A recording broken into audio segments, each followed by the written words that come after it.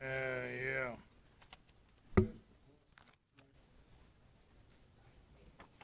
As soon as our clerk gets over there, we'll get started. Thank you.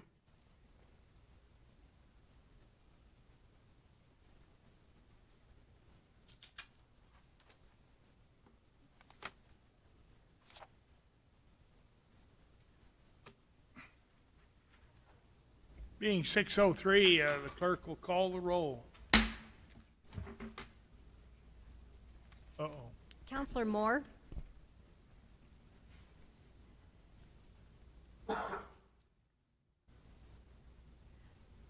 I think she's online. Let us check. Counselor Moore?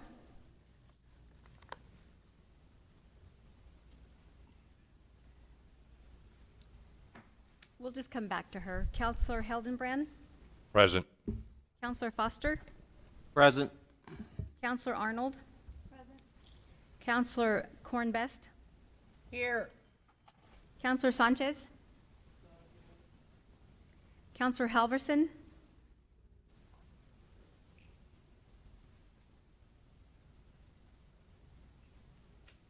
We'll come back to her as well.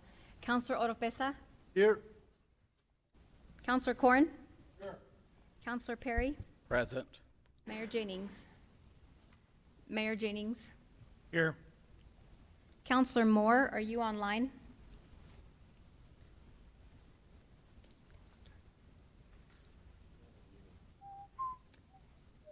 Counselor Halverson?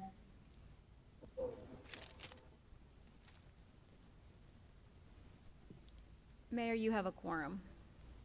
Thank you all. If you'll please rise, we'll have the Pledge of Allegiance by Council Lady Arnold, please, and we'll have a silent prayer by Councilman Sanchez, please.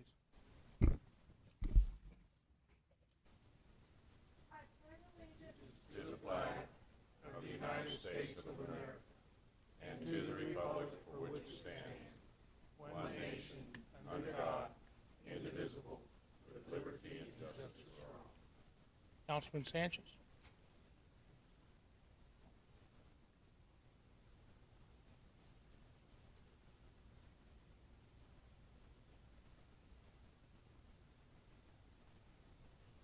Thank you.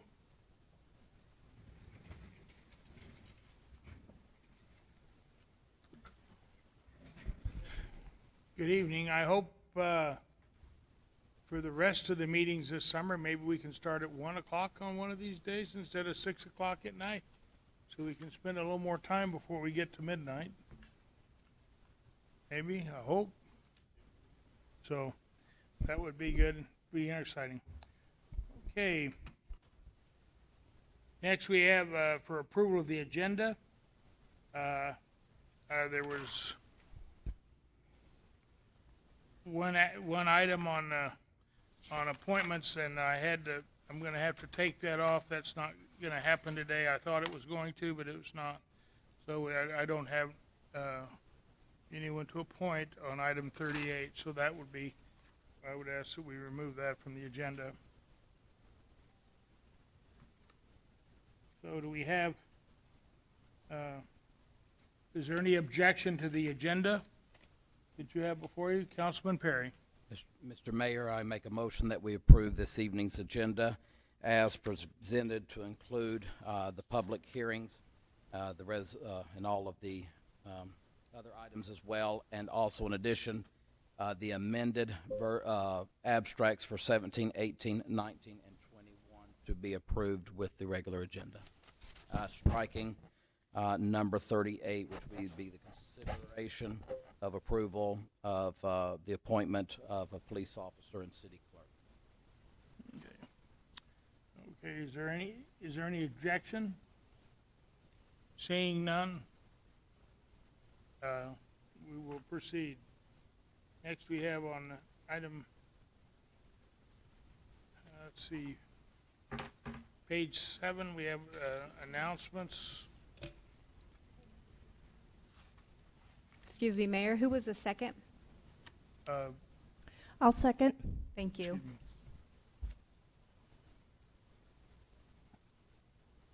Would you rather have us vote? I mean, there's no objection, that's just, We can do a voice vote.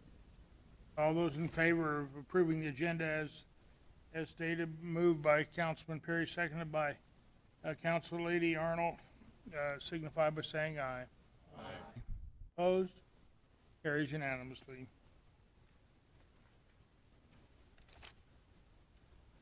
Okay.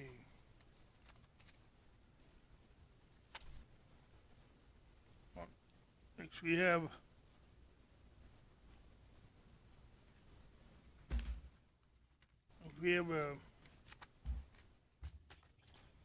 reports. We have the economic presentation from the Chaves County Economic Development Corporation. Do we have that with Councilman Corn? It's on page 8 of today's agenda. Mr. Espiritu?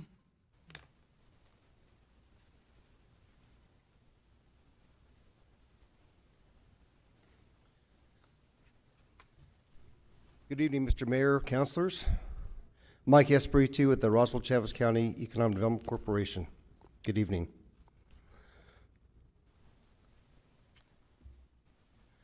A little bit about who we are. We were founded in 1987. The organization is a public-private partnership with membership with the city and the county. We are an IRS 501c3. 25 member board directors, local business leaders, 8 ex officios, and of course, a small staff. I'm going to try to run through these slides pretty quick because I know you have a very hearty agenda this evening, so if you need me to slow down, please raise your hand, say something, and I'll be happy to do that. This is our vision mission slide, and it's important to understand what we believe in.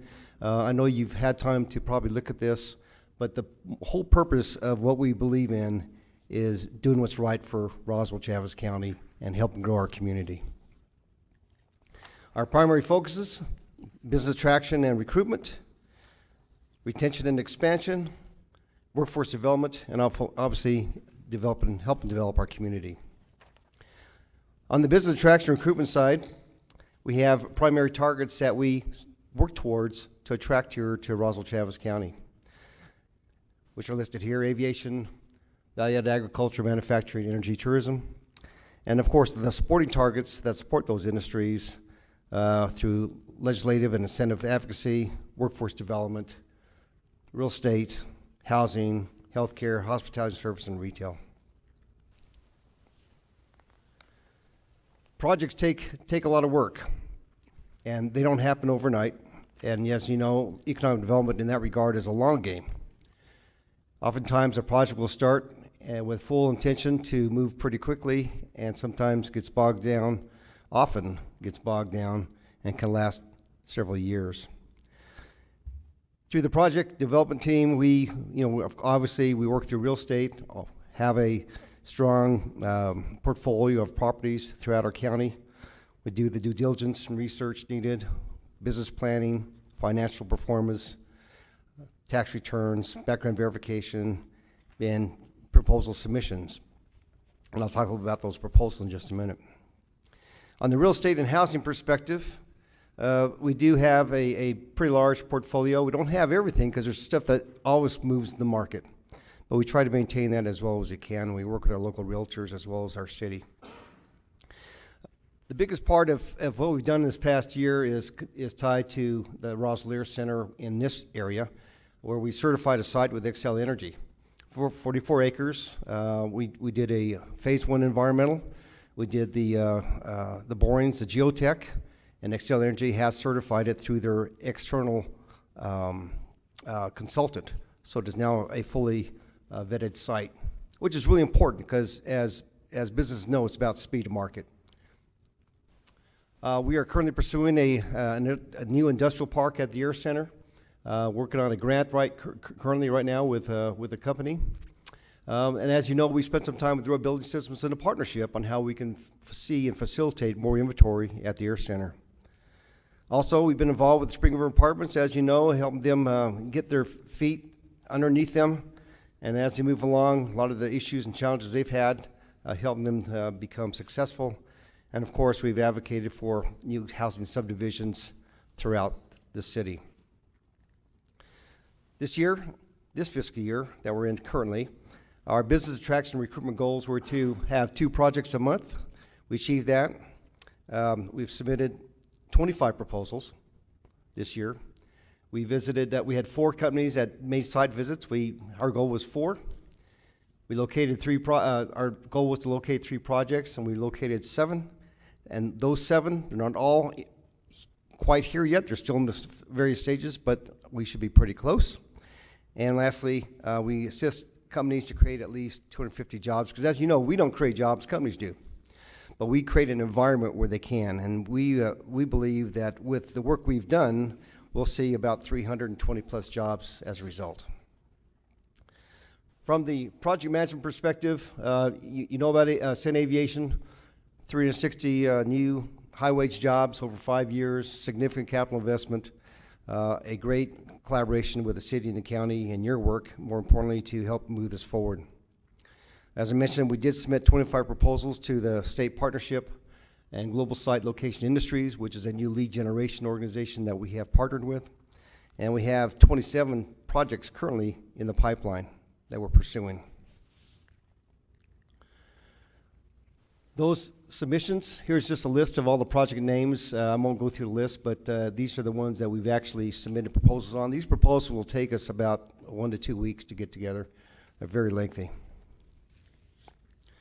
Next is BR&E, Business Retention Expansion. We have to help those that have already invested in our community. And you know we've done a pretty good job of that, I think. Our goal is to visit 40 businesses a month. And we do that both on the phone and also in person. During COVID, obviously, we had to do a lot of stuff on the phone. But the whole purpose is identify concerns, get them the resources they need to be successful, advocate for them at this level or at the state level or the county level, support them with JTIP funding, LEADA proposals, help them with some financing options, and of course, you know about our facade grant program and the new Aurora Loan Fund that we just started. This year, we achieved that. I believe we'll see that 480 visits for a year. That's a lot of folks that we visited. We will, because it's only June, we haven't finished, the year's not over, but we're on track. Our survey and spreadsheets and all the work we've done to document what we're doing is there. Before we didn't have that really well, but we started this program during COVID to really strengthen our outreach to our business community. Also, we conduct follow-up actions with companies that need help, and in case they need more things, more resources, we go back and do the research and we get back to them, and that's what that follow-up's all about, so they can be successful in their ventures. And of course, we provide monthly reports, and you see them quarterly. I think we provide them. We do a monthly report, but then we do a quarterly report as well that we provide to the city. So this, the BR&E program, the JTIP advocacy portion, we work with companies throughout Chaves County. Every company that we've worked with for JTIP funding has received every single penny requested. And as you can see by those numbers, nearly $500,000 have come back to Roswell, Chaves County for those companies. We also had some facade grant awards for a white mattress company, Roswell Landing, right there on the corner of 2nd and Main. You probably see the new paint on the building, and it really looks nice, especially that corner. And we'll continue to do those next fiscal year. But we can't attract companies and we can't help people if we don't have a workforce. And y'all know what we're faced with every day, because you see the help wanted signs like we do. And as you know, we've had quite a few job fairs and hiring events. We've partnered with the Department of Workforce Solutions. We've done a lot of work towards helping people connect. And also now we've completed some great career tech educational programs partnering with not only Roswell ISD, but Hagerman ISD and the other two in the Lower Valley. The biggest piece to the career tech education, obviously, is our great partnership with Eastern New Mexico University, Roswell. without their ability to help and create opportunities, as well as being nimble and flexible to create workforce training programs, we would be very, very challenged to bring in companies.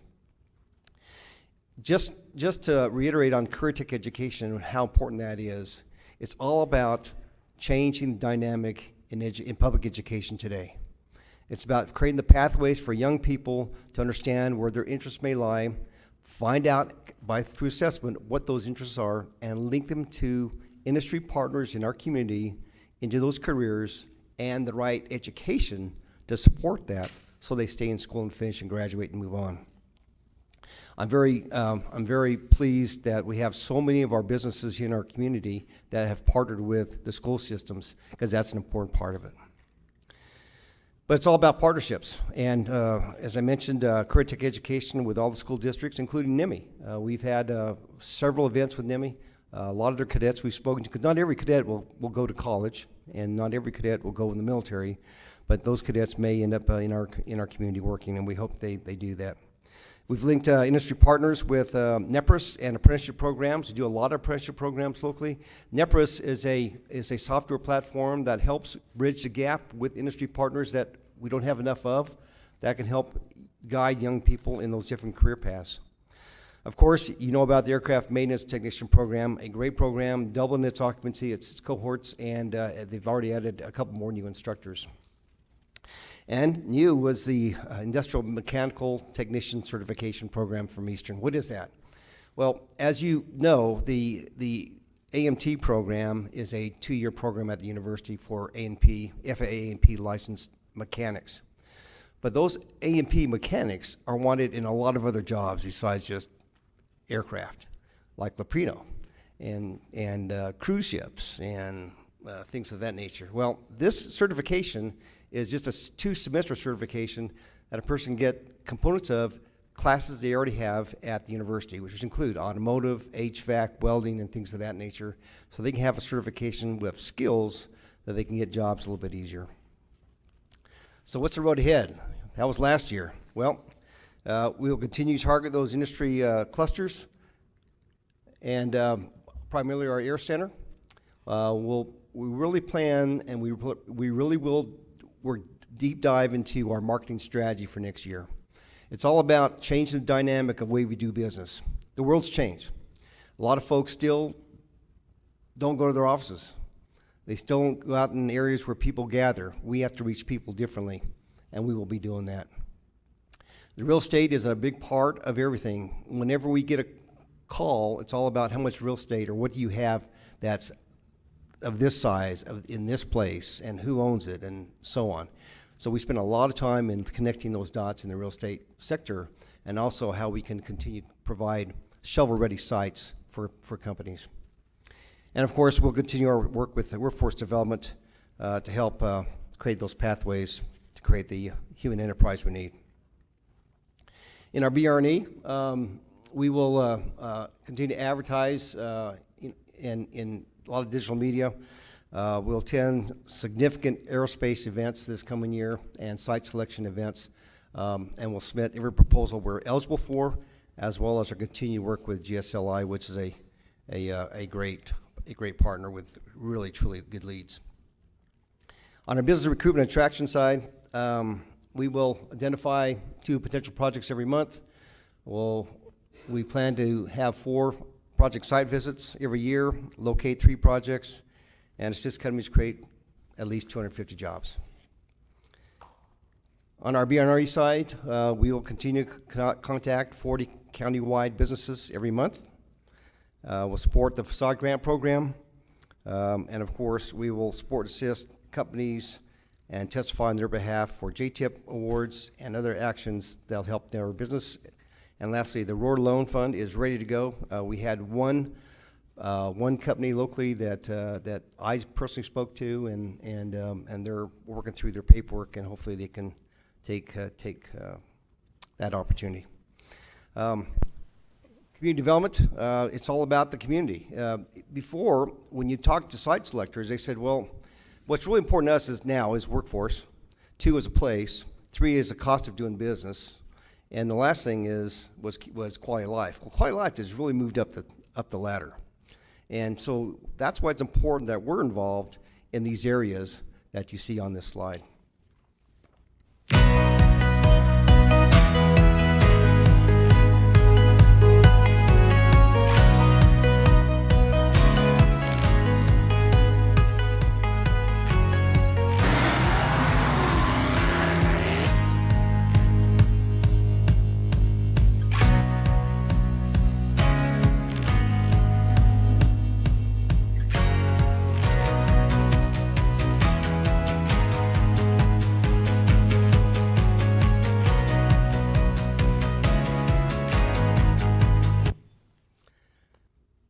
That video was shared with a lot of businesses already throughout our country, and we will continue to show that with others. We have others that we've had professionally made.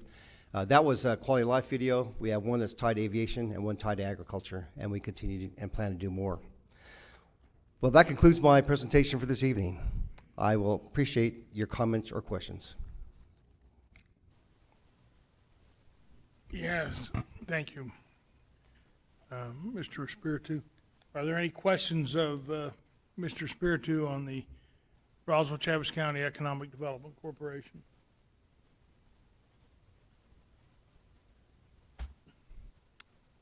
Thank you. Thank you very much. Thanks, Thank you for all your work. Thank you. I would just point out on the list of people to speak today on the next item, number 5, I have one individual on number 5, and that is Melissa Altamirano. Excuse me, I'll call Mayor? you. Pardon? It's item 4. Pardon? We're on item 4. I know, I was just, Texas, okay, but I was just going through to straighten out the list. Mr. Chiaro, Dave, you signed up for item 25. You didn't put a number down. I assume that's where you would be. Oh, just as a guest, okay. And then I had, it looks like Margarita, maybe Conley, signed up for either 22-011. Gonzalez? Savalas. I'm sorry, are you on item 11? Or protest hearing for 22011, okay. That's item 6? Okay, item 6. Okay. Okay, so now if we could, now we'll go to that. Yeah, everybody else, I can tell where they were wanting to go. Public hearing on approval of restaurant license for the Texas Roadhouse. Liquor license number is 1226051, located at 3611 North Main. Is there any discussion? Parker, would you go ahead? Good evening, Mayor and Council. Before we jump in, I will we'll want to do a couple things. First of all, because these are all public hearings, quasi-judicial public hearings, if anybody in the audience is going to speak on any of these, they need to swear in under penalty of perjury, tell the truth, the whole truth, etc. So rather than go item by item, we're going to have everybody that's going to testify on any of these cases is going to swear in. So we'll have the city clerk swear everyone in one go right up at the top. So, Will you- anybody who signed up to speak, if you would please stand.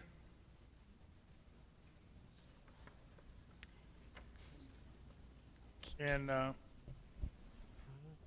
yeah, Can you please raise your right hand? Do you swear that the evidence that you shall give to the city council in this hearing shall be the truth, the whole truth, and nothing but the truth, so help you God? Thank you. Okay. I won't belabor this because we've all seen these slides before. I will just remind you again that in quasi-judicial hearings, you're not acting as a legislature, you're acting as a fact-finding body and making conclusions of law based on the evidence that you hear in the hearing. There may be applicants and opponents and protesters and appellants and different people who are interested in the outcome of the party, interested in the outcome of the matter. They are entitled to come up and speak and give evidence. In addition, of course, others are able to do so as well. You must make their determination on the basis of the facts and the law rather than your personal beliefs or wishes. Liquor licenses are brought before the City Council by state statute. After they go through the licensing process at the state level, then they come before you for a final determination. You have 3 criteria. You can deny this application for liquor license if you find by substantial evidence that the proposed location is within an area which the sale of alcoholic beverages is prohibited by the laws of New Mexico. That's basically 300 feet of a military establishment, church, or school. The issuance or transfer would be in violation of zoning or other ordinance of the governing body, or the transfer or issuance of a license would be detrimental to the public health, safety, and morals of the residents of the local option district. Again, that doesn't mean in general you don't like alcohol or feel that it's bad for the community. Rather, there's something unique about this particular location which is bad. Okay. The first application is for Texas Roadhouse. Very quickly, again, the applicant is Texas Roadhouse Holding Company. They're asking for a dispenser license. This is a transfer of an existing ownership and location. You've all seen the new facility that they're building up there on North Main.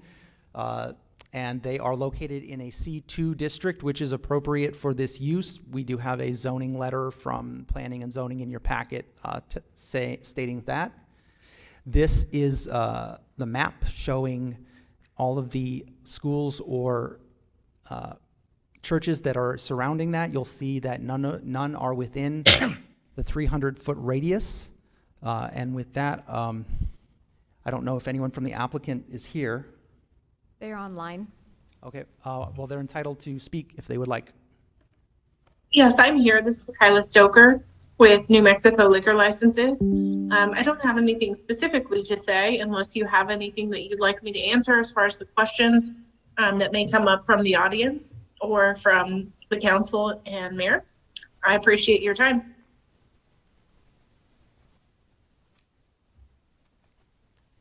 Are there any, I don't believe there's no one in the audience signed up to speak on this license. Is there any questions from the members of the council?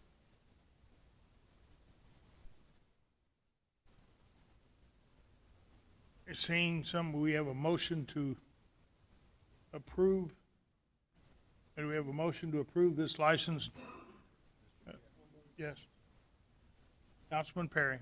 I make a motion that we approve the license for Texas Roadhouse, application number 1226051, located at 3611 North Main Street, according to state requirements. We have a motion by Councilman Perry, a second by Councilman Corn.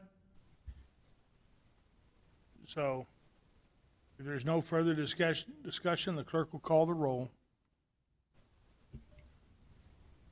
Counselor Moore? No. Mayor, for the record, they joined at 6:21.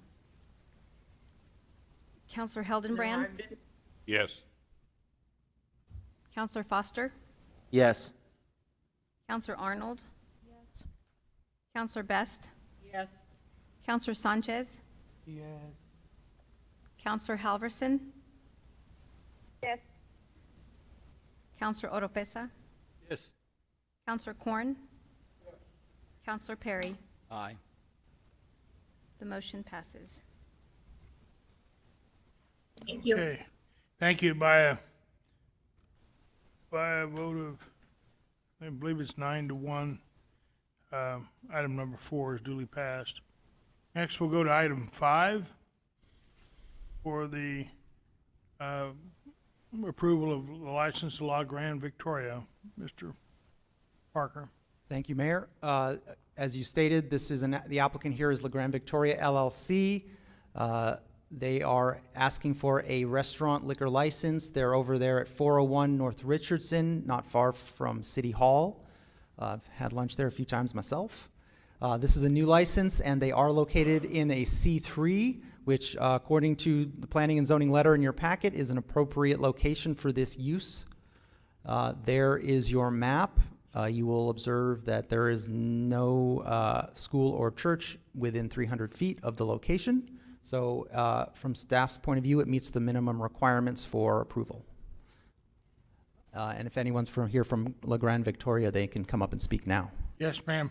We have Melissa Altamirano.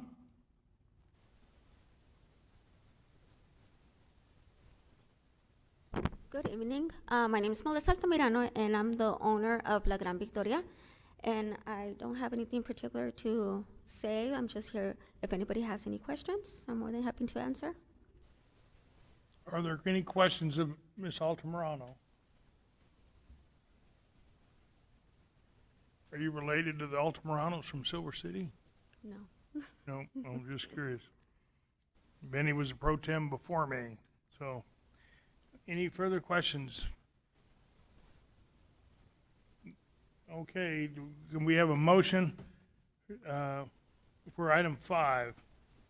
Councilman Make a Perry? motion. Mr. Mayor, I make a motion that we approve the license for La Gran Victoria, application number 1226750, located at 401 North Richardson Avenue, as required by NMSA 1978-60-6B-4. We have a motion by Councilman Perry, seconded by Councilman Foster. Seeing no further discussion, the clerk will call the roll. Thank you. Thank you, Counselor ma'am. Moore? No. Counselor Hildenbrand? Yes. Counselor Foster? Yes. Counselor Arnold? Yes. Counselor Best? Yes. Counselor Sanchez? Counselor Halverson? Yes. Counselor Oropesa? Yes. Counselor Corn? Yes. Counselor Perry? Aye. Motion passes 9-1. Okay, the motion passed 9-1. Next, we'll go to item 6 on today's agenda, and that is for the zoning case from special use permit to operate a special events hall in R3. Item 6, Mr. Parker. Thank you, Mayor. And I'm not presenting this one, but before we jump into the merits of it, I wanted to just briefly touch on zoning appeals generally. This is some councilors' first zoning appeal. This zoning appeal relates to special uses. Those are land uses that are permitted in a particular zone, but because of particular unique characteristics about them, they require additional vetting and control. The way that these go is they come through planning and zoning, which makes an initial approval or denial. If that is not appealed, then it stands. But any person aggrieved by a decision of the Planning and Zoning Commission can appeal that, and at which point the City Council may deny the appeal, in other words, approve the decision of the Planning and Zoning Commission, or they can reverse the decision of P&Z, or they can modify the decision. So in considering whether special use is appropriate, the City Council should consider the public health, safety, and welfare of the community, existing and anticipated vehicular, pedestrian traffic flows, parking conditions, setbacks, and height, landscaping, screening, open spaces, signage, lighting, and other such items. Special uses should conform to the land use plan and should be in the public interest and not solely in the interest of the applicant. With that, I will hand it over to Community Development.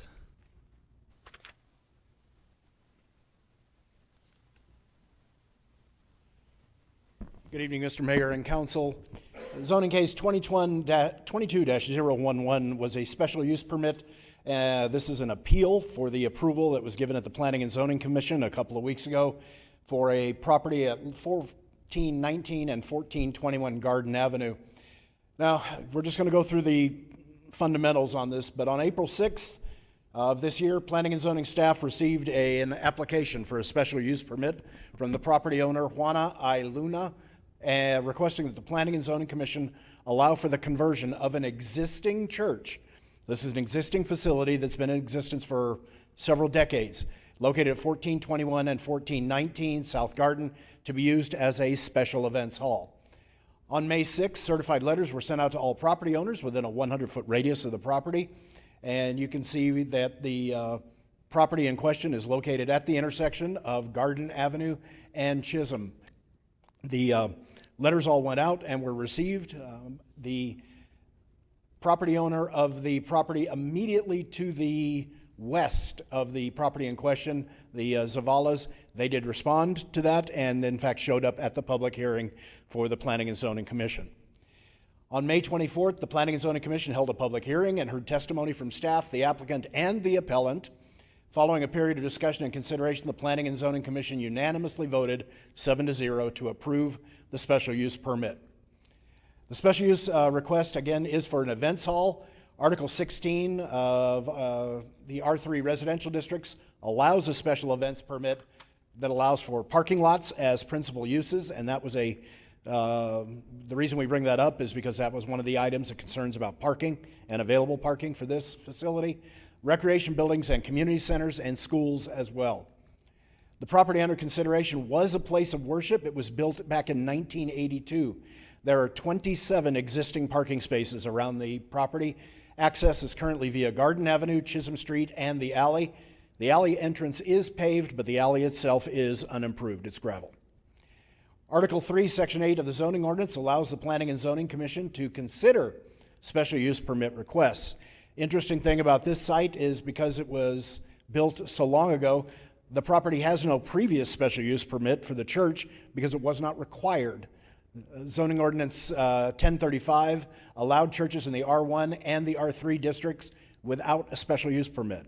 So this has been continuing. It's been in operation up until recently. It's only now having to come back to get a special use permit because of changes in the zoning and development code since 1980. Okay. Article 52, off-street parking requirements, specifies one parking space for 200 square feet of net floor area for a special event hall. The existing 27 developed spaces far exceeds, in fact, nearly doubles the minimum requirement of 14 spaces. On May 25th, the city clerk did receive a letter of protest from Margarita Zavala. I believe Ms. Zavala is in the audience and has signed up to speak. Okay. The owner of the property, located at 606 and 608, expressing those concerns about traffic, parking, and noise related to the operation. On June 1st, notice of protest hearing was sent out via U.S. mail and email to the applicant and the appellant, advising the parties that the protest hearing was to be held tonight at 6 p.m. in the Roswell Convention Center. Previous planning and zoning action on it, again, they voted unanimously 7-0 to approve zoning case 22-011 SUP, and staff recommendation, of course, is to hold this hearing and vote to uphold the Planning and Zoning Commission's approval of zoning case 22011, a request by Juana I. Luna and Evaristo Lopez for approval of a special use permit to operate a special event center. And that concludes staff. We stand for questions. Okay, thank you. Does anyone have any questions of Mr. Mavers? Okay, excuse me. Yeah, Mr. Mayor, Councilman. one quick question. I thought I read something in there that we're going to operate food trucks on this property. I'm sorry? I thought I read somewhere, are they going to operate food trucks off of this property, or? It's not my understanding they're going to operate a food truck there, but the facility does own a food truck and it may be parked there in the back parking lot. Okay, so it's not going to be operational. If it does operate, it'll operate per city standards. It may, I do not believe there's a commercial kitchen in this location. So if it does operate, they will have to have all appropriate permits, and it won't be an ongoing operation. If it does, it'd only be to provide food for a special event. Okay, thank you. Any further questions? Seeing none. Excuse me. Yes, Councilman Orpresa. Thank you, Mr. Mayor. Just as a matter of clarification, what kind of events are going to be held?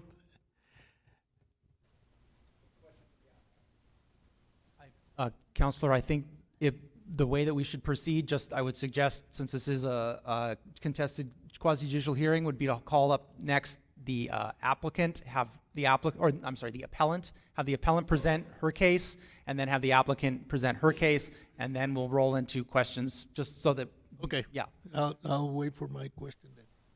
Thank you. Okay. Do we hear the opponent before the, I think that since this is an appeal, the appellant, the person who is protesting, has the first say. It's her appeal. okay. Okay.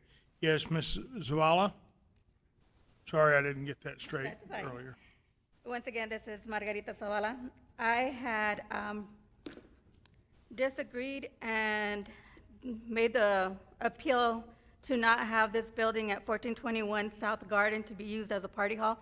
A party hall in the Hispanic community is quinceañeras, birthdays, baptisms, confirmations, small celebrations. I understand this is a 90-person capacity building, so I'm hoping no weddings, but that's what it is, which would entail food, music, alcohol, more than likely, and loud music. So I oppose to this because this building is zoned not in a commercial building, on a commercial real estate, it's in a residential area. So they say that they've submitted letters to the people that lived around that area, certified letters, letting them know about this hearing or the hearing prior to this. I went door to door in that community to the immediate houses around that property to see if they were aware of it and if they agreed to it, if they saw my side of the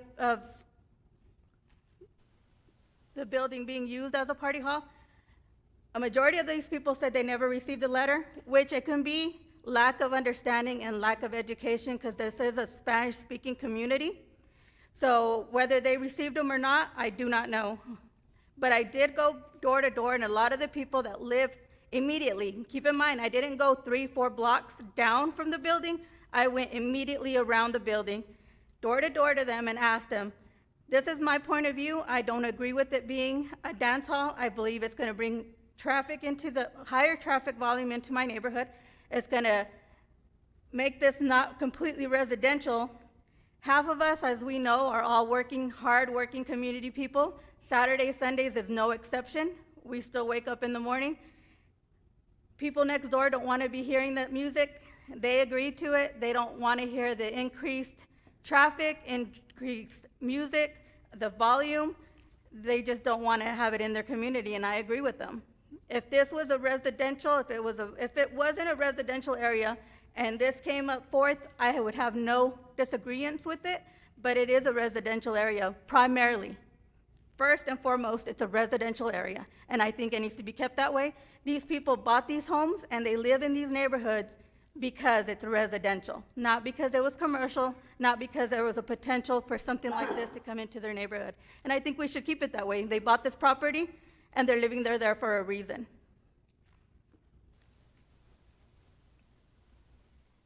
Okay, thank you. Any questions of Ms. Zavala? Pretty well laid it out.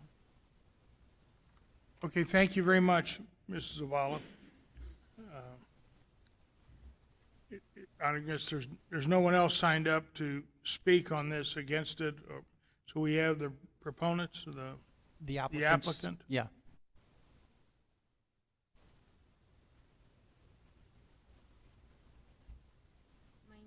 My name is Juana Luna. I don't speak very good English, but my daughter, she can speak for me. Okay, identify your daughter and if She's- she, Sidney Lopez. Hi, I'm Sydney Lopez. And you have to speak directly into the microphone or else it won't pick it up. Hi, I'm Sydney Lopez, and I'm here to speak for my mother when she needs help.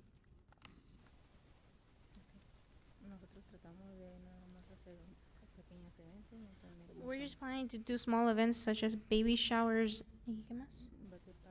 and birthday parties, non-alcoholic drinks are allowed, and keep a noise level so the residents don't get.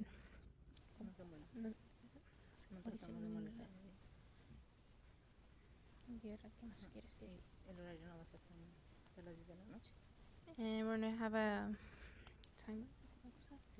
A las 10? 5 to 10. ¿Y qué más? Y sí, pues eso. Pues tratamos de hacer crecer nuestro negocio porque queremos brindar servicio de comida también para los eventos.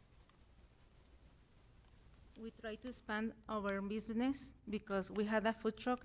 We try to make more business for us, sell food for the people who's interested to give the catering service, you know, and try to expand our business. That's it. We don't try to bother nobody.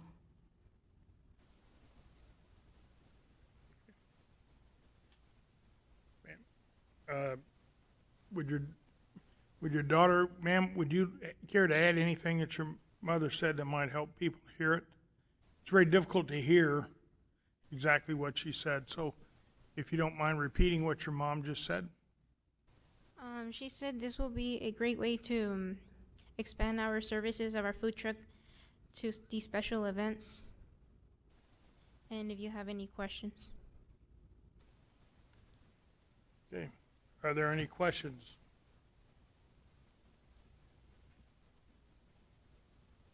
Okay. Ma'am, are there any requirements, or is there any requirements as to how long this can be open? Would it be open after 10? Could it be open after 10, 11 o'clock? If they're having music in a residential neighborhood, that's the case, is it's a residential neighborhood all around you. And I didn't know, are there any requirements in this zoning that would eliminate or say that there can't be any music after 10 o'clock in a residential neighborhood? Or, Parker, do you know if there are any restrictions? We do have an the zoning code does address noise, but I don't know that it specifically addresses this issue. Kevin may be more familiar with that ordinance off the top of his head than I am.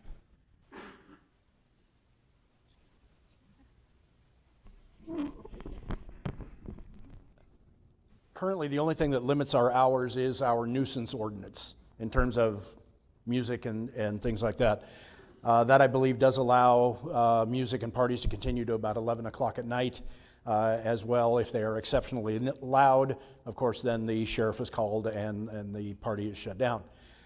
Having said that, with a special use permit, the reason it is a special use permit is because it does allow the city council and the planning commission to place certain restrictions on operational hours, days, times, things like that.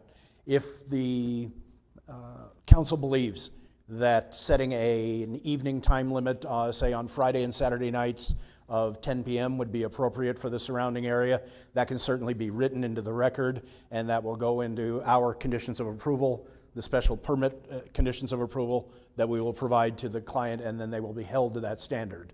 So if you wanted to put in there, say, Monday through Friday, 9 p.m. is as late as they can go, or Monday through Thursday, or Sunday through Thursday, however you want to do it, and then maybe later hours on Friday and Saturday, you are completely within your rights to do so under a special use permit. And Mayor, what we do have, I was able to find our noise ordinance. We do have a couple things. So the following acts within the city shall be unlawful: the use of any loudspeaker, public address system, instrument, or device to attract attention, perform a show, sell or display merchandise, or while on the streets, sidewalks, or alleys between the hours of 10 p.m. and 6 a.m. So that is in our current ordinance. It is also unlawful for the playing of any radio, stereo, CD player, cassette, television, musical instrument, or other audio device in such a manner or at such a volume as to interfere with conversation at a 70 feet from the source of the noise. So we do have some ordinances that set some outer boundaries on noise, which, you know, if there was a complaint, code enforcement would be able to address with the business.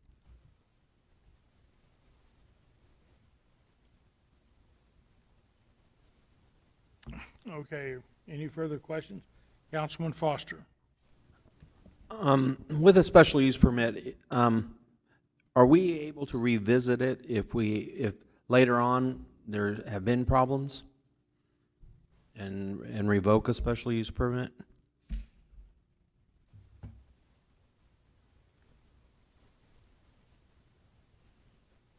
The The way the special use permit section of our zoning and development code is written right now, it doesn't have a tremendous amount of effectiveness when it comes to pulling something back.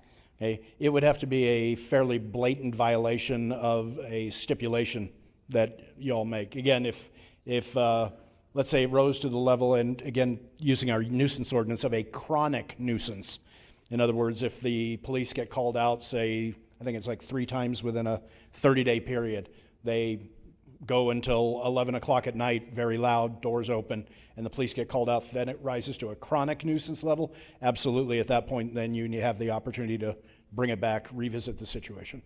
So 3 times within 6 months. I believe so. Parker can probably. That's the chronic nuisance ordinance. The chronic nuisance, yes. But I will concur with Kevin here. Our zoning code as currently drafted doesn't explicitly address revocation of permits in the way that, for example, we would want to build an explicit procedure in there. That being said, if somebody's, as Kevin is saying, blatantly violating, I think as long as we followed procedural process in terms of giving everyone notice, it's on the meeting agenda, we're going to consider revoking this. Again, we have a public hearing and everybody has a chance to say their part, then I think you could still do that. But the gold standard would be to set something out in our zoning code with a procedure. I yield. Any further questions? Oh, sorry. Councilman Opreso. Mayor, the thing is, for me, is there anything in the application anywhere that says that, I know the young lady said that there would be no alcohol. Is that in writing?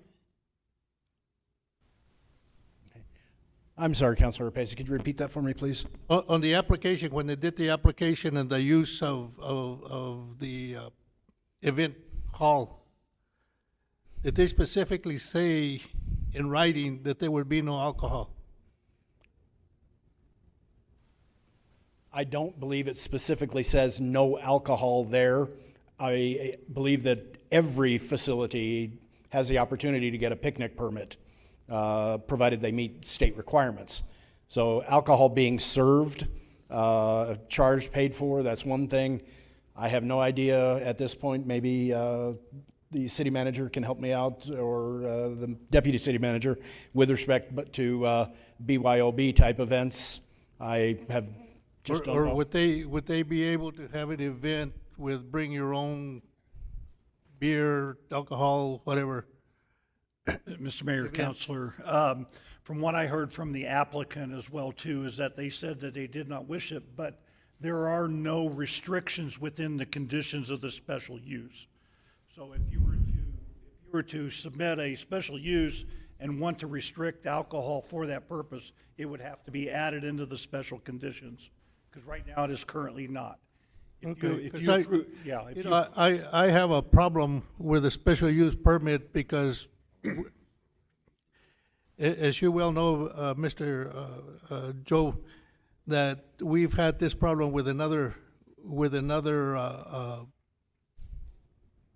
business. Yes, sir. And we've had such a terrible time trying to make them, follow the agreement that they agreed to. And so I see a big problem myself if we don't specify exactly what is it they are able to do and not do at that particular place. And one of the things that I have a problem with is also the parking. It's a 90. I think I read it in the packet. There was a 90-person maximum that will be allowed in there. But that doesn't mean that they can't have individuals on the outside either. On the parking lot. Is that correct? Again, the occupancy standards are set by the fire department. So yes, the occupancy claims that you have right now would be for the indoor facility. If they decided to have something outdoors, it is quite possible they could have more than 90 people at that location if they had a combination indoor and outdoor event. And if that is the case, then there wouldn't be enough parking. Again, parking standards are set based upon the facility itself. Okay, and the parking lot Even outdoor events, the maximum coverage, I believe, in our zoning ordinance is 20% of the parking lot. If you're going to have an event outside, the maximum size you can do is cover 20% of your paved area. So you would lose potentially 20% of 27, so you would lose 5 spaces. You'd still have 22 available, plus all the on-street parking. Well, okay, thank you. Yes, Councilman Hildebrand. Thank you, Mr. Mayor. Mrs. Savalas, would you mind coming back up, please?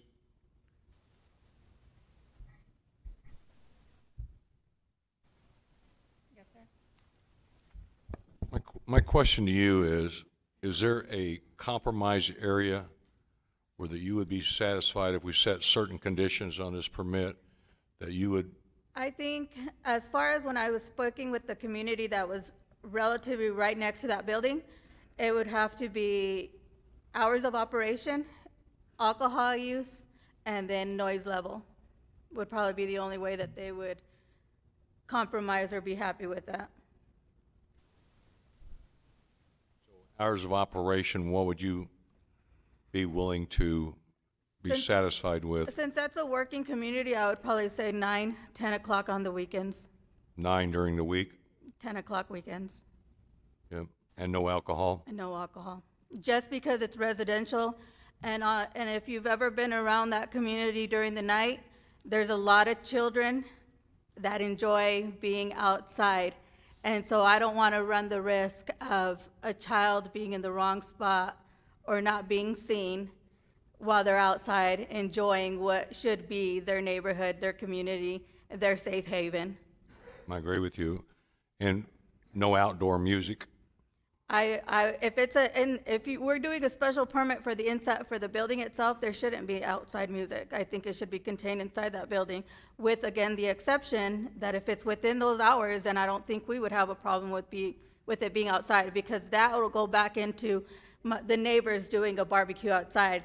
It would be the exact same thing. Do you know what I mean? I'm not trying to step on anybody's toes. No. But if a neighbor can have a barbecue outside and play his music till 10 o'clock, then I think they should be held by the same standards. Just trying to find a medium ground that works for the Correct. neighborhood and also works for the property Right. owner.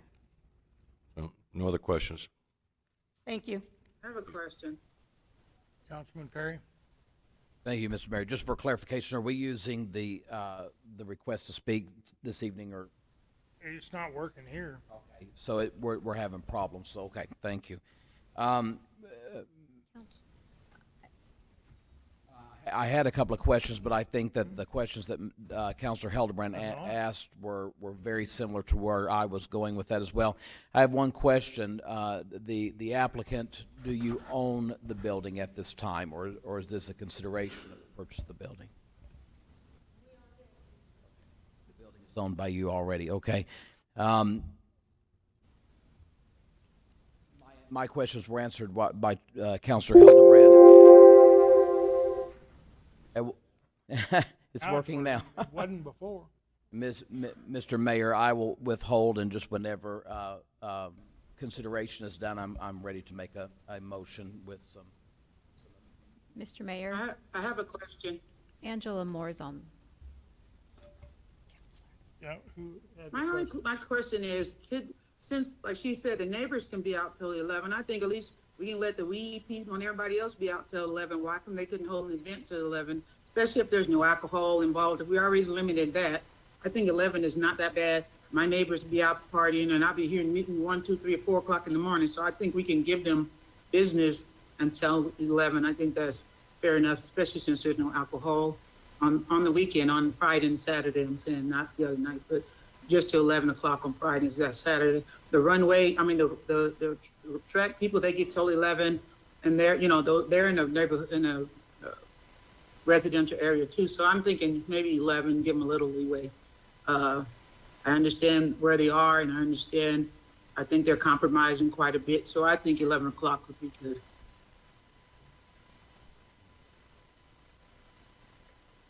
I yield, and just for the record, I was here at 6 o'clock. I was here when you started. There were just no sound. So I've been since the beginning of the meeting. So I didn't get here at 6:21. I got here before 6. Okay, the clerk will note. Okay, now I've got 3 people up, but I think they've all spoken. Hildebrand, Perry, and myself, but I'm done, so. Is there any further discussion on this? Okay. So do we have a motion? Mr. Mayor, I make a motion that we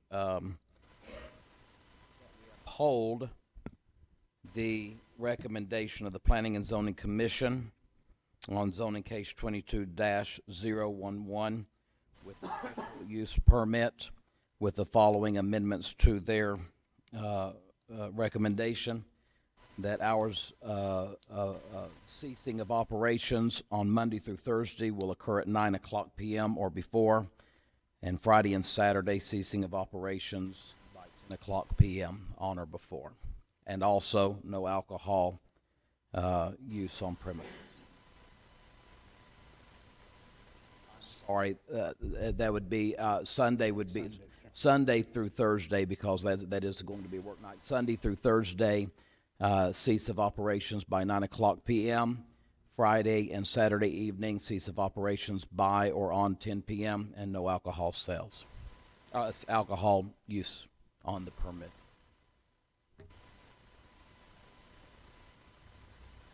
Second.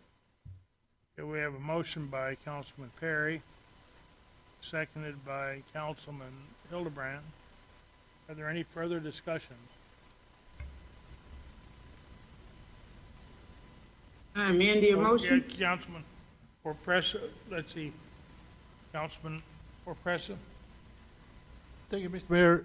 I just need to ask the Mrs. Luna, if you can come forward, please.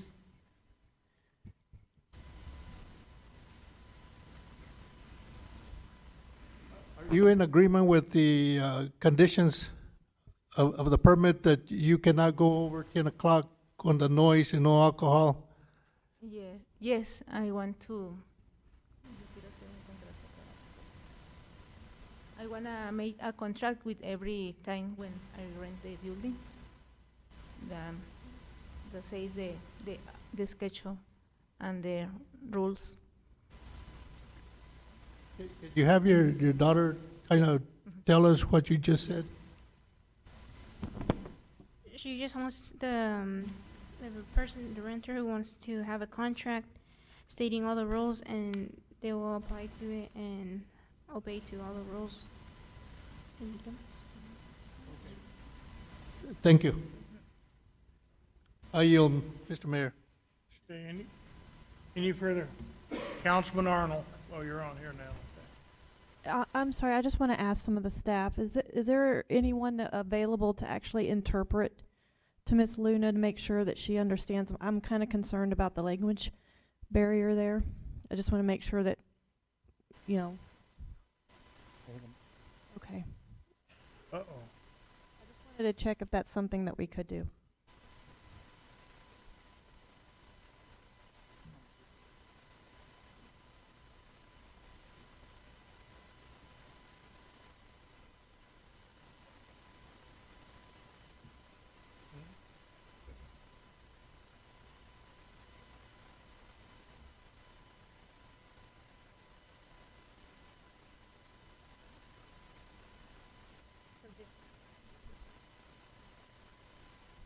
Do you have any specific questions? I just wanted to make sure that she understood the stipulations of the actual, you know, what we were suggesting as far as that motion that Councilwoman Perry made. Quería saber si usted estaba de acuerdo con el horario que le dijeron de domingo a jueves cerrar a las 9 y luego el viernes y sábado cerrar a las 10 y sin alcohol, que no hubiera nada de, si está de acuerdo. She was aware of that and didn't think of Okay. it would be a problem. Okay, very good. That makes me more comfortable. Thank you. Okay. If I might, on if it closes at 10 o'clock, is it imperative that you have no alcohol there? I'm just thinking if there's a birthday party in the afternoon or something to barbecue at night, as long as it doesn't get into past 10 o'clock or 9 o'clock at night, Monday through Friday, I mean, that's pretty early to go in. To me, I don't know if the alcohol makes that much difference or not. Mr. Mayor, my motion will stand as given. She said that she would rather not have alcohol just to avoid any problems, any fights, or anything that Okay. could break out. Okay, thank you. Okay, so those are the stipulations. Can I It's- amend your motion? oh, excuse me, go ahead, Councilman Moore. Am I out of order to amend the motion? You can offer an amendment Or at do this we time. need to vote on that one first? You can offer an amendment, Counselor, if you would like. Well, that's what I'd like. I'd like to make amend the motion from 10 o'clock to 11 o'clock on the weekend. That is my motion.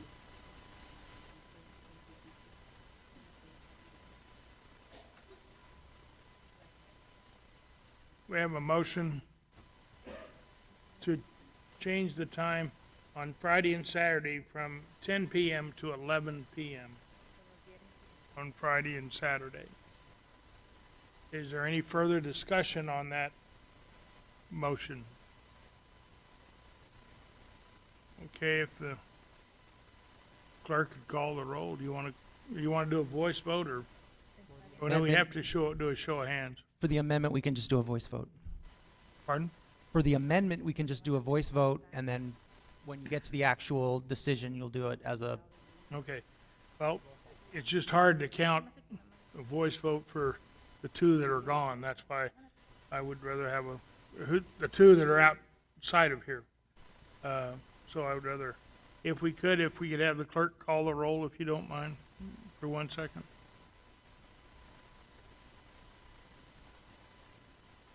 This is to move it, the amendment, this motion amends the Councilman Perry's amendment to take it to Friday and Saturday to go to 11 p.m. Would be their hour, bewitching hour. It'd be 11 p.m. on Friday and Saturday. The clerk could call the roll. The vote of yes would move it from 10 p.m. to 11 p.m. on Friday and Saturday night. Okay, Counselor Moore, Yes. Counselor Hildenbrand, No. Counselor Foster, Yes. Counselor Arnold, Yes. Counselor Best, Counselor Sanchez,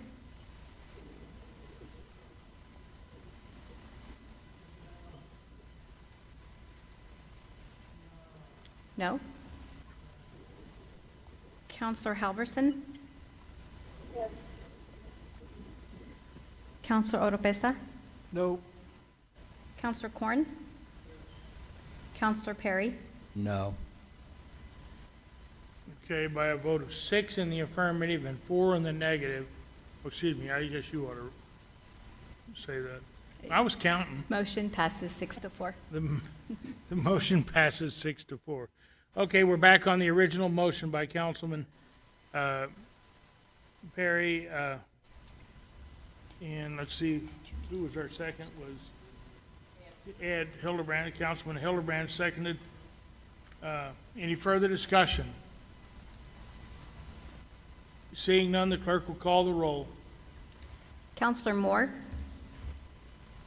So we agree to uphold the decision, right? With the changes. That's the motion? Yes, it is now 11 p.m. on Friday and Saturday. Sunday through Monday, it has to shut down at 9 o'clock. On Friday and Right. Saturday, it can go to 11 p.m. and no alcohol. That is the motion. So we're just upholding the decision, so I'll say yes. Yes, so you'll Yes. be upholding the decision, they can go in, just amended that they can have those hours of limitation and no alcohol. Yes. Yes. Counselor Hildenbrand, Yes. Counselor Foster, Yes. Counselor Arnold, Yes. Counselor Best, Counselor Sanchez, No. Counselor Halverson, Counselor Oropesa, Yes. Counselor Corn, Counselor Perry. Aye. The motion passes 8-1. I'm sorry, yes, 9-1. 9-1? That's what I had, so it's good. We're Sorry. doing better. Zoning case number 22-011 has been approved by the council by 9-1 with those stipulations. Okay, thank you. Next, we have item 7 on today's agenda. We have one person signed up to speak on item 7, that's Victoria Bruce. And we have, if we could, Parker, if you would proceed. Thank you, Mayor. Just before we jump into these, we've got like 4 zoning cases that are relate to cannabis. You'll remember this from last time. The major difference between a typical zoning appeal and these is, like I said previously, normally if the zoning commission makes a decision, unless someone appeals it, it stands. But for cannabis, it automatically comes up for your final approval, yes or no. And then the criteria are similar to what you saw for the alcohol, right? So does the proposed location meet time, place, and manner restrictions of this chapter and not otherwise in violation of the city's ordinances? Whether the applicant is eligible under state law to operate a cannabis establishment, and whether this particular location, and not just cannabis in general, is detrimental to the public health, safety, and welfare of the citizens. With that, oh, and those are the prohibited districts, by the way. So not within 300 feet of schools, parks, churches, recreation facilities, child care facilities, military facilities, senior care facilities, retirement facilities, medical facilities, not within 300 feet of a residential district, not within a quarter mile of another cannabis establishment. And then not downtown, not in the business district, the historic district, the railroad district, and not at the air center.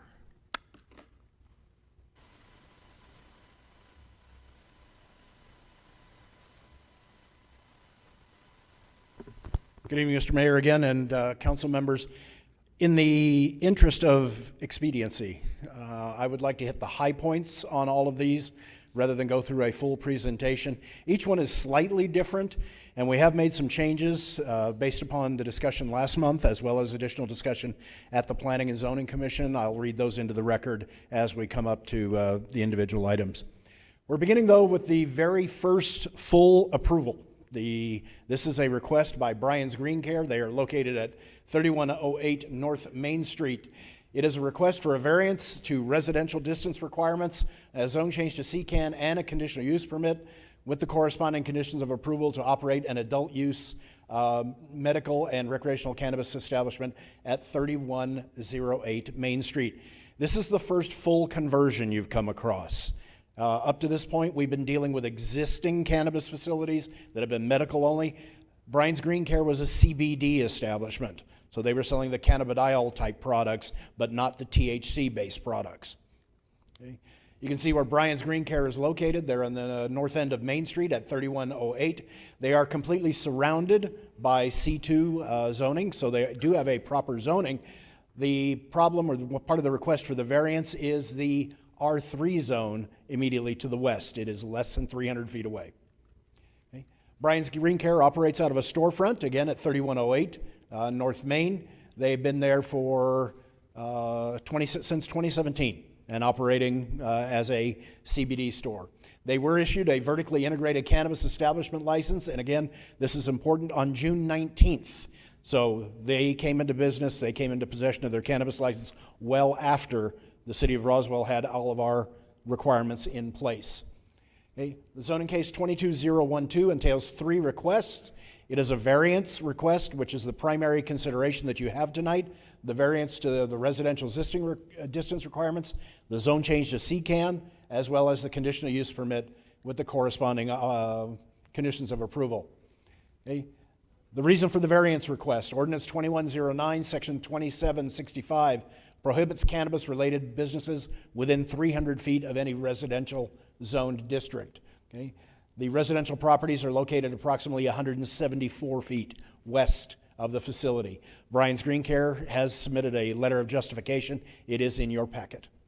Okay? Again, the zone change to CCAN, we went over this extensively last month. The C2 zone is the primary zone, so there's no problem with this request. They are an existing C2 zone. It fits our ordinance. The CUP, these are the standard submittal requirements. This is what Brian's Green Care provided us. They were very, very good about providing us with tremendous amounts of information so that we could make a sound decision. Okay. The Planning and Zoning Commission, a motion to recommend approval, 7-0, of zoning case 22-012 to the City Council with the conditions of approval at their meeting on May 24th, 2022. We are asking that the City Council consider approval of zoning case 22-012, which includes a variance to residential distance requirements, a zone change to CCAN, and a conditional use permit for the facility located at 3108 North Main. Now, here is where we're adding something based upon discussions last month and at the Planning and Zoning Commission. Staff went back and revisited the state's social equity requirements and some of the other things. We realized that the previous requirement that was placed on these facilities for no Sunday sales was in fact doing more harm than good. It was actually creating an additional burden on the facilities that had been operating legally and offering Sunday hours up to this point. Out of the 7 that you will have, we got 1 more next month. Only 1 facility has not been operating on Sundays. All the others have been.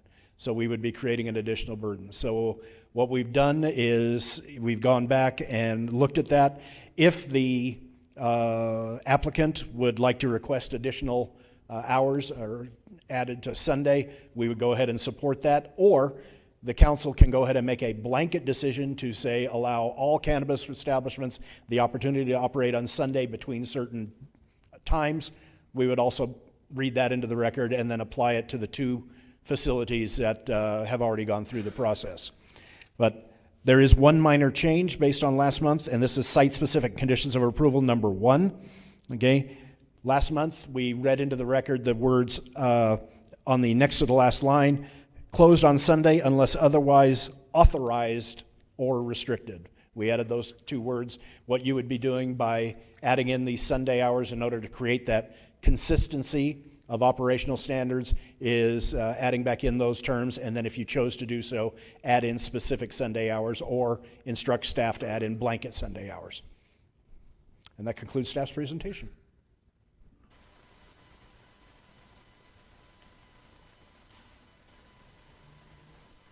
Excuse me, I have on my list Councilman Perry.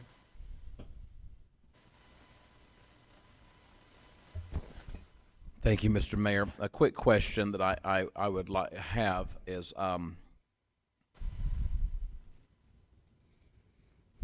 to think of the best way to, I don't know what statute allows in this, so Mr. Mavers or Mr. Patterson would be able to answer.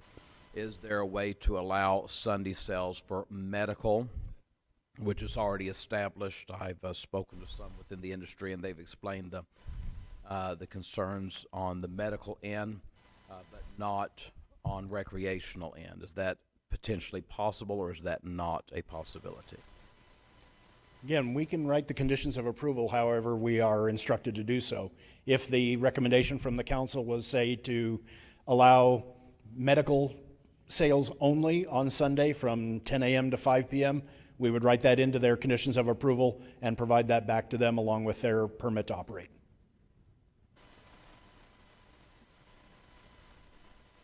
So at this time, Mr. Mayor, are you we are on case 22-012. Yeah. Are we going to? Are you ready to move forward with that one, Mr. Patterson? That's what we're being requested by the mayor at this time. Counselor, I would just Yes, mention sir. though that if the applicant is here, this is a public I hearing, agree. so they should have an opportunity to speak. Mr. Mayor, I'd like the to have those that are desiring to speak for zoning case 22-012 to speak whether in favor or against before a motion is made. If that's Yes, that's, I have mixed. Victoria Bruce, she is our applicant. She's, do you have a time to? Hello, my name is Victoria Bruce, and I'm the owner of Brian's Green Care. And I don't really have anything to add. I would just like to stand for any questions and thank you guys for your consideration. Councilman Hildebrand. Are you currently opened on Sunday? We are currently not open on Sunday. We aren't doing medical or recreational. We're new, so we would like the opportunity to be open on Sunday. You would? Yes, for medical patients especially. What would you like your hours of operation to be? Our hours of operation on Sunday would be like from 10 to 6, not anything outside of... 10 to 6 you're requesting? Yes.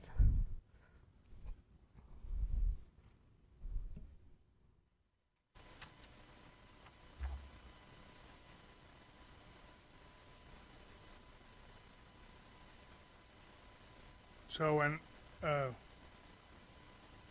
the meantime, you don't want, I mean, do you sell, you don't sell, We're a hemp recreation? manufacturer. We actually do sell medical and recreational cannabis in Ruidoso and Hobbs. And we also grow and manufacture the cannabis in Hobbs, New Mexico. In Ruidoso and Hobbs, do you sell it on Sunday? We are open on both of those on Sunday, yes, sir. Sell either recreational or? I sell both on at the other stores on Sundays.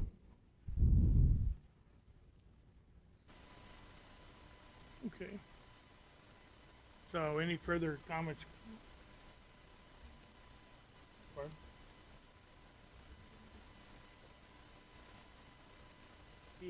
There's a motion. No, we don't have a motion on the floor, okay. We do not have a motion. I'd like Mr. Meavers, if you would come back forward, please.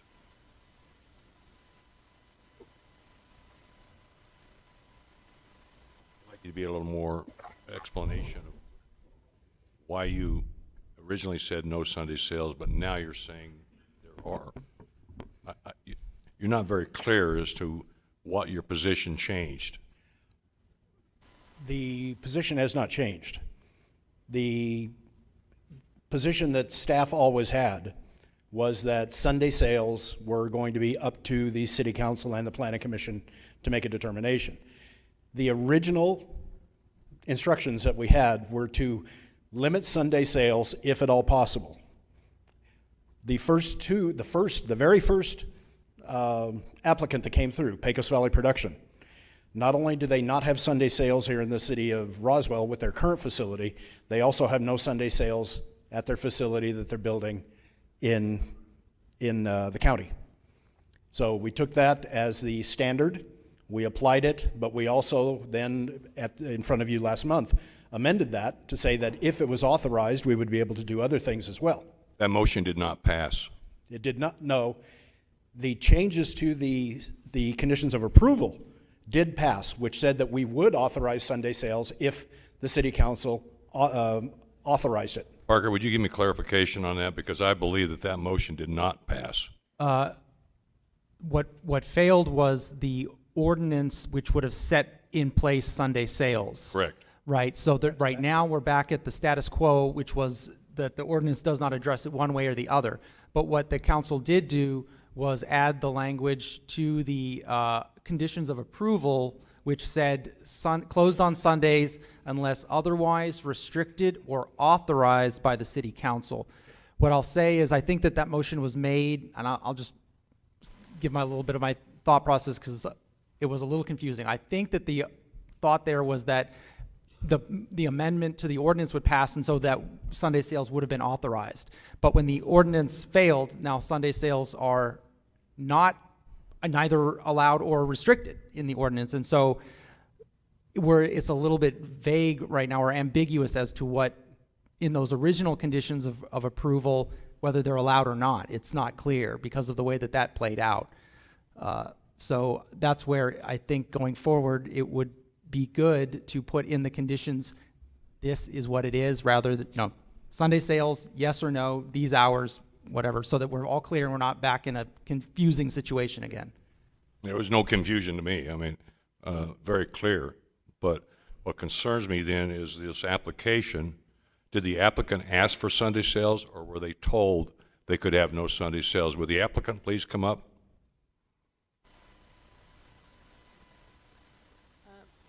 We did not apply with Sunday and request Sunday sales. I was under the impression that we couldn't have Sunday sales, so we didn't apply requesting them. You were under the impression, or you were told? I was told. You were told that there were no Sunday sales? Yes, that we couldn't have Sunday sales. And who informed you of the no Sunday sales? I learned about it at the meetings. At the P&Z meeting? Yes. Seems to be some confusion here, Parker. Are we giving bad information, misinformation? What are we doing? Because we need to have clarity for businesses. As it stands right now, each individual condition of approval can be set according to that particular one. So whether Sunday sales are allowed in a particular case is ultimately right now up to Planning and Zoning will recommend, and then you will approve, yes or no. Staff is not the decider on those, but staff does make, I think, recommendations based on their evaluation of where it's located in the community. Sounds like the applicant requested and was told no, is what I'm hearing. No, I didn't request. You did not request no, it because... I did not request Sunday sales. Okay. No. I was under the impression that, no, I did not. You were under the impression, though, that there were no Sunday sales? Yes. Okay. Counselor, if I may help for a little bit of clarification. No applicant has been told no, that they could not have Sunday sales. What they were informed was that the City Council had yet to approve Sunday sales. However, they could in fact request it, which is why you got that request from several people. And in fact, several of the people here made that same request at the Planning and Zoning Commission meeting, which is why we went back and revisited everything, and now we've come up with additional language that would allow the City Council to make such a decision. But that information was put in last month's conditions of approval, that it said unless otherwise authorized or restricted. So we can go either way. We can revisit this situation. You can either do a blanket statement that we believe that the city will allow cannabis sales, say 10 a.m. to 5 p.m. on Sundays, and that will go into everyone's packet from now on till you give us different direction. But the direction that we had up until last month's meeting, from the 9 months of meetings that took place before we got there, was that Sunday sales, that not only was the majority of the City Council not in favor of Sunday sales, but so was many members of our public, including our public health organizations and others, sports organizations. They would not want it. So what you had now is the opportunity to revise it. We're here saying that we've revisited and we're in agreement that we think we're doing more harm to the industry by restricting Sunday sales, that we don't meet the social equity standards provided by the state. And at this point, we can do it individually, one by one, or the City Council can make a blanket recommendation for Sunday hours.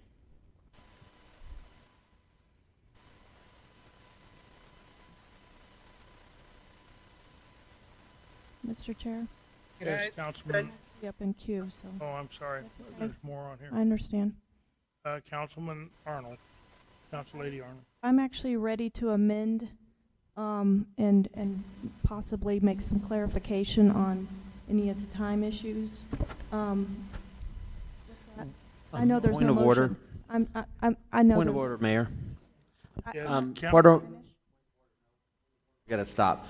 We're in the middle of a public hearing, and in a public hearing, we hear the sides for, and then we hear sides against, and then we make a motion. So we can't even make a motion right now. We need to hear if there's any more people that want to speak for, any more people that want to speak against. You don't have to sign up to speak in a public hearing. Anyone who walks through this door can walk up to this mic. We need to fulfill our public hearing before we make any motion. Yeah, I just wanted to actually, because we keep going over that same topic over and over again, I just wanted to know that I am ready to amend so we can move past that one point once a motion is made. Okay, thank you. Well, and what I had was we have sworn in all the people that said they wanted to testify, and the only one we had for item 7 was Miss Victoria Bruce. Yes, Mayor, but what I'm saying, a public hearing. Excuse me, No. I've got the floor. I point of order. Point of order. I've got You the keep, floor. point of order. Now, all I'm going to say is that those were the only people that had signed up on the list. Public hearing, If sir. there is anyone else that would like to make a statement on this issue, for or against it, on this particular item, on item 7, or any of the other cannabis sections on here, if they would please like to come to the microphone and make a statement. And that's all I was going to say, is that now, what is your point of order? Well, you kept saying whoever signed up, but it's a public hearing. You don't have to sign up. I asked if there was anyone else in this room that wanted to make a public statement on that. Only one I had sign up was Miss Bruce on item 7. There was no one else. Is there anyone else that would like to stand up and make a public statement? Okay, seeing none? Okay. Pardon, is there one? Mayor, Yes. Counselor Moore would like to speak. Oh, okay. Councilman Moore, could you hold off just for this one individual wanting to make a public statement, please? Yes, sir. Mayor, members of council, I did not sign up to speak on this particular issue. Identify yourself and your address, please. But my name is Dan Pavon. My address is 1920 Columbia Drive South, East Albuquerque, New Mexico. I'm here on item number 9. But I was here for the applicant's hearing during the planning and zoning, as well as our own. We would support Sunday hours for this applicant and all applicants because we think that that's the appropriate standard. But the conversation that was had, that I was witness to, was that there was a desire or direction from council that no Sunday hours should exist.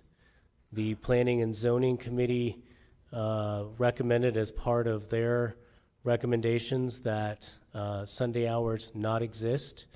During our application process, we stated for the record that there was no binding decision made by the council on Sunday hours, and therefore we requested the Planning and Zoning Commission to allow Sunday hours. And essentially, Planning and Zoning said, we'll just defer to the council on this, and made a motion to send the recommendations to council. So that was, excuse me, the summary of the discussion. It's a lot longer than that, but that was a summary of the discussion about hours with Planning and Zoning approximately 2 weeks ago. Thank you very much, Mr. Pavon? Pavon? Excuse me, thank you. Any further comments from anyone in the audience? Okay, thank you. Now we have Councilor Moore. Yes, good evening, Mayor and Council. I'm not for this, but I know the conversation with Sunday sales, and I know we've had different conversations back and forth, and so I understand like everybody else the confusion. So I still feel like medical on Sunday is fine, even though I'm against all of this, but medical on Sunday, I agree. So, I just wanted to, we're standing for and against, so I'm okay with that. I don't know about a blanket statement, but I think I'd rather have a blanket statement just to have to go through this time schedule every time somebody else comes with another, every time we get another, a zoning case thing that we have to go through this time issue again. So I would rather issue a blanket statement for medical on Sunday only, and no recreational Sunday, but medical on Sunday. I'd be interested in that if we were going that route. But I want to apologize to all the businesses out there because it is quite confusing. If it's confusing to us, we know it's confusing to you guys. And after years months and months of work, things are changing, and we just have to pay attention and listen and just read the fine print. That's all I'm going to say. Just keep up and read the fine print. And we apologize. You go into one meeting and they say one thing, you go to our meeting, we say something different. And so just keep doing business and, do what you have to do. But I'm all for just medical on Sunday. So whatever the motion is going to be, if y'all are still talking, I'm good. Thank you, That's all. Councilman Moore. Next I we have, yield. Councilman Orpresa, then we'll go back to Councilman Arnold. Well, Thank you, Mr. Mayor. I guess I am very confused with this. Are we allowing, right now, are we allowing Sunday sales? I quit the last meeting that we had. I walked away with the idea that the Sunday sales would be allowed because of the amendment that was made that failed. And so, are we allowing Sunday sales now, or are we not? Part of the reason this is so confusing is we are in a period of transition, which is why we had to go back and revisit everything with respect to hours. Your existing medical cannabis dispensaries many of them do operate on Sunday. They continue to operate on Sunday as medical cannabis dispensaries. The only ones that were affected by the changeover, in fact, the only one that was affected by the changeover last month was Ultra Health, NMTO Ultra Health. They were selling on Sunday. Okay, they had a 2-week transition period where they geared down Sunday sales. They are no longer selling either recreational or medical on Sunday. Okay. Pecos Valley Production never sold on Sunday, so there was no change in their operational methodology. They just opened up 2 recreational sales Monday through Saturday. We have 4 other medical cannabis dispensaries in town. I believe all 4 of the existing medical facilities, and 2 or 3 are represented here tonight, do have Sunday hours. They continue to sell medical cannabis on Sunday right now. They have not been prohibited from doing so because their previous permits allowed for Sunday medical sales. Okay, it was only the transition to recreational and medical that got confusing because there was a new set of rules, a new ordinance, new procedures. Now we're applying it. Now we're massaging it to get rid of some of the kinks. Okay, and hopefully by next month we've got it right and everybody's happy. But at this point, the way the conditions of approval are written, they're currently written for no Sunday sales because that's what was approved by the Planning and Zoning Commission. That's the way it was written. We revisit, based on the testimony that was given by many of the people here in the audience, complaining and concerned about their ability to continue to serve their existing clientele and it disrupting their business operations. We went back and revisited the code. We went back and revisited state law and determined that they should be allowed, if they requested it, to have their Sunday sales based on specific direction from the City Council. And that's what staff is looking for tonight, is that specific direction. If we're going to allow Sunday sales, then we can either bring them to you individually and they can request their Sunday sales, or the council can make a blanket statement that we are going to allow Sunday sales and from 10 a.m. to 5 p.m. or whatever you decide you want. At this point, our primary option is to look at the 4 cases that are before you tonight, and if you believe Sunday sales are appropriate, then we'll amend the condition of approval to allow for Sunday sales. And does that mean that Miss Bruce, given the fact that she was under the impression that no Sunday sales would be available here in Roswell, that even though her application said no Sundays, didn't apply for Sunday sales, she would be allowed to, would she have to come back and reapply for Sunday sales again? Information that was being sent out last month was based on the ordinance amendment that you had before you that failed last month. okay? But my question is, if indeed we approved a blanket statement that says there will be Sunday sales from 10 to 6 or 10, whatever the hours are, the fact that she didn't request Sunday sales on her application, would she be allowed to sell on Sundays, or would she have to come back and make another application? No, we will amend the conditions of approval right now tonight. Okay. Based on your direction, and beginning tomorrow morning at whatever time they open, they will be able to operate 7 days a week. Okay, thank you. Counselor, I have to jump in here. I don't agree with Mr. Mavers that you can do a blanket approval. That's not on the agenda. That wouldn't comply with the Open Meetings Act. You're going to have to go item by item and amend each one. That's the action that's on the agenda. Mayor. Thank you. Yes, next we have Councilman Perry, then we have Councilman Arnold, and then Councilman Orpresa again. Councilman Perry.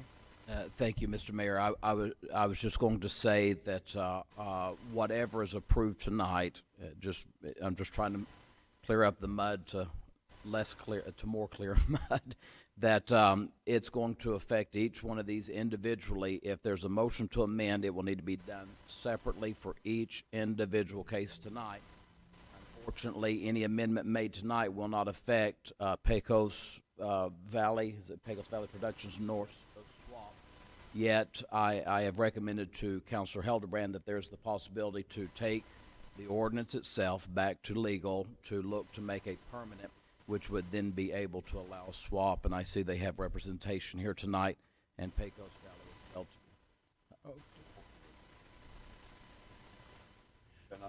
Ultra. It was Ultra Health would be the last second month. one. Yes, I apologize. I'm getting everything. There again. There's two possibilities with your. We could bring back an ordinance amendment to amend the actual cannabis ordinance if you could decide on blanket hours. It may be easier, since we're looking at these one by one, and everything from now forward will come in one by one. It may be easier for me to just go ahead and extend an invitation to Pecos Valley Production and to Ultra Health. And next month, we can bring their applications back for an amendment to their conditions of approval. Well, okay. Either way, it's going to be a month. Wait. No, the way that our governing body rules are written is that once you've taken final action on an item, it can only be brought back within the next 6 months if 5 councilors request in writing to the city clerk. We do have the ability of fixing this to make it clearer. There are 2 ways we could go back that I'm aware of and change the situation for Ultra Health. One would be to bring back the actual conditions of approval, and that would be a motion to reconsider. And that, like I said, would take 5 councilors requesting in writing. Or you could amend the actual ordinance to include new times for Sunday sales. I'll tell you that's a longer process because you all know that it takes 2 readings to change an ordinance.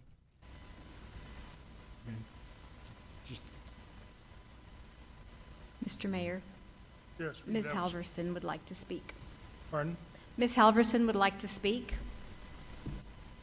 Oh, okay, well, Councilman Perry, are you through? I just need to know at what point we are ready, and prepared. I don't want to cut off any counselor that wants to speak, but I just need to know when we're ready to make a motion for it. Well, I believe Ms. Arnold is next, and we have Ms., she might want to make a motion. That's where she was when she started on there, and then we have Councilman Orpresa and Councilman Halverson on here too. So if we could, if you're done. Okay. Councilman Perry, are you through? So then we'll go to Councilman Arnold and then Councilman Halverson. So actually, I do want to consider making a motion, but at the same time, I do want some clarity on something because we keep going back and forth between the concept of possibly doing a medical only on Sunday versus an adult use. I had the pleasure of listening to the P&Z meeting several times over Memorial Day weekend, and you actually made a statement, Mr. Mavers, that I am kind of confused because of this statement on where the people are wanting to separate Sundays, by medicinal only. You said one of the things we have had to explain to everyone is from the perspective on the Cannabis Regulations Act. There is no distinction between medical and recreational, or medical and adult use. It's all in one. So there is no distinction. The medical is now wrapped up in the adult use. That is an accurate statement. Okay, so that's where I'm kind of going, how would we technically separate them if legally, or as per your, your statement here, they're one and the same? The Cannabis Regulation Act requires that each one of these dispensaries withhold a minimum of 25% of their stock for medical sales only. Okay, the ability for the city council to make a decision that they only want medical sales allowed on Sunday falls under the time, place, and manner provisions. But wouldn't they be considered one and the same? I mean, per your statement? Not under city law, not under city ordinance. They are one and the same under the Cannabis Regulation Act, yes. But the way we handle it at a city level falls under the time, place, and manner rules, which we are obviously discussing two of those things right now, time and manner, that are well within your jurisdiction to set the standards for operations. I can give you an example, Counselor. Okay, Like, let's say that the state gave somebody a vice license. That would give them the ability to do cultivation, manufacture, right? But if they come and want to open up in a C-can in C2, notwithstanding the state has allowed them to do a bunch of stuff, at their location, they can only do one thing, which is retail sales. So you can see that the state can grant a wider license than what the particular use that we grant is. Okay. At this point, I guess I'm going to try to stumble through actually, Halverson wanted to say something, correct? Right. Okay. Yes, Red Councilman Halverson. So, like Councilor Nelson, I'm a little confused because even tonight you said the ordinance amendment failed, allowing us to determine whether or not it's going to say. But I watched the news of morning. Excuse me, Counselor? Yes. We cannot understand you. You might speak into a phone. No, not really. All right, let me try to call it. I don't understand what it's saying.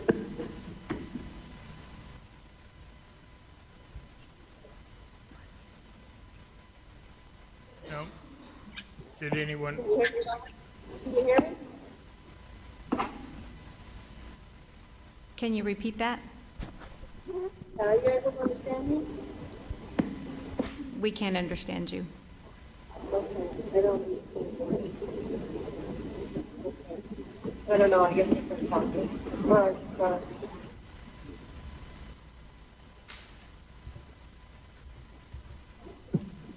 Okay, well, I'm sorry, Councilman Halverson, we can't hear you. So I think we should go back and probably go to Councilman Arnold. You had a motion, or you had something you were going to try to stumble through? I'll wait at this time. Okay, so any further questions? There's no one on the list. Councilman Orpresa. Thank you, Mr. Mayor. Just for clarification, since we are discussing Brian's Green Care, and again, I go to the fact that the application was made for no Sunday sales based on the assumption, I guess you could call it, that the city was not going to allow Sunday sales. So if she was to revise her application now, would that be appropriate? Now, again, the purpose of the conditions of approval, those are all draft conditions of approval. You have the ability to offer, to amend, to adjust. If the proponent of Brian's Green Care would like Sunday sales, which is what they've said they'd like, you have every right to consider that and then adjust the conditions of approval, give us direction to adjust the conditions of approval, pass the amended ordinance, pass the amended zoning case, and then we move forward. It's one stop. They do not have to amend their application. Okay, thank you. Okay, Can I make a motion? who was that? Councilman Moore. Are we ready for a motion? Mr. Mayor, Yes. Ms. Halverson would like to try again. Well, Councilman Moore, if you don't mind, we're gonna go back to Ms. Halverson. She was on the list before you. We just couldn't hear her. So Councilman Yes, sir. Halverson, would you please Are you make? able to hear me? Can you hear me now? Yes, ma'am, we can.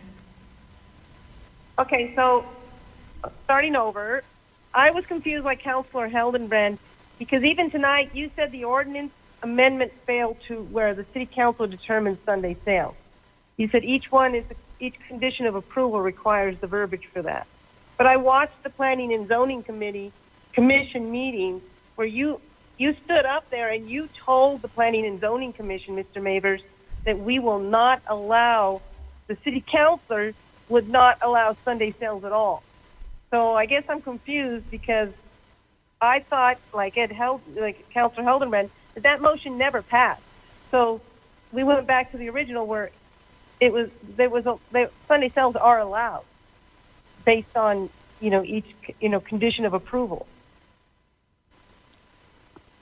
Counselor, So can you again, please I do not explain to me I do not have, why would you tell the Planning and Zoning Commission that the city council voted not to allow Sunday sales? I believe what I said was that the city council had not allowed for Sunday sales up to that point. It was being considered, it had been considered. It was, in fact, rejected. The amendment last month was, in fact, rejected that would have allowed Sunday sales. You had not allowed Sunday sales up to that point. We're back here this month discussing it.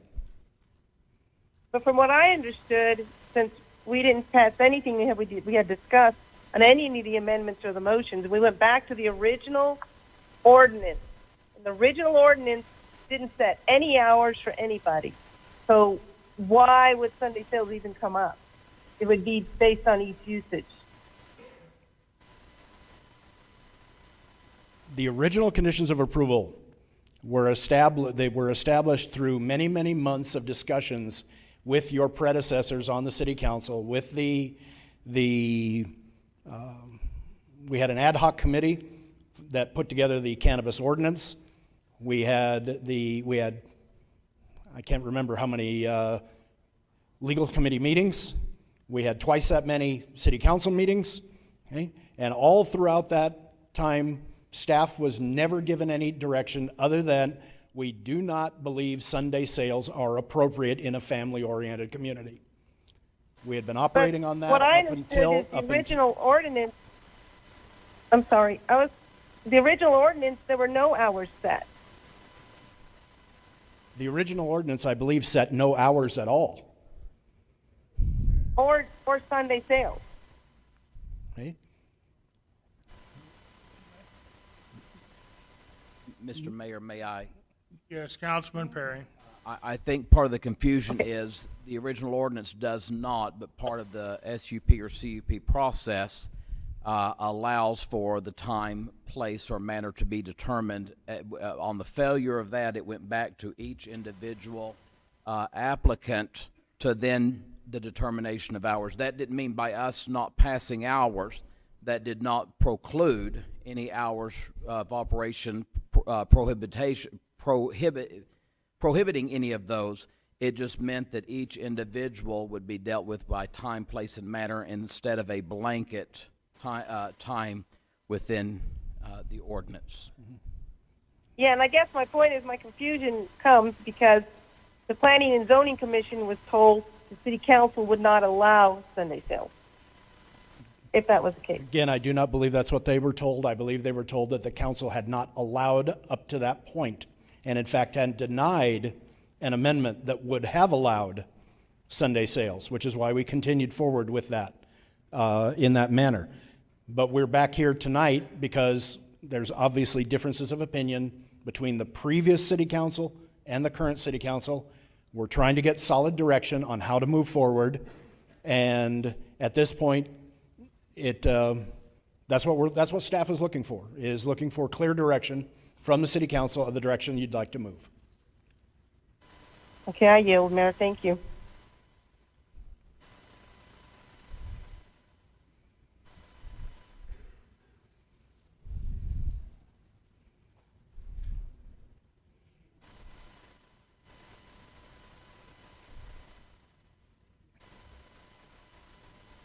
Let's see where we are now. Where are we, Mr. Perry? Mr. Mayor, I don't know where we are. No. Okay. I know that Councilor Arnold had said that there was. Oh, excuse me, Councilman, Council Lady Moore, did you want to make a motion? Is that, or not yet? Or would you want somebody else to make a motion? I'm lost now.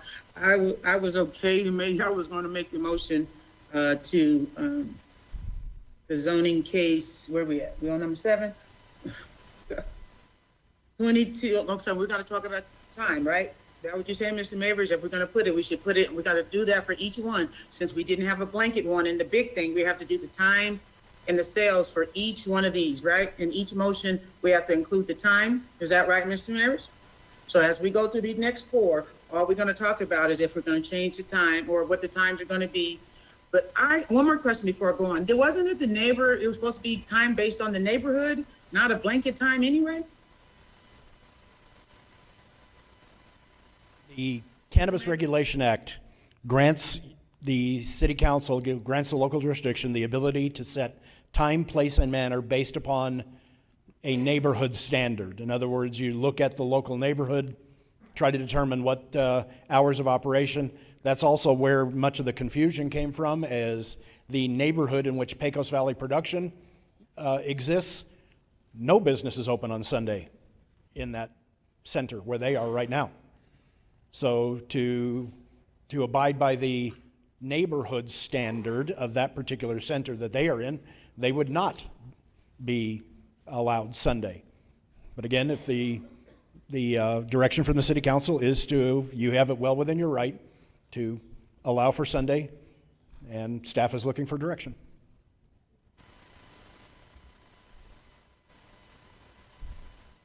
Yes, Councilman Corn. Mr. Mayor, everybody's talking about amendments. Don't we need to move the item specific, and then we can start talking about amendments? That's the normal procedure that should be followed. Yes, so this has got Councilman Perry's name on it, so let's get a motion, and then we can talk about amendments.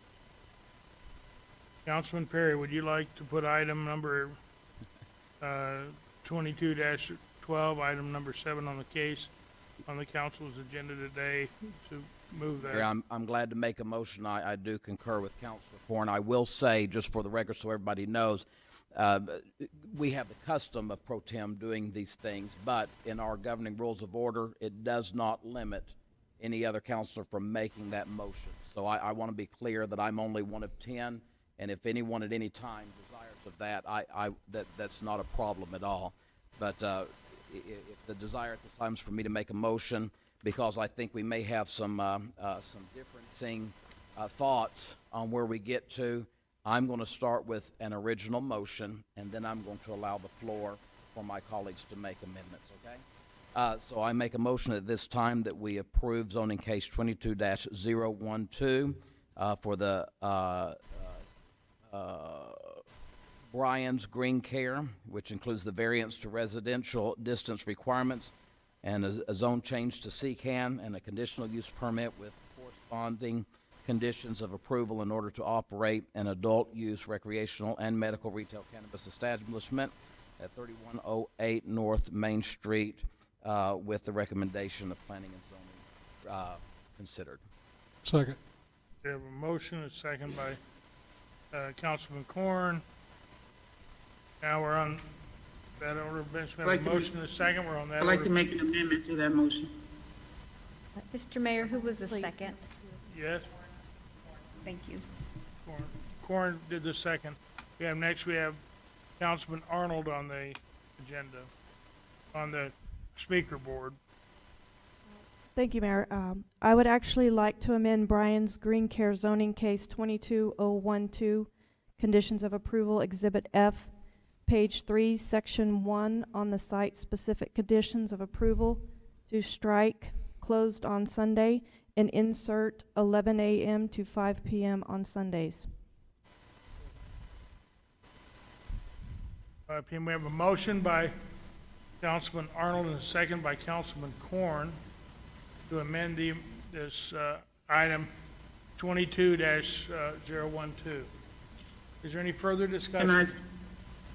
I'd like to say I still want to just be medical on Sunday. I don't know if can we add that to that, amend that in motion to medical only on Sunday? Miss, whoever I just believe said they that. can already do medical on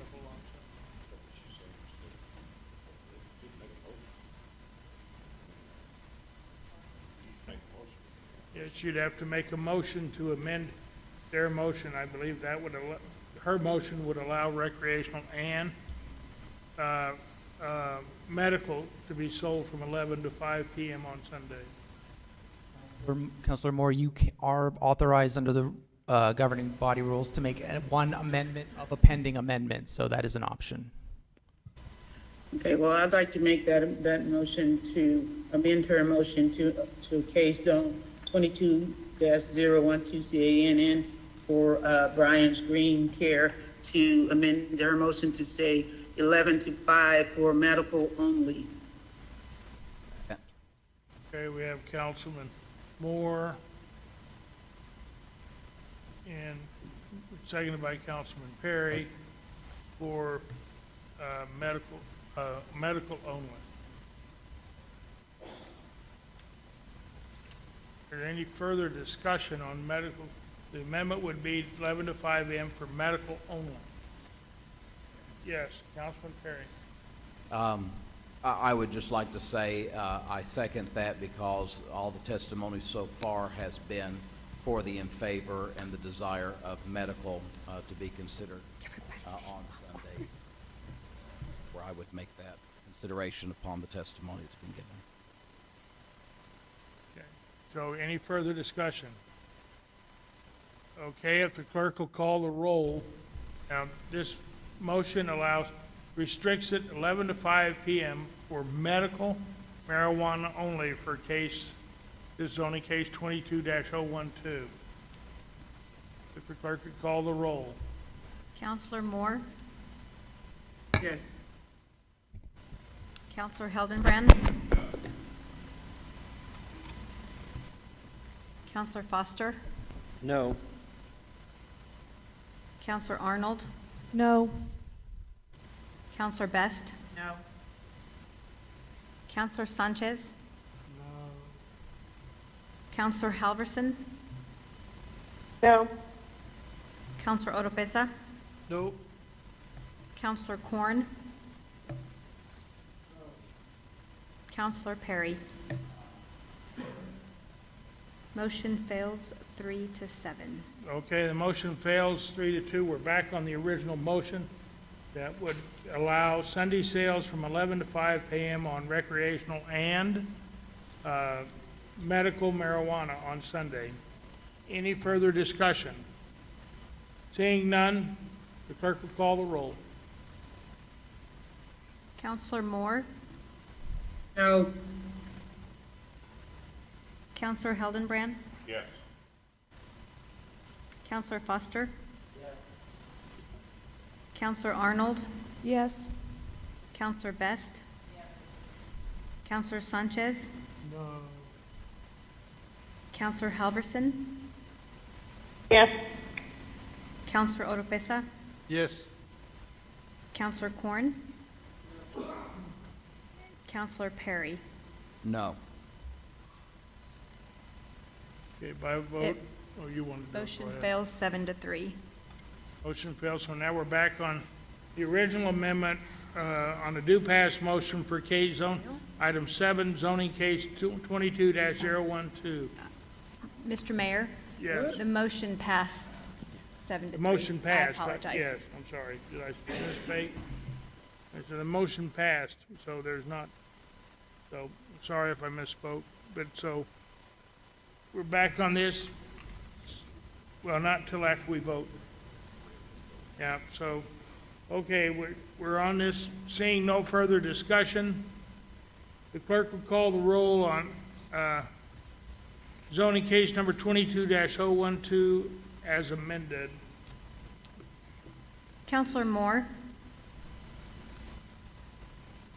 Oh, Counselor Hildenbrand, Yes. Counselor Foster, Yes. Counselor Arnold, Yes. Counselor Best, Counselor Sanchez, Counselor Halverson, Yes. Counselor Oropesa, Yes. Counselor Corn, Counselor Perry. Aye. Motion passes 8-2. Okay, so the item number 22-012 is duly passed the council. We'll take a 5-minute recess here so everybody can have a little time, and then we'll come back and we'll finish the rest of these up. Thank you.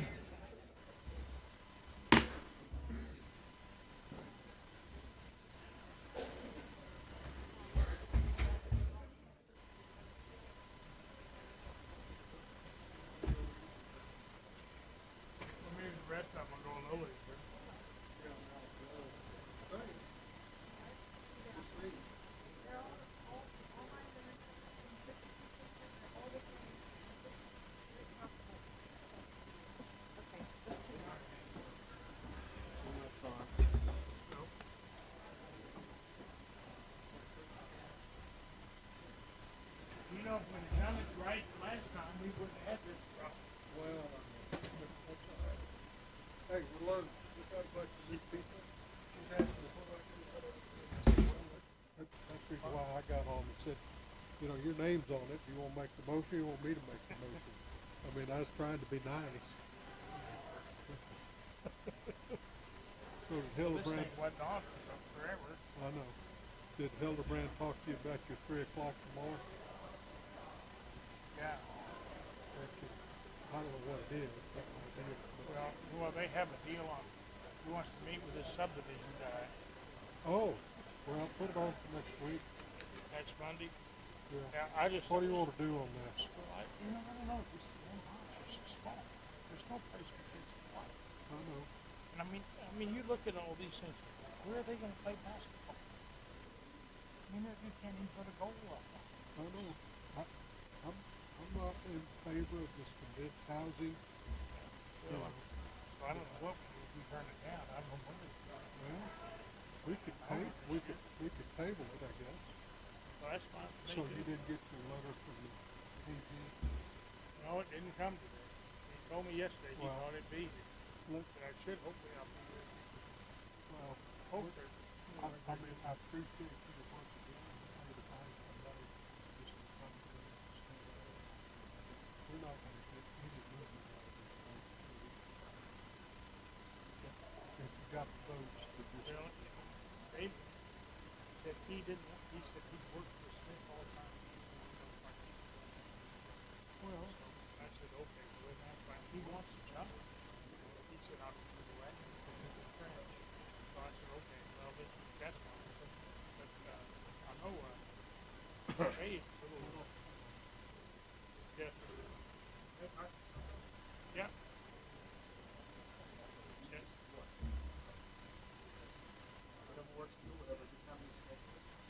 Well, probably not tonight. I don't know. Tomorrow I think I have to go to the ranch. So Monday. About what time is it? At your office?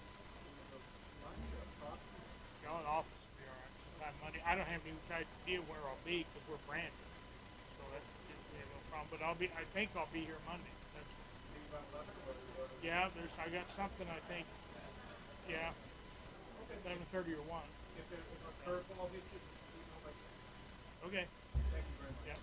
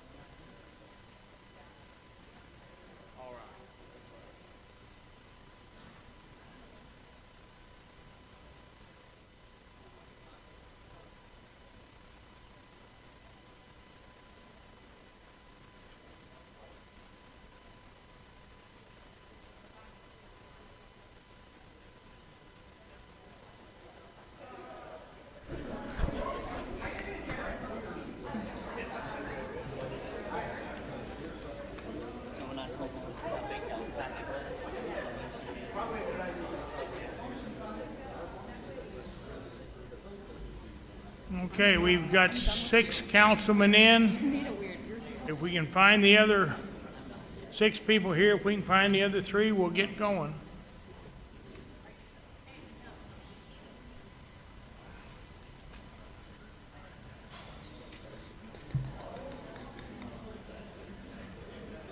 Let's go, peeps.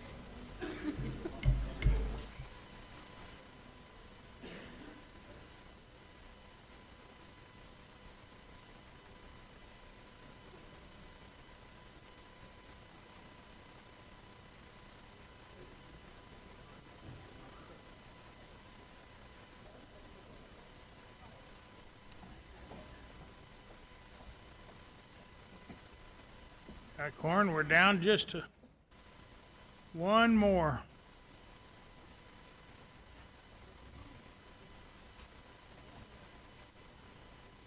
Uh-oh.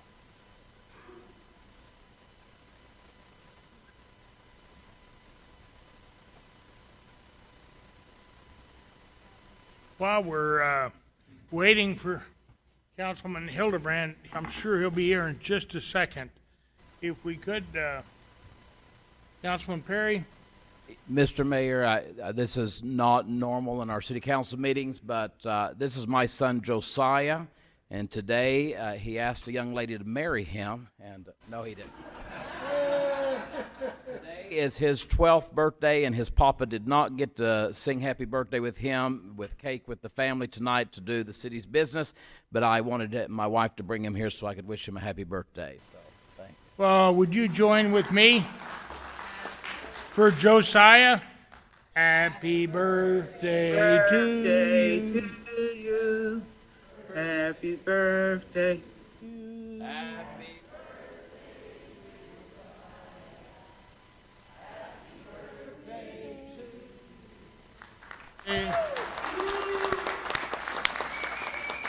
And many more. Mr. Mayor, I'm sorry I did not include that in my motion in the agenda, but there you go. Hey, Josiah, this is the last time you're going to be 12. Next time for the next 6 years or 7 years, whatever, you'll be teens. Let's not discuss So, that. you know, now it's time for you to grow up. All right. So that's good. Thank you. Okay. Moving right along. If I could, you know, there was one person or they wanted to do a public comment on a non-agenda item. Could we have, if they're still here, can we have Miss Winnie Keller and Alan Merez? Are they still here? Yes, if you would, so we can get you out of here and you can go home, unless you want to hear all this. I do appreciate that. I take it you're Miss Winnie? Yes, I am And Miss Winnie. Mr. Allen, okay. Mr. Allen has a couple of forms to hand to you guys. So I am here today. My name is Winnie Keller. I graduated from Roswell High in 2021, and I am here today to invite you all, Mr. Mayor and City Councilman, to an event that we are having this Saturday. Before I get into the details of the event, I would like to give you guys some statistics so that we are aware of what we're looking at. Between 2009 and 2018, in the G7, which is worldwide known to be one of the most group of advanced countries socially, economically, and is held to a very high standard. Within the G7, there have been a total of 293 shootings. Canada, France, Germany, Italy, Japan, and the UK make up for 5 of those. The US makes up for 288. The US has 57 times more shootings than any of these other worldwide advanced and civilized countries. And we hold ourselves to the same standards because we should, and because we are an advanced and civilized country. However, we still have this huge issue of gun violence. If we go to a smaller scale, New Mexico, in 2019 we had 471 deaths by gun firearms. 40 of those were children. That is 80 parents who will not get to see their children graduate high school, will not get to see their children go on their first date, will not get to see their children have children of their own. That is 80 parents whose lives will forever be changed. Between 2010 and 2020 in New Mexico, we had a 55% increase in gun violence. That is 40% higher than the rest of the country on average. And unfortunately, if we go to a smaller scale here in Roswell, we are not immune to gun violence whatsoever. We suffered a horrible tragedy years ago at Berendo Middle School. The 2 survivors are now graduated, and they still live with the tragic events and the horrors of what happened that day, and they always will. Along with all of the other students who were there that day, those students' parents, those parents' friends, all of the extended family, the town of Roswell was changed that day. And this is an issue that we still carry with us today. Recently, 2 of our own boys, Roswell High Coyotes, just like myself, just like Alan, were killed. These boys were 14 and 15. They didn't get to graduate. They didn't get to go to prom. They didn't get to win the state championship like we all knew that they could. I am not here today to talk to you of politics, and I am not here today to talk to you of blue versus red, Democrat, Republican, or anything of that nature, because I do not believe that this is a political issue whatsoever. This is our children. This is our friends. This is our families. These are our malls, our churches, our schools. These are our communities that are being impacted every single day. And it is not a matter of what you believe in. It is a matter of right and wrong, and it is not a matter of political party. On those flyers given to you today, we have all of the information for this protest this Saturday. It's going to be 9 to 12. I invite all of the people here today as well to join us, because this is an issue that we have been trained as kids for 13 years to decide who is the first to die, who grabs the scissors, who grabs the books, and who gets to get out alive, when we should be deciding who gets to go to lunch first, who gets to go home first, who gets to go to recess, who gets to play on the swings. We are training our children every day that school is no longer a safe place for them. And that should be one of the safest places they are in. I would love to have you all attend this protest this Saturday, June 11th, as all of us across the country with March for Our Lives, march for our lives. Thank you guys for your time. I am so glad to be here, and if you do have questions or comments, I would really appreciate them. Thank you. I hope to be there. And 9 to 12, I don't know, but we're part of it, so I hope to be there. So if I would commend you because you worked on your march to where we were on your march. You were going across from the Roswell Industrial School District offices. You're going across on the sidewalks down to Pioneer Park, a couple blocks. Everybody's going down sidewalks, so we don't have any police presence. Nobody has to be paid or anything else for your walk. Thank you for your indulgence of that. The walk probably should be straight down Main Street, in all honesty, but I appreciate that. And I would just remind you to please keep the 14 and 15-year-old boys in your mind, and with all those children from Uvalde. But then also, when you turn around, let's not forget the little young man that was 17 that was shot, 10 days before the 14 and 15-year-old over in an apartment over there, the new apartments in town. It's crazy what's going on with people shooting people, and I commend you for your activities to getting everybody together. Both of you, I thank you very much for doing that, and I do hope to be there. Okay, any further questions for these individuals, anybody? So it's from RIAC, or Roswell Independent School District offices on about 4th and Penn, go up the block to 4th and Main, and you'll be at Pioneer Park, and that's where you'll be. Okay. Thank you all very much. Thank you for your time, and thank you for letting us jump ahead. You didn't have to stay up too late. So, okay, next we have item number 8, zoning case 22-013. And on that, I have 3 individuals that wanted to talk. I have, if you still want to, Susan Lopez, Melanie Dean, Anthony Boot, okay, and Rebecca Barreras, I believe. Okay, Mr. Mabry. Mr. Mayor and council members, this is our second cannabis case tonight. I'm going to just hit the high points for you, since most of this is this case and the next two are incredibly similar. All right. Oso Cannabis Company at 117 West Walnut Street has requested the ability, a variance from the C3 zone. This particular project exists in the C3, not in the C2, so they're requesting a variance for a C3 location prohibition, a zone change to CCAN, and a conditional use permit for their retail cannabis establishment at 117 West Walnut Street. You can see that they are located not in the heart of the downtown business district, but certainly in the south quarter of it. They are surrounded by not office uses, but other commercial uses, C3 zoning all the way around. Okay? They are existing they currently operate in an existing strip center there on Walnut Street in the end cap of one unit, one block in, one block west of Main Street. Now, OSO's been operating there as a medical cannabis dispensary since 2012. They were issued a vertically integrated cannabis establishment's license in September of 2021. This particular case, 3 requests, 2 of which we've gone over and over, the zone change and the conditional use permit.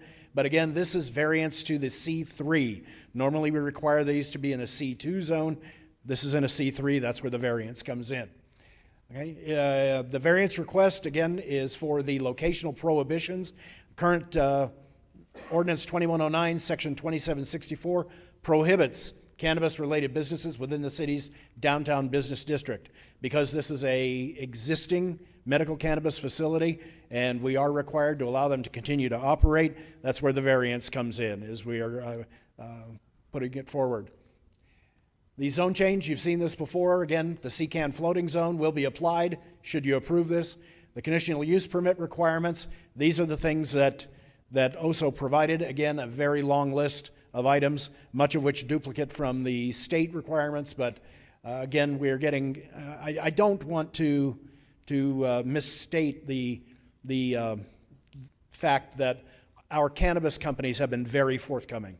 They've brought information after information, every single one of them, and we really do appreciate it. It makes us going through and confirming their operational status much easier. Planning and Zoning Commission motion to recommend approval to you all for 7-0 for zoning case 22-013 to the City Council with the conditions of approval. And then, of course, we are recommending that you follow suit and approve zoning case 22-013. The hours of operation, though, may be amended. I honestly cannot remember off the top of my head if OSO is currently operating on Sunday, but we'll let them make their case, and if the City Council chooses to amend line item number 1 under site-specific conditions of approval, we will write that into the record, and it will be effective immediately. We stand for questions.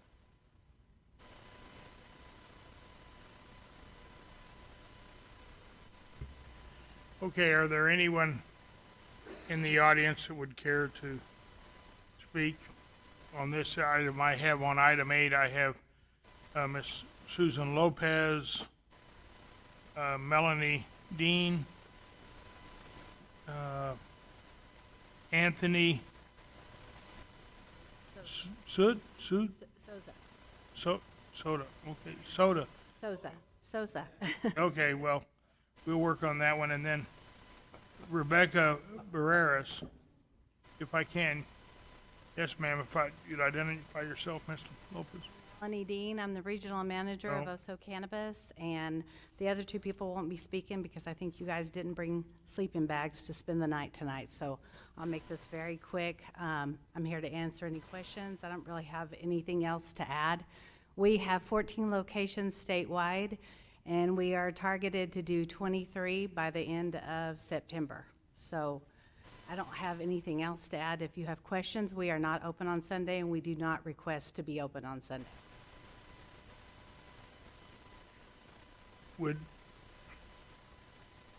Should that be in this application so they're all the same? I mean, I think if you choose not to, you don't have to. But I think if we ought to have all our applications the same for selling the same products. Would be good. We would appreciate that if we change our mind on that. Thank you. Okay, and let's see, so is there anyone else that cares to speak on item 8 that was here? No one? Okay. So are there any questions by the council of any of these individuals? Is there anyone out here that didn't sign up that wants to speak? Okay, seeing none. Okay, then it would probably be in that case, the chair would entertain a motion as to case number 22-013. Is that going to be, who would someone, Mr. Perry, would you like to make a motion on that, or?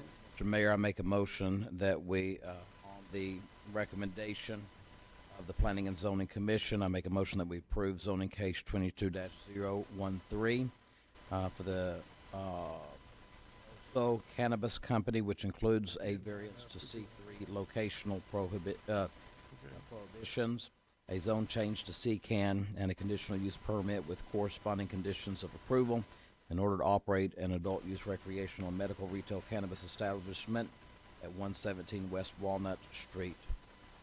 Second. Well, second by Representative Corn. We have one discussion. We have Council Lady Arnold for discussion. Yes, thank you, Mayor. So I would like to amend Oso Cannabis Company zoning case 22013, conditions of approval, Exhibit F, page 3, section 1 of the site-specific conditions of approval to strike closed on Sunday and insert 11 a.m. to 5 p.m. on Sundays to be fair across the board with all of our establishments. We have a motion by Councilman Arnold. Is there a second? Second by Councilman Hildebrand. Is there any discussion? I'm confused. If she doesn't want it, why do we have to change it? She said no. I don't understand. If she doesn't want it, we don't have to put it in, or at least she can put pending so she doesn't have to come back if she's choosing it. But she said no, so why would you make that motion to change that when she just said no, she doesn't want to?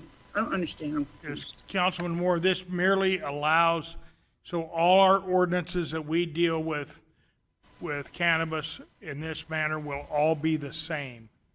So if they choose, nobody has to sell on Sunday, Monday, Tuesday, Wednesday, or Thursday, or Friday. But what happens is that this will make it where all ordinances are the same for all people. And that's what the intention is, I believe, by Councilman Arnold.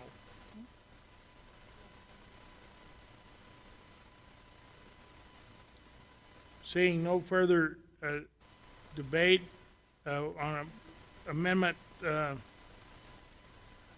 to change the hours to 11 a.m. to 5 p.m. on Sunday will be added to this amendment if you vote yes.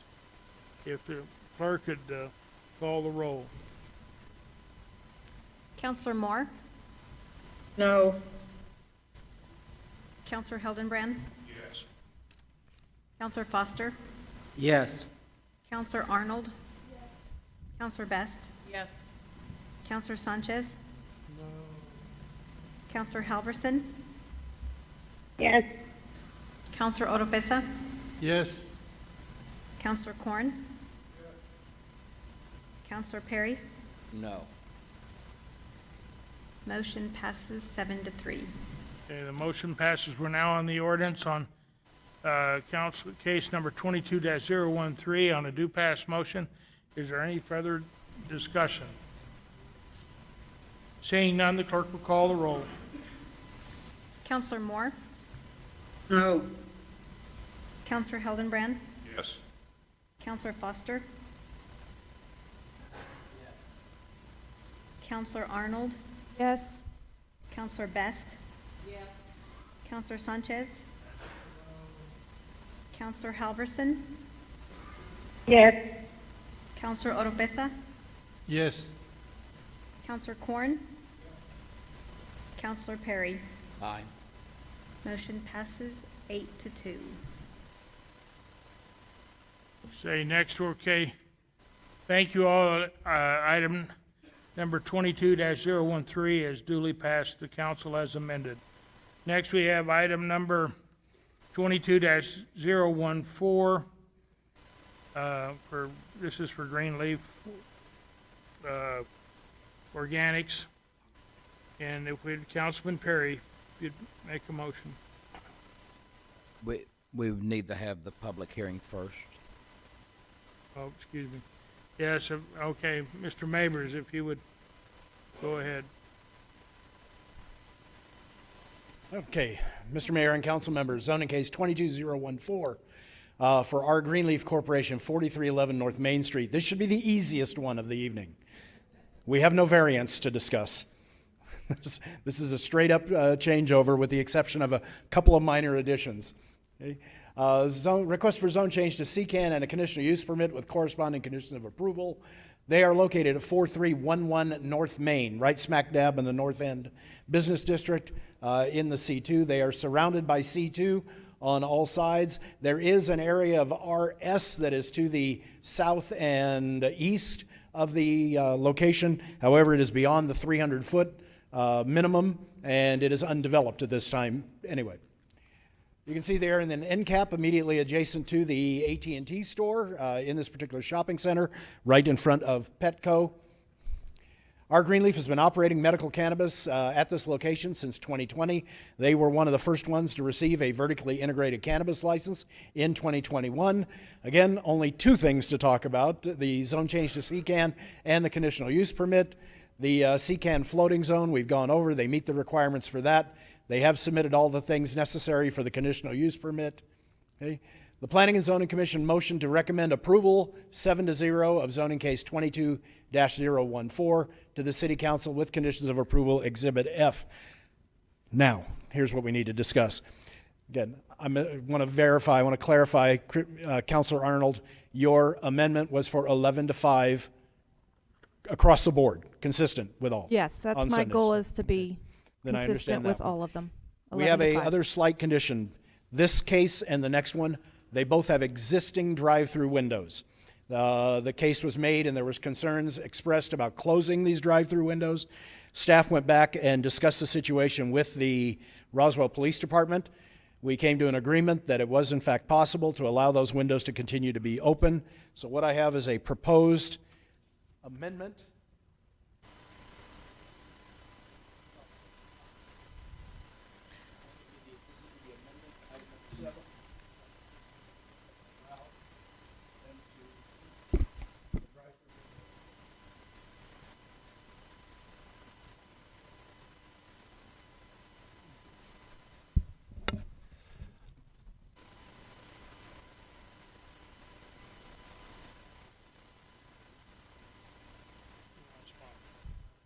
Kevin, will you email that to the city clerk as well? Can you email that to Amalia? Again, just for the reading it into the record, and I have discussed this with the folks from our Greenleaf briefly. I'm sure they'll have an opinion on it, but we will modify condition number 7 of the site-specific conditions by adding the words, unless approved by the Roswell Police Department, and then after that, condition 7 remains the same. We will add condition 7A to this. Should the applicant desire to continue with drive-through operations, a security plan acceptable to the Roswell Police Chief must be submitted, reviewed, approved, and the installation of acceptable security measures installed and inspected prior to commencing drive-through operations. We actually spoke to the chief out front just a few minutes ago. He verified that what those requirements would be, basically some simple cameras that would be recording the drive-through windows, as well as brake sensors and anyway, alarm system. That was the word I'm searching for. An alarm system, of course, that if anyone broke that window or attempted to break in through the drive-through window, it would be set off and the police department would be alerted. Okay. With those two minor changes, we recommend that Council approve zoning case 22014, the zone change to CCAN, and the conditional use permit with the amended conditions of approval, and we stand for questions. Councilman Hildebrand. Mr. Mabers, you've talked to the chief. I would like to make that a part of your amendment so that this has got clarity, that it doesn't, this is not a target that keeps moving or can move. So I would like you to be specific with what the chief has told you the requirements are and put this specifically in your amendment so that there's no questions about interpretation. Give me 1 second, I'll verify that I've got it correct. Yes, while we're doing, well, let him come back, he's got to answer Can I say something while we wait on him? that. Yes, ma'am, we've got, yes, ma'am, go ahead while we're waiting, if that's all right. I just, and again, it's me, I guess, for the record, I really struggle with this. We don't have drive-up alcohol, but we can have drive-up, high people driving around picking up alcohol. This is too much. The drive-up window is not required. Let the people go in. If they want to get high, let them walk inside and get high. I don't think it's okay to have a drive-up window so you can drive up getting drugs out of a window. They don't do that for alcohol, so why do they get to do it for marijuana? Yes. Yes, thank you, Councilman Moore. Now we have Councilman Arnold. Yeah, actually, I'm a little concerned on that one, simply because as I have been advised, there is actually no restrictions in the old ordinance regarding drive-throughs. Is that correct, Parker? Yes. Okay. My concern because pharmacies have drive-up windows, the concern is I picture a woman with breast cancer who has vomit on her shirt and no hair, does not want to get out of her vehicle, so she goes to that drive-up window. That's who I'm considering here. And considering that Mr. Park has advised me that there is no restrictions that have been written in the original ordinance regarding drive-through windows, I will be proposing amending by striking through the entire number 7. So I just wanted to let you know that I'm looking at it completely differently.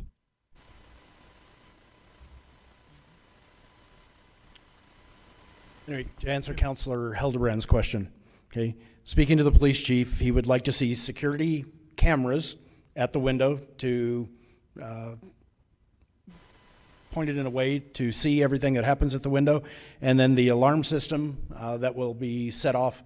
So it's exactly what we talked about. Pursuant to his request, he would like to see cameras and the window, the drive-through window, as part of the alarm system for the facility.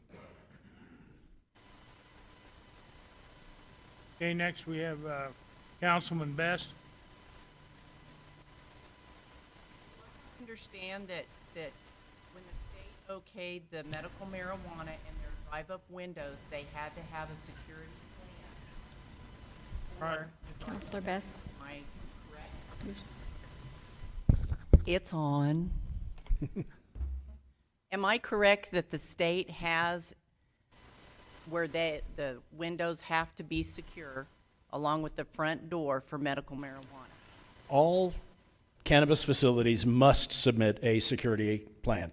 Okay, so and that that security should've- plan typically does include interior and in some cases exterior cameras, alarm systems, and in some cases even lockable doors, storage facilities. It's actually quite extensive.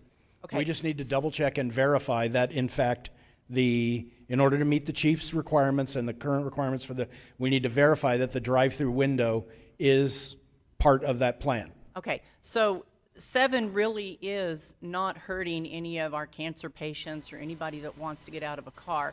It's just securing that facility to make sure that somebody correct? One of the discussions that we had early on when we were discussing whether or not to allow the drive-through windows to stay open had to do with security, and the scenario painted by Councilor Arnold came forward. What are we going to do about the person who's mobility challenged? Well, all of the facilities in town must also meet ADA requirements. So you have ramps, you have the ability, you have the turnarounds, you have all the other things. Any other business is required to have ADA for those people who are mobility challenged. Not every facility has a drive-through, but ADA requirements are across the board for every commercial operation. And I would gamble to say that most of your patients that don't want to get out of a car have chosen a facility that has a window because they're free to choose wherever they want to go. So I don't know why you want to this because I think it's just an added security to make Roswell Police Department and our group feel better, because apparently we already have to have security on those from the state. I think I'm done. Thank you. Thank you, Councilman Perry. Thank you, Mr. Mayor. I just wanted to make just a few corrections and some insight as well. We do have drive-throughs at pharmacies, but not all pharmacies have the authority to have a drive-through. We have, I know that there has been denial before of other pharmacies from having a drive-through, and I'll give an instance. That would be Albertsons on South Main Street at one time had desired to have a drive-through with their pharmacy when they moved the pharmacy to their current location, but because of the concerns with how the traffic would be and different things, it was not permissible. So there are some pharmacies that have desired to have a window that were not able to as well. I would say that I don't have a problem with the drive-through necessarily. I went today and had the opportunity to take a better look at, forgive me the name, R Greenleaf, thank you, I'm sorry, and to see their drive-up window as well, and to see 3 security cameras, if I'm not mistaken, pointing at theirs from the outside, also interior cameras pointing at that as well.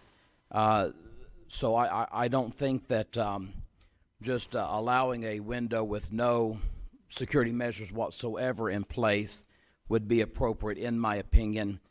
Yet with security measures in place, I don't know that I am uncomfortable with that. So I would say with what is being proposed with the possible amendment, I think that both the applicants, at least that I know of, that have drive-through windows that I have seen could easily take care of things and have that in operation very soon. Counselor, I'm not sure that, and possibly Parker can help me out on this, I'm not sure that we can strike the requirement for security measures regardless, because that's written in to the state ordinance. As state statute The requirement for a requires. security and operations plan. So the requirements for additional security are considered in the state plan, so these requirements are redundant. And most of we just need at this point to double check. I emailed the chief the security plans for these 2 facilities earlier today so that he could double check and verify. He came back with an email and said it looks like they're probably just fine. But we do want to reiterate that we have to pass on those things. We do want the chief to look at all of these things because if you remember, I was glued to the TV on March 30th and April 1st, the first 2 days. There were a significant number of break-ins to cannabis establishments overnight because they knew they'd be full getting ready for first day of operations. Most of those break-ins occurred through the drive-through window. It is a weak spot in the security. We're just double checking. Where did those take place? Excuse me? Where did those take place? Up in Albuquerque. I was watching the Albuquerque news all morning. Pretty sure we're Representative Arnold?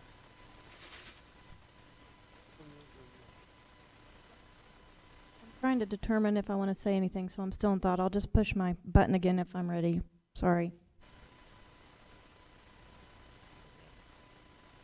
Oh, if there's any further comments, we have, I guess, 2 proposed amendments. Now we have, none have been made yet, okay. Oh, yeah. So we have, okay, so we're,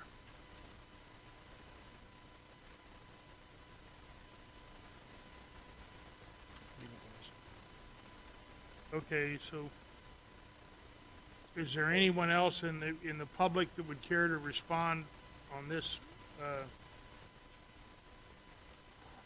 case number 22-014? All I right on the right one? Yeah. One for Greenleaf's. Yes, sir. Thank you, Mr. Mayor, and for the record, Dan Pavon from R. Greenleaf, 1920 Columbia Drive South East, Albuquerque, New Mexico, with our location here in Roswell as stated in the application and in the resolution.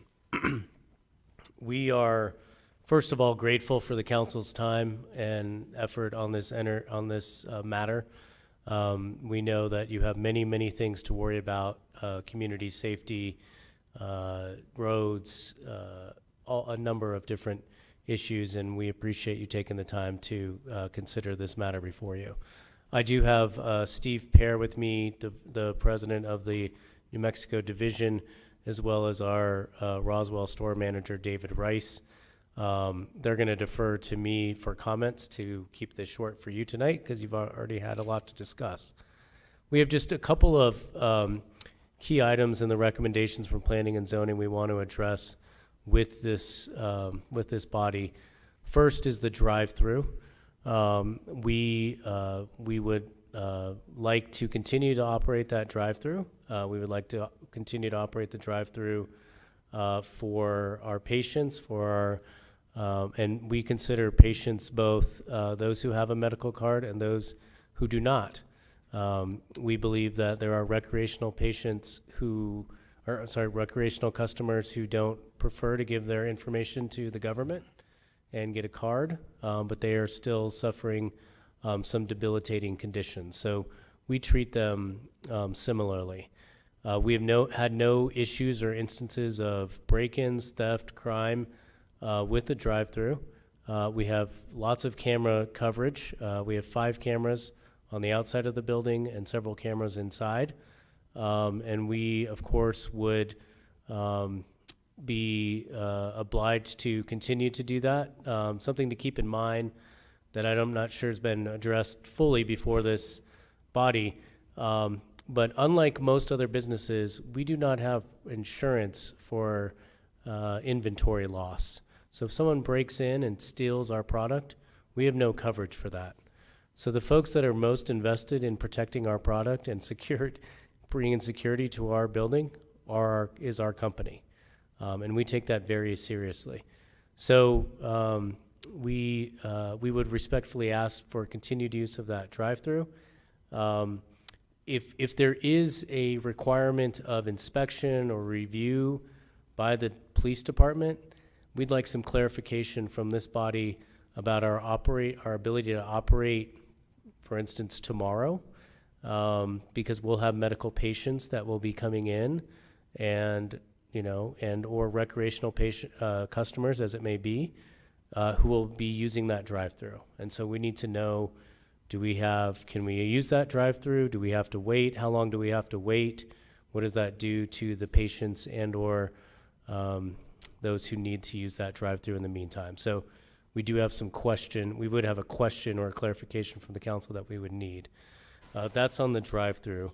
On the operating business hours, I don't know if the secretary handed out our handout, but we did provide to you a survey of the neighborhood business hours that we are in, and they range anywhere from 10 to 7 p.m., 12 to 6, 11 a.m. to 10 p.m., 5 a.m. to 12 a.m., 8 a.m. to 9 p.m., 8 a.m. to 7 p.m. And you'll notice that because you'll notice those hours are different than most in what you've heard tonight, because we are in a commercial area. We are in as was stated by the planning and zoning, we don't need a variance. We're not by a residential community. And so the ordinance requires, or at least requests, that you look at the neighborhood hours and operating hours to guide your decision. And so what we would like would be just a status quo of our current operating hours, which are Monday through Saturday, 10 a.m. to 8 p.m., and Sunday, 10 a.m. to 7 p.m. We asked our customers what their preference was.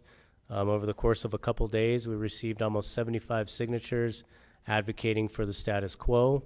Many of them, again, have set their schedules around our operating hours and have come to rely on those.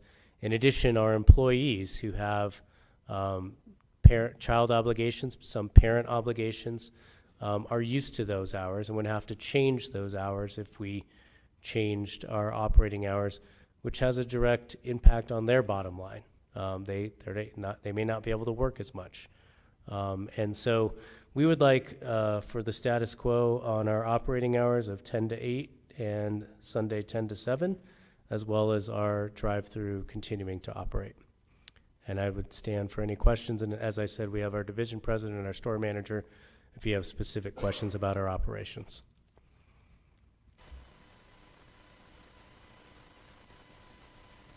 Yes, Representative Arnold, or excuse me, Councilor. Well, I do have a question because I want to thank you for the tour that I had. It was actually very enlightening. Can you remind me, as you're getting back into the stock room, there's what, 2 bolted doors to go back into that room? Is that correct? There's several items of security. There's a chain that prohibits anyone going into the back. Then there's a secured steel door. Then there's a safe and about 5 secured caged locations as well. And as I understood it, as you mentioned, there is a actual safe door that. So by the time someone got through the window, set the alarm, went through 3 doors, and broke into a safe. Yeah. So, but I want to ask Mr. Mavers a question, because as I looked at the actual documents, I did note that Mr. Pavone and his team provided pictures. Is that what you would use for the chief to go through, or how would you determine, or could that have not been determined from the pictures as far as the safety? Because I don't disagree that, you know, it doesn't hurt to check and make sure that they are have that same system, but everything I have seen thus far has had a very secure system. Counselor, I'm not a security specialist. Right. Okay? But I That's didn't know why if you I've could deferred show to the them to chief of him. police on these issues. He is a security specialist. Our biggest concern, again, is for the safety and security of the public as well as the employees. Their concern, unfortunately, as he was stated, is for the product. Okay? We need to make sure that everybody stays safe, which is why I've deferred to the chief of police for his expertise on these particular issues. Well, yeah, and that was actually my question. I was because I know those pictures were included. I asked if he had viewed them or would be able to view them to assess whether that environment was fitting for what you're requesting, or is it going to require an on-site determination? Because I did see the pictures, and I know that this And I think team that's a good provided that. question. I do believe we do have some pictures. Would that be adequate for you to review tomorrow morning and determine whether or not they adequately meet security standards?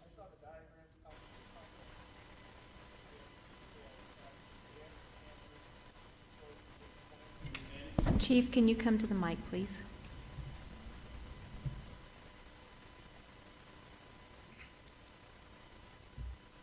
I'm sorry. I was completely satisfied with both plans for security for those 2 businesses. They're not to be singled out as any different from any other business. They have drive-throughs, that's fine. They have internal cameras, they have external cameras. I went to each one and checked which is pointing at which entry or what part of the building. I also, they all said they had a security system that if any of the outside perimeter is breached, there's going to be an alarm system set off. I don't know whether they're going to go directly to an alarm center or whatever, but that's up to them. Our concern from a law enforcement perspective is armed robberies, you know, stuff like that. Any cash business, it's going to be like any other business. Its product is not relevant in this particular instance because it's all legal. So we look at it as any other business. And what I saw in those diagrams, they're providing enough. They have the alarm system, and it looked like a pretty abundant amount of cameras. So I was satisfied. Thank you very much. That does lead me to my last point. If I should amend this, considering that they have, you know, met our chief's, I guess, standards, do we want to actually continue to use the language that you suggested, considering that this is a case by case? If you just strike F, is it relevant, or should we, for the record, add I'm sorry, 7? Should we just add your language as well? That And way. if the chief of police is satisfied with the visual inspection of the diagrams, that would meet the requirement the way I've written this, is that he would do an inspection. If Okay. he's satisfied himself, again, I don't know if, Counselor, if you're aware or not, but our chief is supremely qualified to look at these facilities. You're actually on the Cannabis Control Division's advisory board. Yes, I do Dealing with know. this. He is the one representative we have from Roswell on the Cannabis Advisory Board. So But- if he says it's good to go, it's good to go. Okay, so, yeah, and so my question was, in amending this, to make sure that the actual conditions of approval are correct when I amend it, I have verbiage just noting to strike 7 total. But considering that he's already approved it, should we just, for good measure, make sure we are adding your version? And when I say 7, I mean the original 7 that prohibited drive-through windows.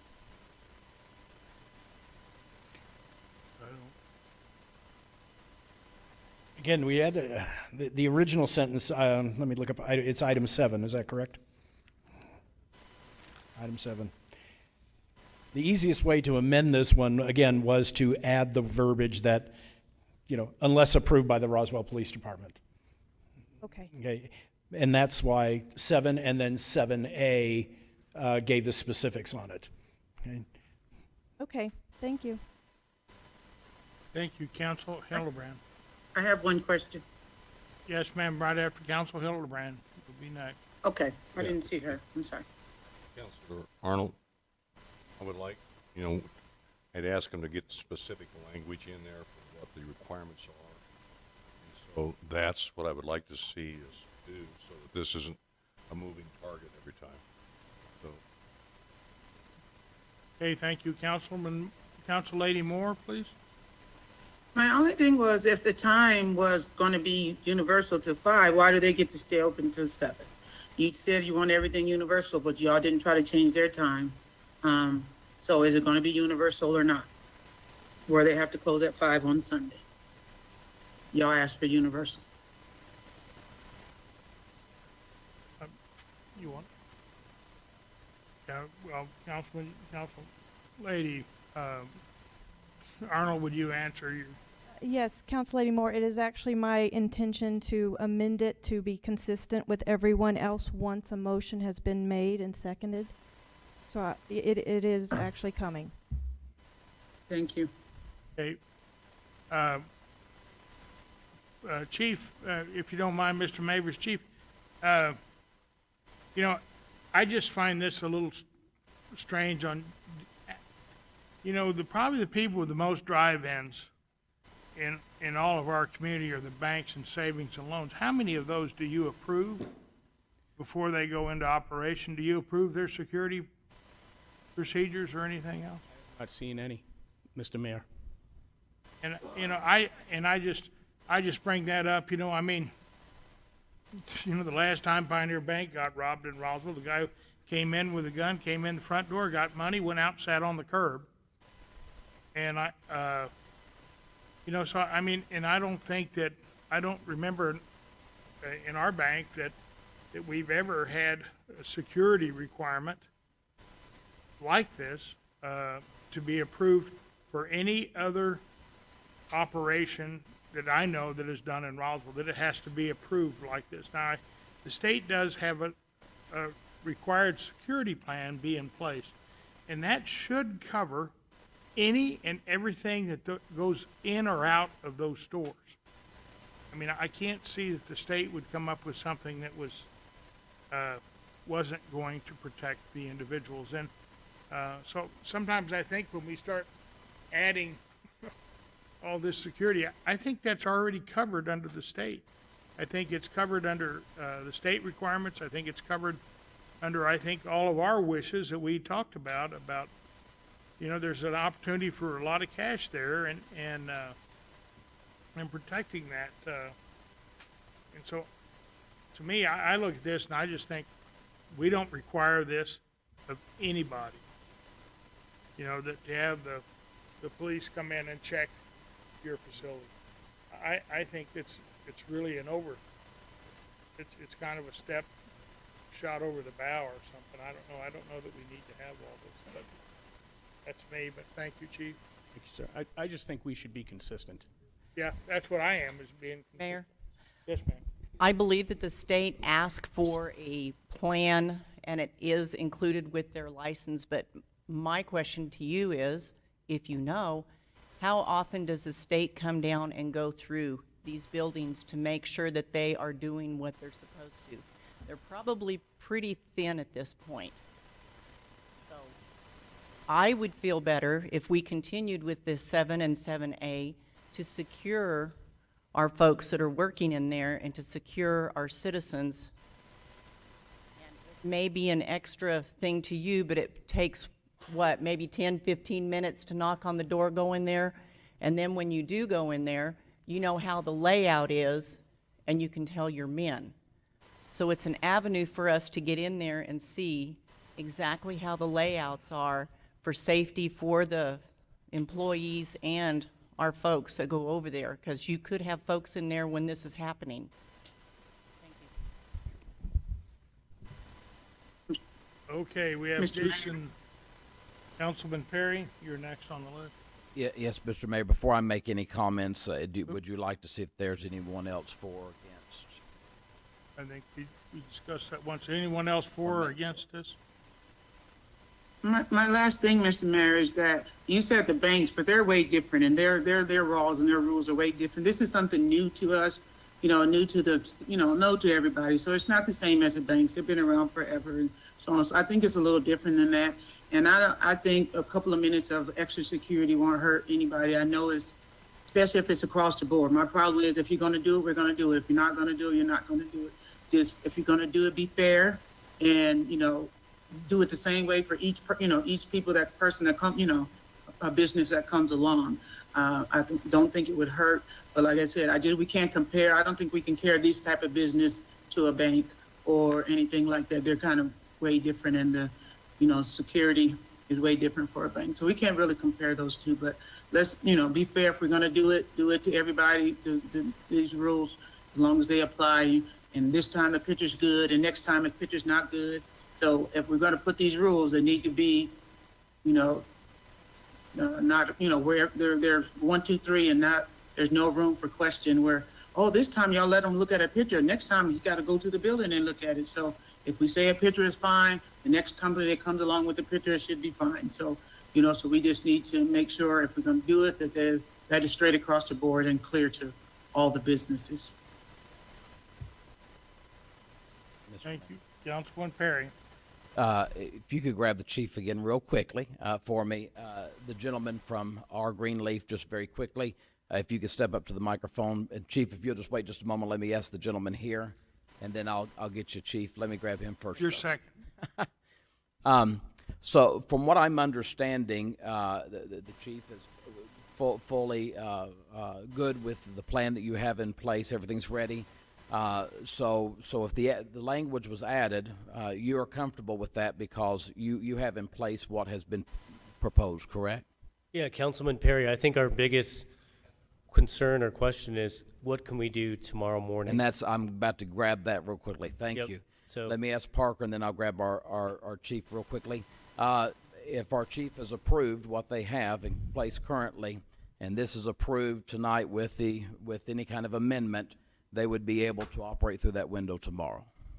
Well, I haven't actually seen what the proposed amendment is. I didn't get a Okay. copy of it, but assuming that what the amendment says is you can have a window if security has been approved by the Roswell Police Department and they have already done so, then tomorrow morning they would be ready to go with the window.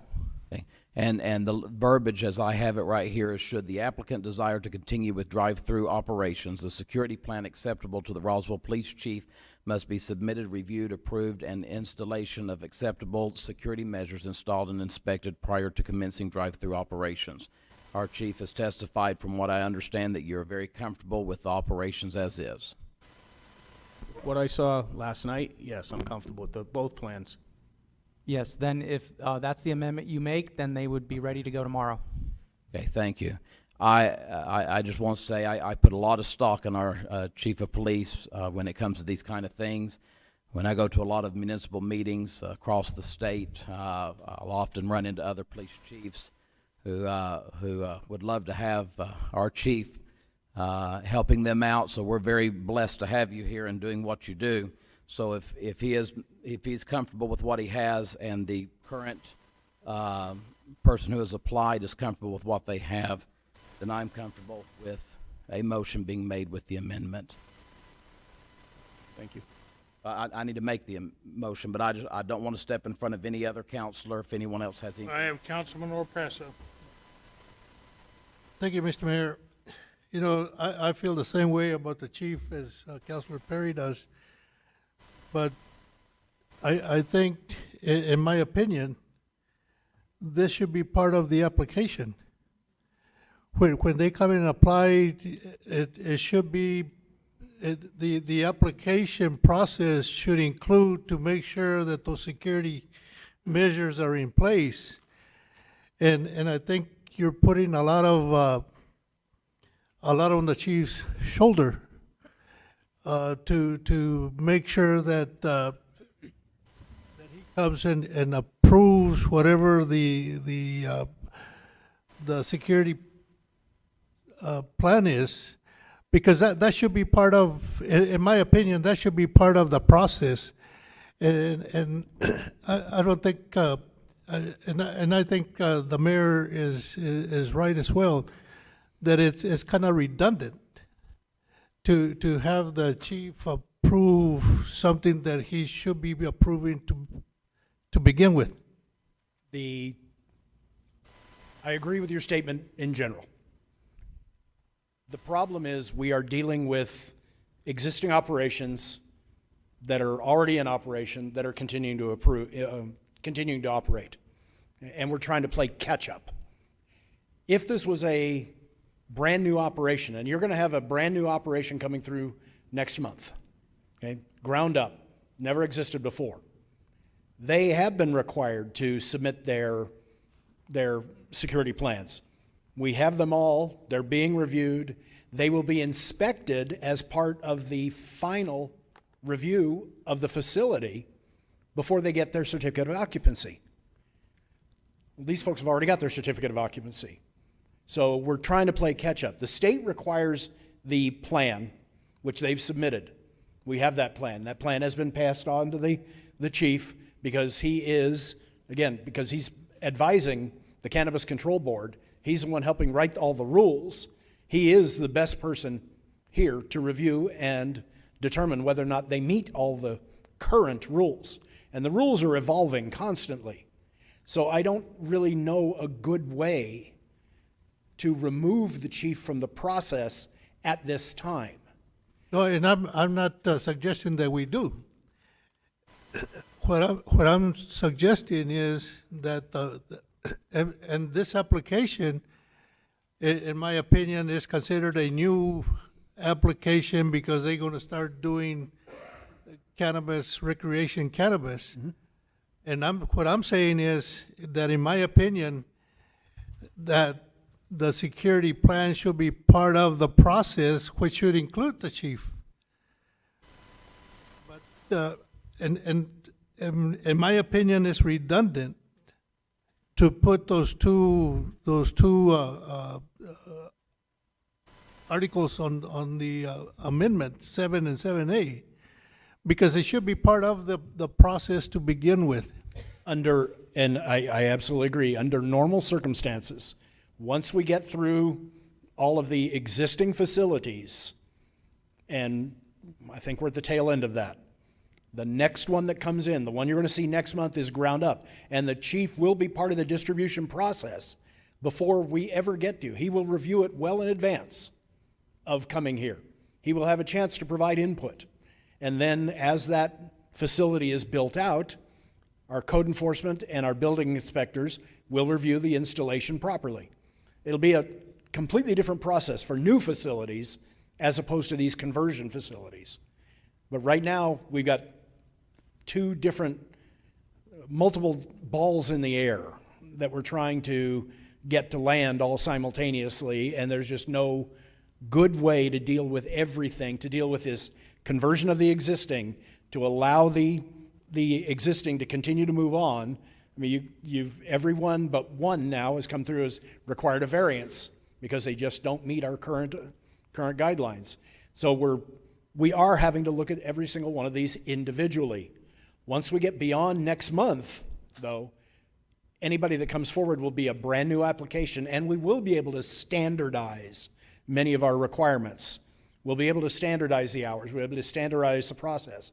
But it's this gray area that we're in right now, this conversion process, where we're quite literally having to look at every particular aspect multiple times. And then we add on top of it the fact that every time an application comes in, we learn something new.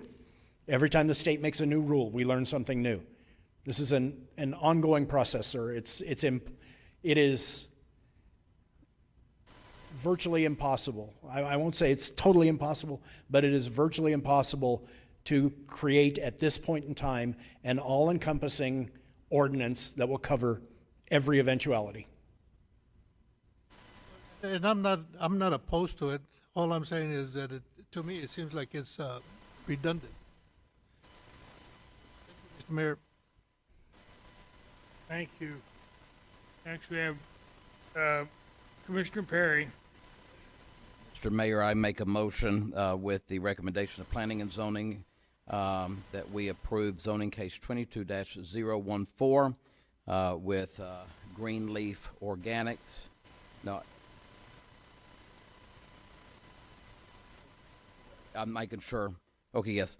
Which includes the zone change to CCAN and the conditional use permit with corresponding conditions of approval in order to operate an adult use recreational and medical retail cannabis establishment at 4311 North Main Street, Suite B, with the amending of Exhibit F, site-specific condition approvals, striking what is existing as number 7 and inserting in its place the language of should the applicant desire to continue with drive-through operations, a security plan acceptable to the Roswell Police Chief must be submitted, reviewed, approved, and installation of acceptable security measures installed and inspected prior to commencing drive-through operations.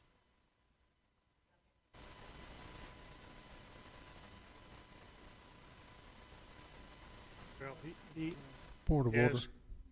Councilman Corn. Now, we've had a lot of discussion, and I may be a little behind, but Councilor Perry, are you moving the subject, or are you moving an amendment? The subject with the language that has been presented today. Do we have a motion in front of us? I don't remember anybody making a motion on the... That is the motion on the table. The motion to amend it as... Is not Do to pass amend. as amended. The motion is not to amend a motion. The motion is presented with this verbiage. And Our attorney can tell us. Yeah, you can make a motion as presented, or you can make a motion with your own changes to that, which is what Councilor Perry has done. if I might, then if we pass that as he has amended it, and then where would her amendment be? Because we have then passed the bill as amended, so the bill has already passed and gone. There's not What? an amendment to the motion. The motion is with the languages I gave, so there's no amendment on the table at this Okay, well time. then, if that's the case, then the next thing we would have to do is have an amendment to put the hours of operation in to this amendment, so it gets kind of dirty that way. That's And Mr. Mayor, you're correct, and I'm sorry. I'm tired. I probably should have added that. I'd be more than glad to, unless we want to go through amendment process. I'll yield to my counselors. I would just, I mean, it's an amendment, and we've addressed amendments individually as we go through this process. It's just cleaner in my estimation, to move the item first, and then we can go through the amendments. If you, One or more, sound like we're gonna have two, could have more. you should have two, so if you would, Councilman Perry and Councilman Corn, if you would, just amend item 7A into this, make a motion for a do pass, and then amend amend in item A, and then she'll end in item B, and then if anybody else wants to amend it, then we'll do a do pass on the whole thing. Or amend the bill as it is with item A, 7A, and then do the hours, and then move a do pass on the whole thing, I guess would be. That's a better plan. I'll second if you just make a straight motion. I didn't understand any of that. I'm sorry, I'm Baptist. I do not speak in tongues, Mr. Mayor. I'm being facetious. You never served in the legislature either, Mr. Mayor, so we'll allow you. Just put the motion as, and then we'll talk about. What's presented to us, not include what's in the packet, not include what staff is trying to amend, right? They're amending. Mr. Mayor, If if you I will can make a make- stab at it. If you would make, I move that item case number 22-014 that we're talking about be amended with item 7A in it. Amend that 7A that you have in here that you read so eloquently, amend that into this amendment. And then she would have the opportunity to amend but you had a do pass on the whole amendment first. Just amend this amendment we're discussing right now. You amend that would be the way. I do apologize, Mr. Mayor, I'm just not following. My motion as presented would be my motion is to have an approval, including the approval of the CUP, including the approval for the operation for the adult use, et cetera, with the strike of the language that is in our packet of 7 and placing 7A there. That was my motion. That is your And I motion, second. and not a final passage motion on the whole thing. We have a motion and a second on that. Now, if Councilor Arnold, and it sounds like, and I'm going to agree with her, and this is going to happen very fast, if she makes a motion to amend the hours, then we've got, and that is approved, we've got something clean to move forward. Mr. Mayor, I have an alternative motion. Oh, my God. You want to play, I'll play. Okay, we'll play. Okay, let me have this one. I can read my own scratching better than yours. Mr. Chairman, I propose an alternative motion to just simply state that you don't have the, unless approved by the Roswell Police Department, because as I understand it, this is pretty much covered in state law. Did I get a nod? Okay, thank you. And this is my language, should the applicant desire to continue with drive-through operations, this would be a 7A, a security plan with installation of acceptable security measures installed prior to commencing drive-through operations. That way they can. Is that not the motion I made? No. What's the difference, if I could just have clarification? I struck all the reference to the Roswell Police Department. That way they submit the plan, then Mr. Mavers and his P&Z group. Councilor Corn, I would be more than glad to make that a friendly amendment because it's going to be the chief of police or someone that's going like that. I understand what you're saying there. I'm more than glad to take a friendly amendment on that. Then this is the language, so everybody gets it right. That the amendment we had, he included the language unless approved by the Roswell Police Department. I took number 7 on the amendment out, and then at 7A, it will read this way. Should the applicant desire to continue with drive-through operations, a security plan with installation of acceptable security measures installed prior to commencing drive-through operations. I think that covers it. Can you put the agreement. hours in it too? No. We're done. I'm just trying to straighten out his motion. He wants to do it the hard way, I'll do it the hard way. Councilor Coring, you're making it sound like I'm trying to be confrontational, sir, and I'm not trying to. I'm trying to do things well, so I don't Okay, think you there's accept this as a friendly amendment? I don't think there's any need for combativeness, because I'm surely not trying to get there with you tonight.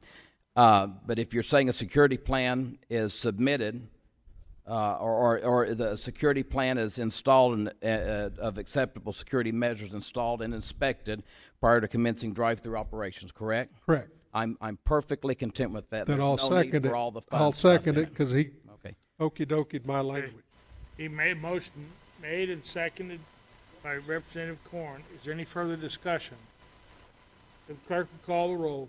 Wait. Wait, Oh, Mr. Mayor. Well, we just have to do on this one amendment. No. At the hours. Well, No amendment on the table. It's just a motion. a motion. Okay.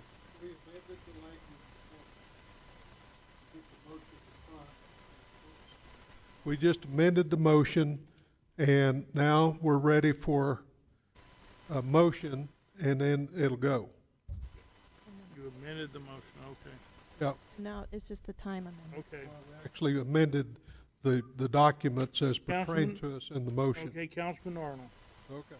Yes, I would like to amend Greenleaf Organics, Inc., zoning case 22014, conditions of approval, Exhibit F, page 3, section 1 of the site-specific conditions of approval to strike closed on Sunday and insert 11 a.m. to 5 p.m. on Sundays. Second.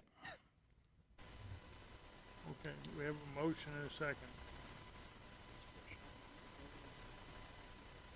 Now, yes, now we're on discussion, okay, Councilman Hildebrand. Thank you, Mr. Mayor. Being that this property meets all the criteria of being in a C3 in the hours of operation, they're already operating now 10 to 8 and 10 to 7. And that's what they're requesting to do. They meet all the other criteria. Had they come in, there are not any exceptions that we're doing here. And I would like to allow them, I would like to make an amendment to your motion that they maintain the hours that they currently have, Monday through Saturday, 10 to 8, and Sunday, 10 to 7. Don't we have to vote on that amendment first? Mr. Chair? Yes, Councilman Arnold. So while I respect the actual ordinance is set up for, it to be actually chosen, worked within what is in their area, and so their request is not, unreasonable, but at the same time, I think a lot of my concern was to be consistent across the board for many reasons, so that all establishments, it's pretty consistent. I recognize that, the ordinance says that, but also, it's just easier if everything was consistent. After I've talked to every single one of them, they all had, 6 different ideas and 6 different hours. So for me, it was actually just easier to be consistent and clear and concise. I think it would even be easier for our police department if it was clear and concise. So that's actually just why I looked at it that way.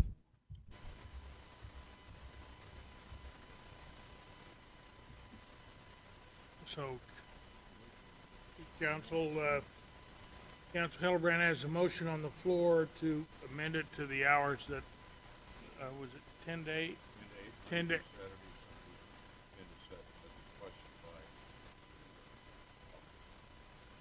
All right, there's a motion on the floor to amend the amendment we're working on to that, to be the hours that we were talking about, 10 to 8, Monday through Saturday, and whatever it was on Sunday, 10 to 7 on Sunday. Is there a second to that motion? I'll second it. You got a motion and a second, okay?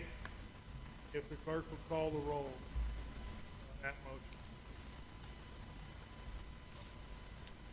Can I get a second on the amendment for that? The second on the amendment was Councilor Orpresa. Hildebrand made this last amendment. Thank and you. It was seconded by Councilman Preston. Counselor Moore, No.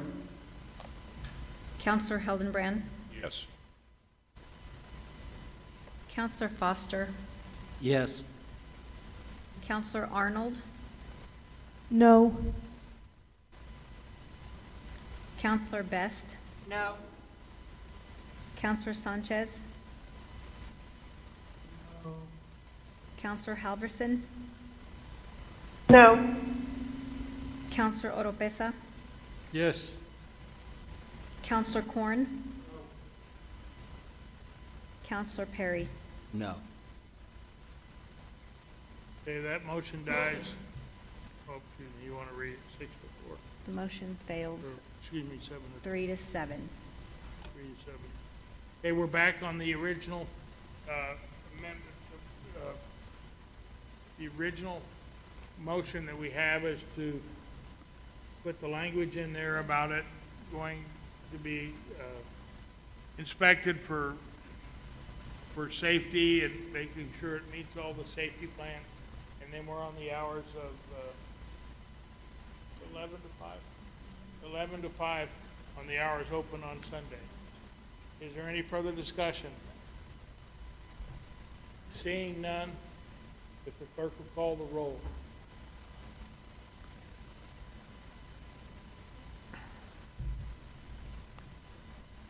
Mr. Mayor, can we get a clarification on what we're voting right now? The way I have it right now in my mind is that we are talking about an amendment to item 22-014, and this would be the final amendment that goes to that. Then we will vote on that specific item in total. Okay. As amended. Thank you. And Mr. Mayor, if I can just clarify, the motion on the table is from Counselor Arnold to amend the times for Sunday from 11 till 5. Am I correct? Thank you. Thank you. Again, just to make sure staff understands, I'm trying to get, because we've gone back and forth.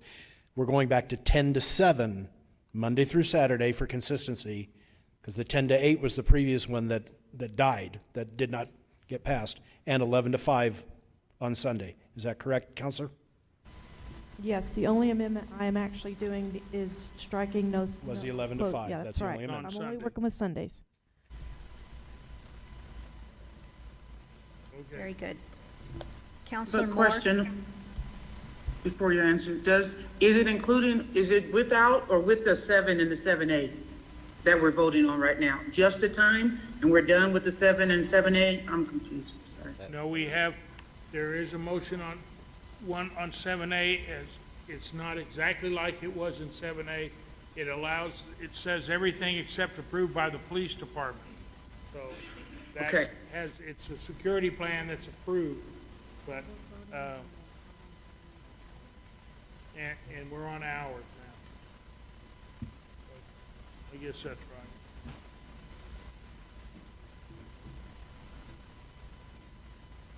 You ready? So yes, ma'am. Counselor Moore? No. Counselor Hildenbrand? Yes. Counselor Foster? Yes. Counselor Arnold? Yes. Counselor Best? Yes. Counselor Sanchez? No.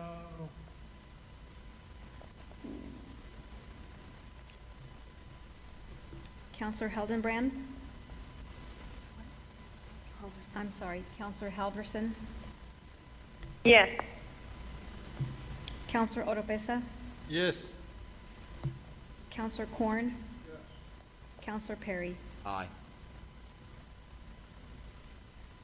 Motion passes 8-2. So now, the way I look at it, we're back on the original bill as amended. And so, is there any further discussion?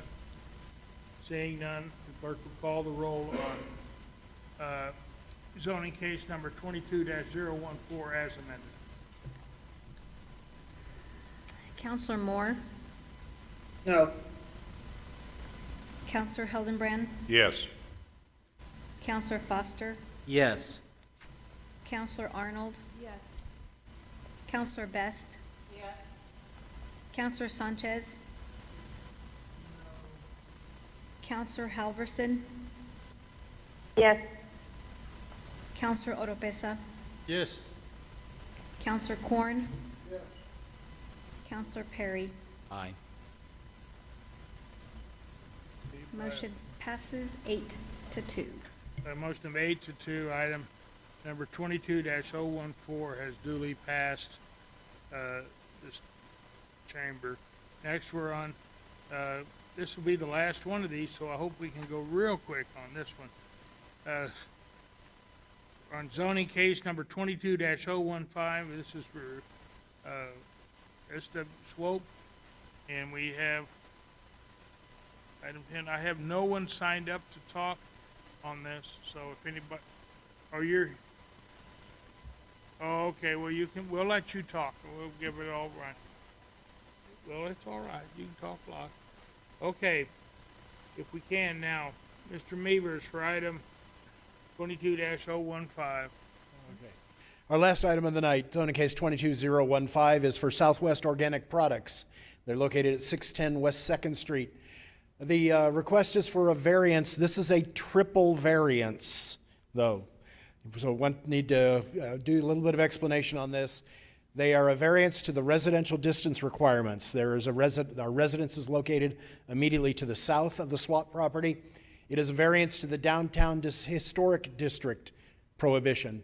And it's also a variance on the C2 zoning requirements. Again, we need to do a zone change to CCAN and a conditional use permit with the corresponding conditions of approval. Now, I hope you didn't throw all your paper away because SWAP also has a drive-through. So, you got it. Okay, good. So, we can amend the conditions quickly on that one. Anyway, they're located in the C4 zoning district.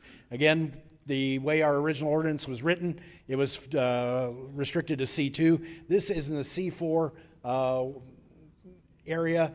You can see that C4 is immediately north, east, and west, but there are R3 zoning districts immediately to the south. They're located, again, at on the west end of 2nd Street. You can see the existing single-family residential homes immediately to the rear.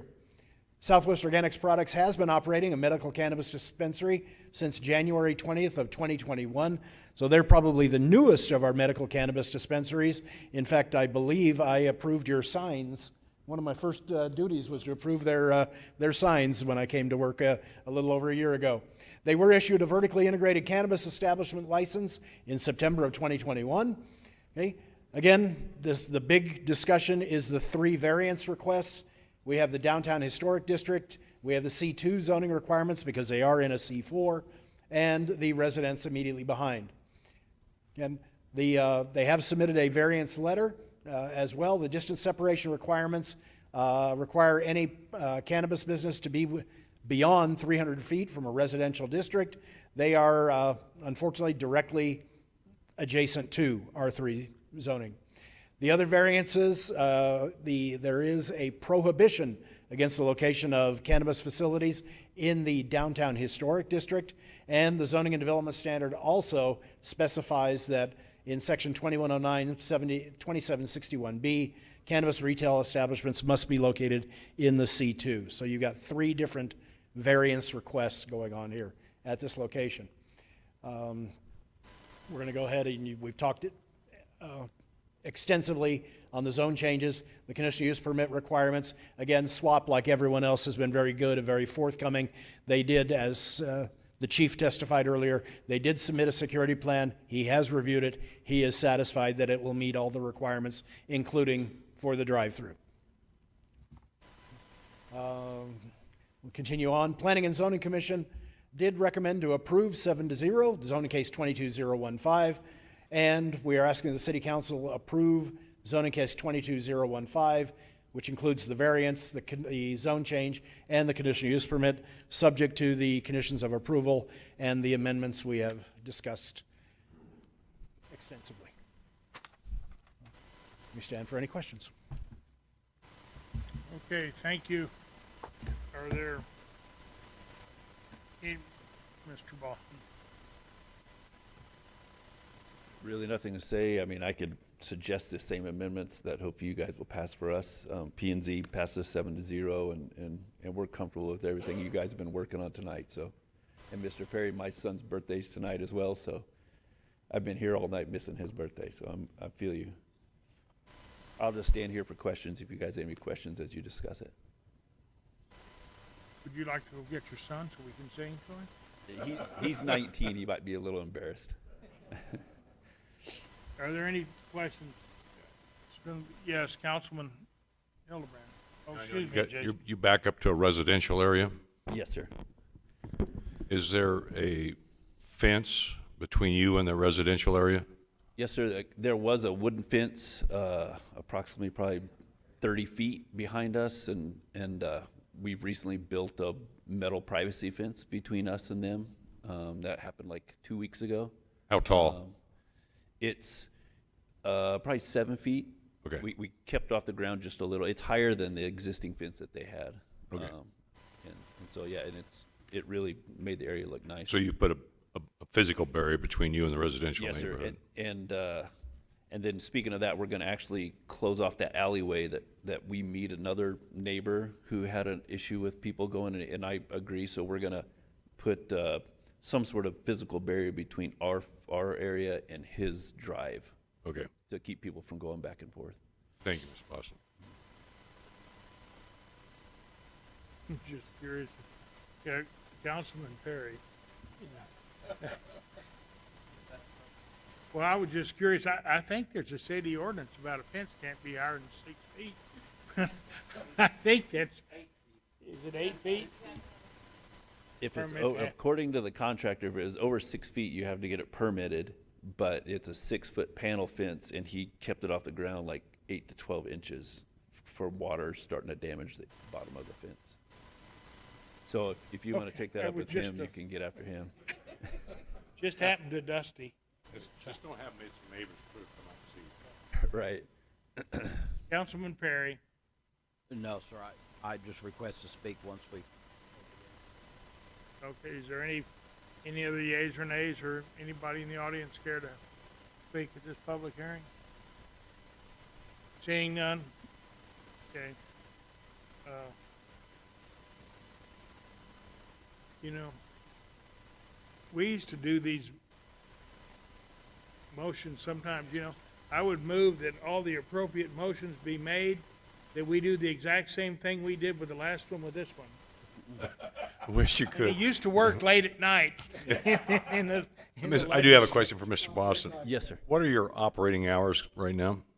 So our operating hours, and I know that hasn't gone over well with other licenses here, but our current operations are 9 to 8 on Monday through Saturday, and then Sunday 9 to 5. And that employs, we're hiring a 12th person, so that employs 12 people, just to give you an idea. So a big drastic cut in hours, we'd have to let people go, but we're comfortable with, you know, what the city recommends in our hours, so. Okay, well, seeing no questions, was my motion good enough that Mayor, all the appropriate motions be made? I make a motion that we, with the recommendation of the Planning and Zoning Commission, that we approve zoning case 22-015 to swap, which includes a variance to residential distance requirements, downtown historical district location prohibitions, and C2 zoning requirements, a zone change to CCAN, and a conditional use permit with corresponding conditions of approval in order to operate an adult use recreational and medical retail cannabis establishment at 610 West 2nd Street with Exhibit F, conditions of approval, with the hours of operation of Sunday being 10 till 5, and with number 7 to read, should the applicant desire to continue the drive-through operations, a security plan must be submitted, reviewed, approved, and installation of security measures installed and inspected prior to commencing drive-through operations. 5, thank you, I'm sorry. Have a motion and a second. Council Lady Arnold, are you off? No, he actually. He fixed it. Okay. tried to get her all done in once, like Councilor Okay, Corn had well, recommended. you'll say that this language Yes, is sir. correct, and I'll give it to the clerk when the meeting's over. Okay, Fair enough. okay. Ready Is for there it, Mayor. any further questions?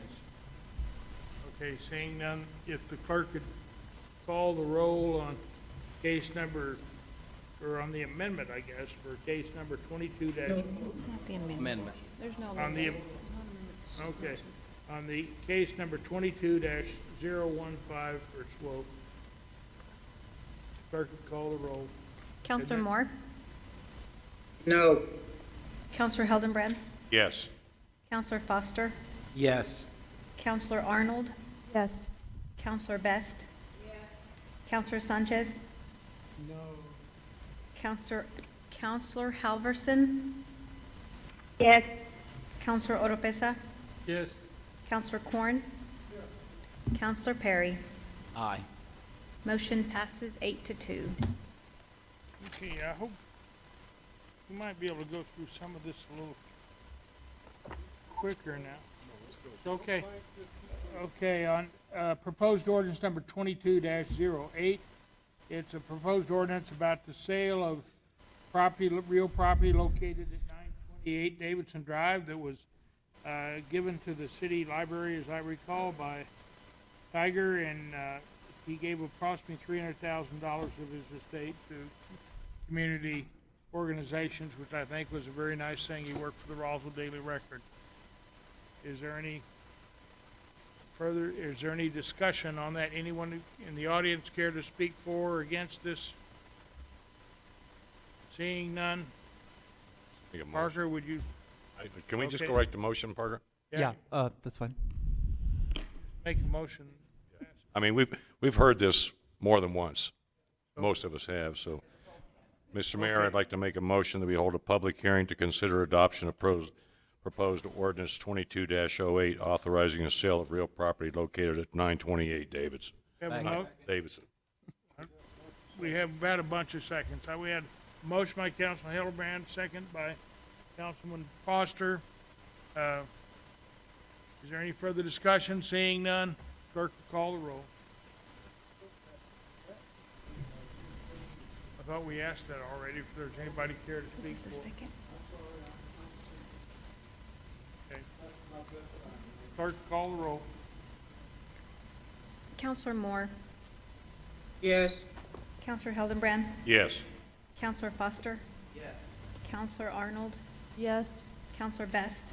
Yes. Counselor Sanchez? Was that a no? Counselor Halverson? Yes. Counselor Oropesa? Yes. Counselor Corn? Yes. Counselor Perry? Yes. Motion passes 9-1. Thank you. Next, we have item 12 on today's agenda. It's consideration of recommendations of the ITB 23-01 building demolitions as presented by Mr. Mr. Mayor. Perry and Mavers. Mr. Perry? Mr. Mayor, that's part of the consent agenda. Oh, I'm sorry. Mr. Mayor, we're moving on to new business regular items, starting with 23. I would like to, though, make a motion that we disband at this time for this portion the governing rules of order, which would require staff to be able to give explanation. Counselors can bring folks up to ask questions. That's my motion.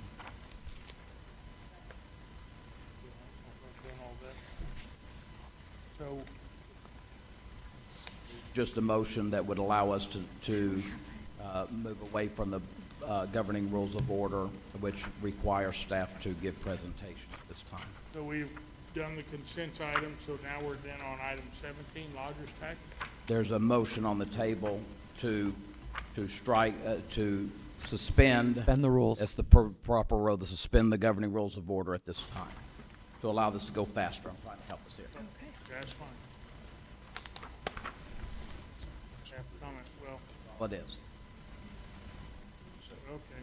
We have a motion by Councilman Perry, seconded by Councilman Best. Okay, Is there any object, or is there any, by all those in favor signify by saying aye. Opposed? Okay, so. The number 23, Mr. Mayor, so at this time, I make. 23, so. That's in my second 3-ring binder.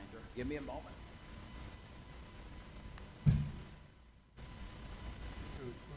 Yeah, I guess, 23 now, Mr. Mayor.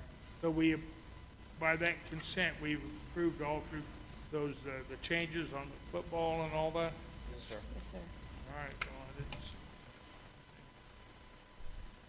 Give me a moment to get to the page here. I'm almost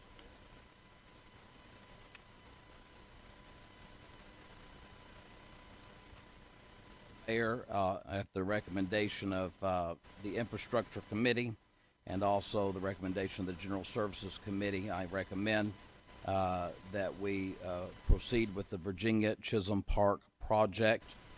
The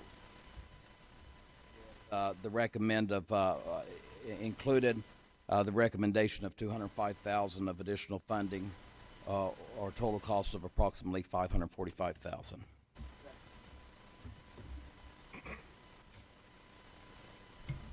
Okay. We have a motion to consider, okay, we have a motion moved and seconded to approve it. Is there any discussion? Councilman Hildebrand.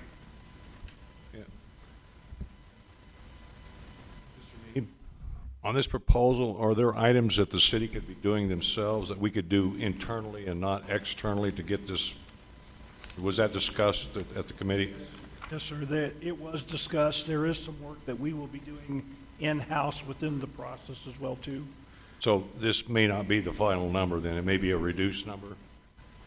It'll be no more. It will not exceed that number, so it should be a little bit less, I would expect.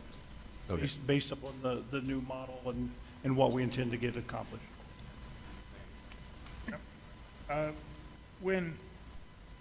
Any further comments? Mr. Need, when we have an item like this and it goes to bid and we have a number of subcontractors that bid, and bid for parts of doing a park, and then you have a general contractor that does it overall, are those individuals who would like to bid on be subcontractors, are they given a list of the general contractors that are going to be considered in that, so they might have their proposals into those parks? Mr. Mayor, I'm going to let Mr. Nahar respond to that. Mayor, Council, the way it works, we publicize our ITBs, invitations to bids, on our website and the newspaper.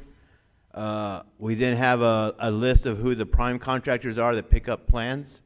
And then the subcontractor, typically a subcontractor may call us and say, okay, who's got plans? And it's up to the subcontractor to contact the general contractor that's been the project as a prime. I think that answers your question. It does, except I know in some of these projects, I've had complaints that they were not given the opportunity to know about the contractor who might have gotten the. Yes, everything we do is posted on our website. Also, some of the plan rooms that carry projects for the industry. And we make everything public, and we do not charge for plans either. You can go to our website and download a set of plans and look at them, or just look at them online for free. And I answer questions all during the bid process, and questions and answers are free. Well, I would hope that you would make sure that any subcontractor we have in Roswell is given the opportunity to make sure that his particular bid that he puts in will be given. If we're going to give it to an out-of-town contractor, I would hope that at least our own people be allowed to submit their bids in with that project or whatever else. I understand being competitive, but I don't want to deny anybody in our own community the opportunity to build projects in our community. Works, Mayor and council, as long as the contractor is a licensed contractor and can put either a 5% cash check on his bid or have a bid bond, he's a qualified bidder.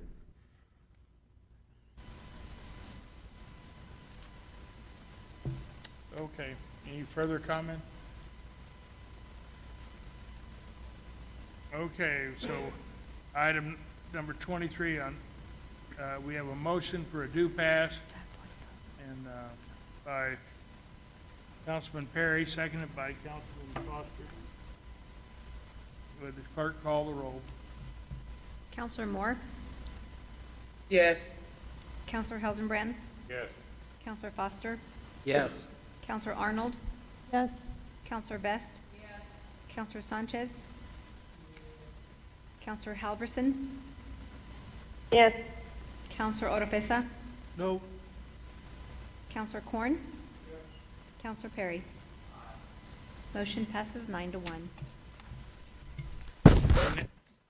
Next, we have item 24 on the agenda. We have for the consideration of the Roswell-Chaves County Economic Development Corporation business expansion. It's on page 456. We have Mr. Espiritu here. If there are any questions, is there anyone in the audience care to speak in favor or opposed to this? Okay, seeing none, could we have a motion for item 24? Mr. Mayor, I move that we approve the Roswell-Chaves County Economic Development Corporation Business Retention Expansion Economic Development. Okay, we have a motion by Councilman Corn, seconded by Councilman Foster. Is there any further discussion? Seeing none, the clerk will call the roll. Counselor Moore? Yes. Counselor Hildenbrand? Yes. Counselor Foster? Yes. Counselor Arnold? Yes. Counselor Best? Counselor Sanchez? Counselor Halverson? Yes. Counselor Oropesa? Yes. Counselor Corn? Counselor Perry? Aye. Motion passes 10-0. Okay, we have, next we have item 25, consideration of the projects agreements with the Roswell-Chaves County Economic Development Corporation. I know is, if we have a motion to adopt that, Mr. Espiritu is in the back, answer any questions if anybody has them. There is no one signed up to speak on this now, so, I have questions. yes, okay. If, Get a motion Okay. started, and then also, this is one I feel very important for our city manager to address, for transparency. I think that would be good. I think it's gonna be a great thing, and Councilor Best is requesting, but if I could make the motion real quick. if you'd make a motion, Councilman Perry. Motion that we approve the project service agreement with the Roswell-Chaves County Economic Development Corporation as presented. We have a second. Second by Representative, or Councilman Hildebrand. Okay, Mr. Neeb, if you'd please Mr. explain. Mayor, City Council, I'll go through this really quickly. Everybody's aware of the Ascent, the large body hangar project. It is this project for the city is the horizontal portion of this. We had an engineer's estimate of $14.6 million to do the work. We've bid this project out twice. The first time we received one proposal for $20.8 million. We rejected that bid administratively. The second time we received two proposals. We actually extended the time frame and received two proposals. The low bid was $18.7 million. We ended up rejecting those bids as well too. We went from there, going back all the way back to a beginning conversation that we had with the business where the business itself would handle the horizontal and the vertical. And in order to do that, We have to work through the EDC in order to get this accomplished based upon the mechanics of the process. So in order to establish the work as an independent project, the city recommends utilizing the EDC as the professional entity to manage the economic development service. We will utilize the not-to-exceed budget of $14.6 million in order to do the horizontal work. That will go through the EDC, who will then in turn contract with the company in order to get all of the work done, the horizontal and the vertical. And we expect that there will be a cost savings in mobilization and value engineering. The business in that conversation, in the conversation with setting this up, the business is aware that they are responsible for any overages for the horizontal or the vertical work. And so the city is protected with the $14.6 million, which was our budget for this process. Again, the area that is being, will be, the next item on the agenda is a lease agreement with the EDC. If you approve the project service agreement, that'll be everything in the teal that will be leased over to the EDC, which then will in turn allow them to do the project service agreement. So essentially, that is the, within that project service agreement, the main points are Air Center property would be leased to the EDC. EDC would then contract with Ascent to complete the work.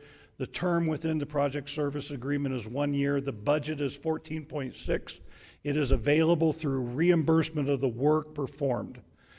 The EDC is also provided a 1% commission for this work to handle this duty, this responsibility, and the City Council is asked to consider approval of the project service agreement with the EDC. We have done this activity one other time, and that was with the Red Mountain Arsenal. It was a lot smaller, a lot different project, but in this case, what we are using the EDC is for their professional economic development. This is an economic development project, and this is why we're asking to go this way. I'll stand for any questions. Are there any questions? We have Councilman Best. Yeah. Councilor. I think you've asked most of my questions. If it is extended over the year, will it come back to council or any of the committees to revisit the issue? There is no extension within the agreement, so it would have to come back if it was to extend beyond a year. We anticipate this project will be completed no later than March of next spring. And if Mr. Quirio gets his way about it, it'll be done tomorrow. Okay, and I heard you say that it won't cost the city any more than the 14.6. Where, because I know that Red Mountain Arsenal had a bit of an extension problem of about 50,000 overrun. So if it overruns, the city. Within this agreement with the EDC and in turn the EDC agreement with the Ascent is taking on that responsibility from the start. The project before was built a little bit differently for that project. In this project, the 14.6 is the not-to-exceed price. Okay, and EDC is the project, what I call the project manager? They are, but they're not. In the Red Mountain project, they were the general contractor essentially, and they hired all the subs in order to do the work. In this instance, they're more of a professional brokerage firm in order to move the money from the city to the business that will actually serve as the general themselves on their project. Okay. Which is, and the Red Mountain Arsenal, the return for the EDC was a 3% on that one, and that's why this one is only a 1% commission. Okay, and I know that our building 93 had kind of a mess up and it's still vacant, so we're not going to have that problem with this, are we? No. Okay, just wanted to make sure. I'll just answer that. No, I'm just trying we will not. Trying to cover all my bases here. Okay, I think I'm done. Thank you. Thank you, Councilman Best. Next, we have, Let me play. or any further questions? So we have a motion to approve item 25 on the agenda by Councilman Perry. Second. Oh, I'm sorry. Yes, Mr. Go ahead. Jim Mitchell, and I own J&H Services, and we were the low bidder on this project the second time it came around. First time it bid, it was at $20,800,000, and Constructors was the only company that bid on it. We didn't bid on it because the schedule was about 4 months to build the entire job. Second time it bid, they extended the bid to 10 months, and with the assumption it was going to take a third off the price. And anyway, it came in at $18.7 million. Ours and Constructors' price was 1.1% difference. They were very respectful bids, and especially in the climate that we have now. I want to see this project. You're going to hear about our subdivision here in a second. We need these people to buy homes. I'm not against this project at all. But my issue with it is the way that the procurement's being handled on it. And I think there's some issues with it. City manager tells me he's got that covered. It's very concerning to me. I've been in the procurement business for 25 years. I'm seldom wrong. And we will flush this out to see if I'm wrong on this one. What is your concern? You have concerns. What are your specific concerns? The way the procurement code reads is you bid this job twice, and then you get to go outside of procurement and bid it. And that's fine, I'm good with that. But I had to bid it as a bonded project out there on the base, paying certified payrolls, meeting all the criteria of the FAA. I had to have a license to work on the runway, which I've had for a number of years. And the way this procurement's taken place, because I've got some backdoor information on it, that's not the way this is going to be built. At which time we will have an issue with it. I mean, it's just wrong. I've been in business 25 years, busting my butt so I could bond $20 million projects. That didn't happen day one for me. And Constructors has a similar issue. They've worked hard to get to where they are. Good for them. I understand we all need to work, but at the end of the day, I don't believe the city's going to get the project they bid. And that's where the rub lies. So I think you have to, if you're going to build it outside of the procurement, I think there's some issues with that for sure. I think there's a way that it's been bid a couple of times. It needs to be looked at. And I hate to get out over my skis and tell you what I think's wrong with it, because I'm not going to be happy about it if we get out there and find out there's the contractor doesn't have the proper license. Number two, it's not bonded. I mean, you're going to give somebody $14.6 million, they ain't going to be bonded? And I understand you're paying them after the fact, but that's not how procurement works. I bond it. You guys don't write me a check day one when I go out there for $20 million and here you go, have at it. Hell no, you make me do the work and then you pay me. So I'm just asking that it be fair play. I have 3 or 4 local businesses here in Roswell. I employ 150 people. I do everything I can do to keep business here in Roswell. I'm trying to build this subdivision. We had a vision for Roswell. And I just don't think this is fair play. Now, like I say, I'm not against the project. I have some concerns that it's not going to be built per what we would have had to build had you guys let me have the bid. So that's my 2 cents. I'm still interested in what you think will be done different. Well, first of all, you got to bond it. Right. Second of all, you got to pay certified payroll, which that may be the case. They may be paying certified payroll. Third of all, you've got to, there's some time constraint issues with this project. You got to have the right mix designs. You've got to have, it's got 15,000 yards of concrete on it. And not saying I'm the only guy in town that can do it. There's certainly multiple people that can do this project. That's not the deal. But at the time of bid, I was the man with the low bid, the low responsible bid on this project. Are you worried that they're going to do substandard work? I'm not going to say that. I'm worried that the project's going to get value engineered, because it's going to have to. You're going to chop $4 million off my number? You ain't going to build what I was going to build. There's no way.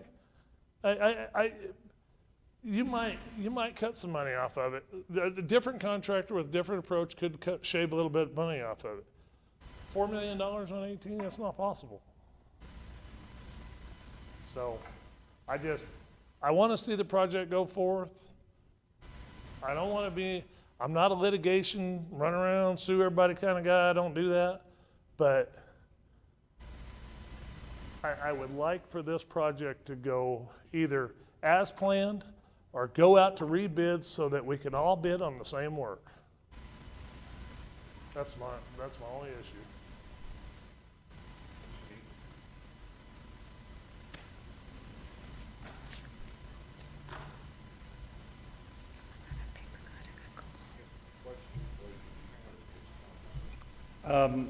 Mr. Mayor, City Council, I direct you to page 571 within your packet.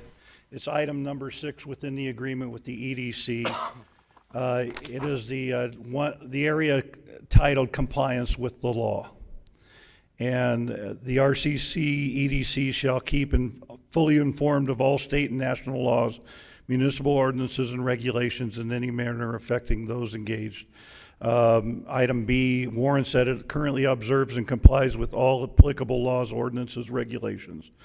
Item C, without limiting the generality of the foregoing, acknowledges about the Minimum Wage Act, requires that every contractor meet the law, and then that the EDC will further protect, defend, and indemnify the city and its councilors. So we've addressed that within the agreement in order to make sure that everything abides by the law within that structure. I think the one thing that is being missed within this process is that this is not strictly a construction project. It is an economic development project which falls underneath a separate statute within the state statutes. There is the ability to work with a sole source within the EDC in order to be allowed to do this. So when you take those two legal bits together, I think we've met both conditions in that area. Right now, we're not aware of who they're going to hire. I think there's a speculation as to how this is going to work. I've stayed out of that, and I've worked directly with just Mike Espiritu with the EDC in order to get this done. It's more on a cent is really going to pay the difference if it does go. I'm sorry, I didn't have I'm sorry. This is really going to be out of a cent's pocketbook. Correct. So, correct. If there are any price differentials in anything, then the business itself is actually covering that cost. We are utilizing the EDC based upon some of the funding is coming from the local economic development organizations. So the LEADA money has to find a way to be reimbursed back to the city. So we're covering that as well as within this process. And then as some of you have talked with Mr. Quirio with the Senate, they are fully aware that they are the ones that are holding the responsibility to make sure that this project is done completely. It will be underneath state CID in order to make sure that it is built properly to the standards. We will also have our people out there to make sure that it is built to our standards, because eventually this building becomes our property because it is on our property. And I would mention that we're only paying this on a reimbursement basis, so the idea that we're just giving someone millions of dollars up front is not accurate. If we don't like the work, we're going to be able to do something about it. Yep. Any further comments? Yes. Yes. I'm sorry, I thought you didn't want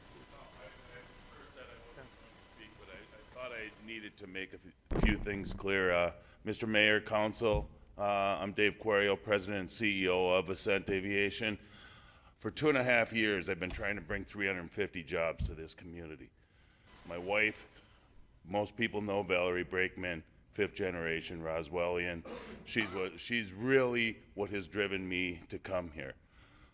What I want to make sure the City Council understands is we are as invested in this as we have been from day one. Our total ticket price, excluding any exceedances on the 14.6, we're putting $16.8 million into this project. That started out sub $10 million before COVID started escalating pricing. That $14.6 million started out sub $10 million before COVID started escalating. If I had to pay $18.8 million, this project is not economically viable for Ascent Aviation, and we'd stop it. I'd take the $6.8 million that I've invested in the hangar, and I'd have that hangar brought to one of my Arizona facilities where I could put it up a lot cheaper. So I'm just telling you the facts. If we move forward with it, we move forward, we start breaking ground. We've already got people here. We've got 25 people here. We plan on having 100 by the end of the year. So I stand for questions.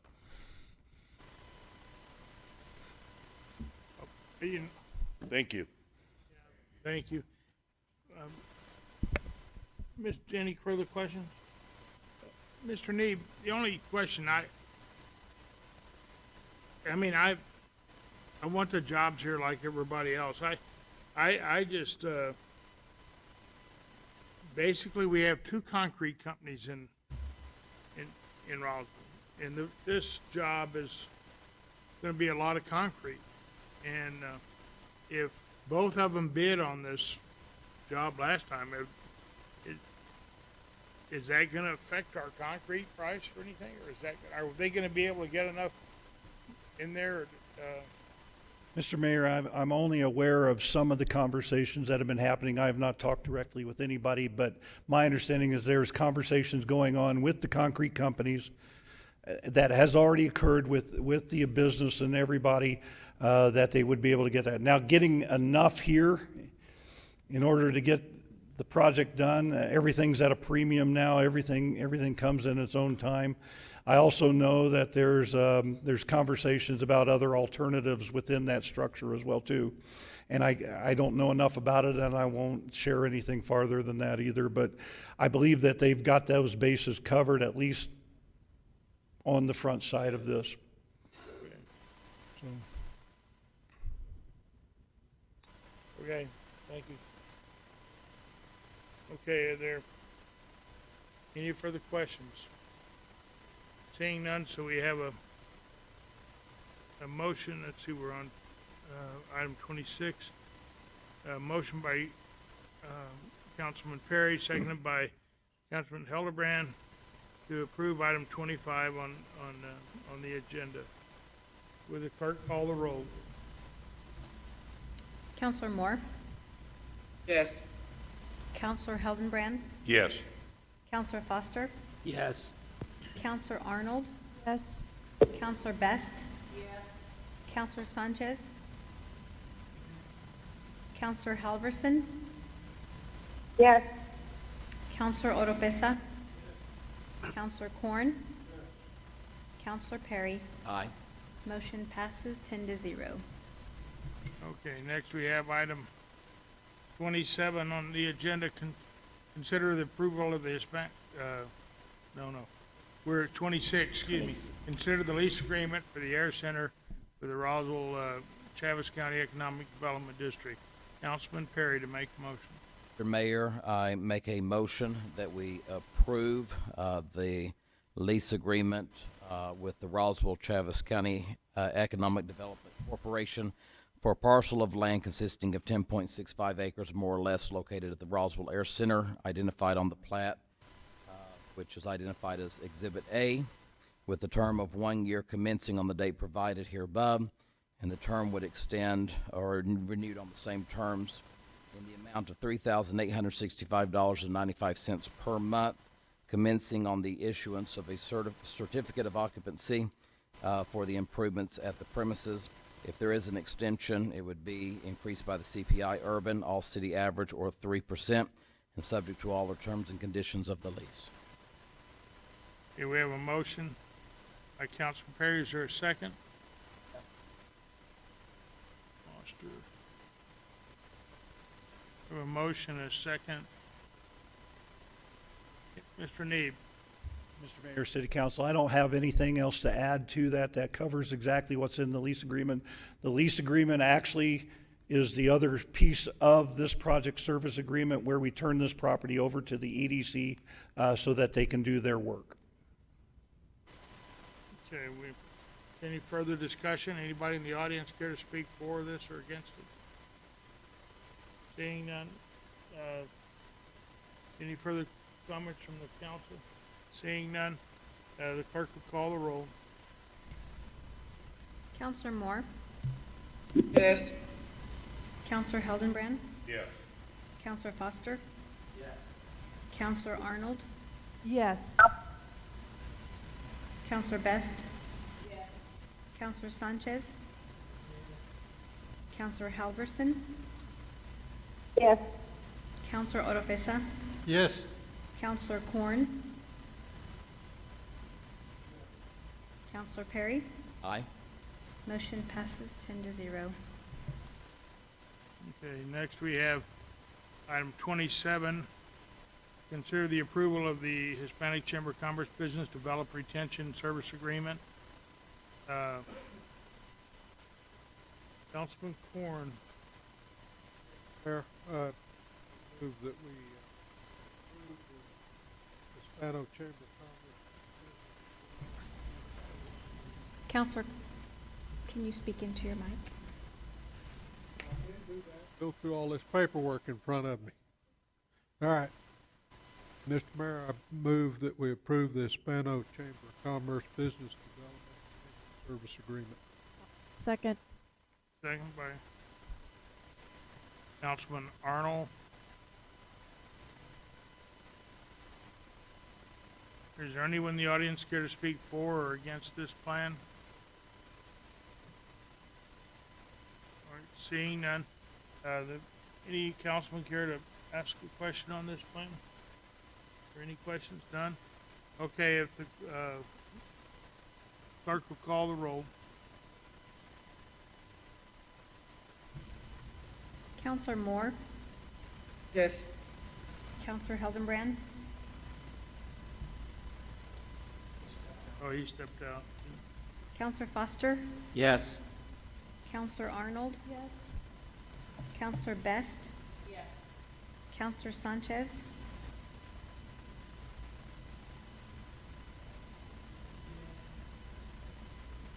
Counselor Halverson, Yes. Counselor Oropesa, Yes. Counselor Corn, Counselor Perry. Aye.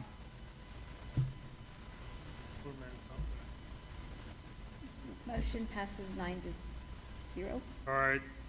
Okay, item 27 is passed by a vote of 9-0. And next we have item 28. And, yes, there are two different ones, so we have item 28, zoning case 22-07007. And, we have a motion on that. Sorry, Oh, I'm Mr. sorry, Mayor. that's Perry. Somebody asleep down there. I think Counselor Corn is correct tonight. We will agree on that one. 741.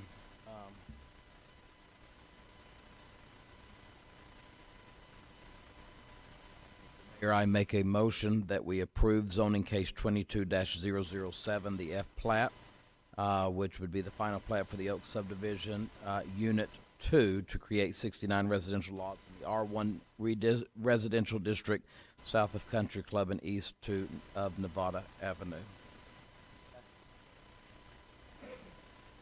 We have a motion and a second.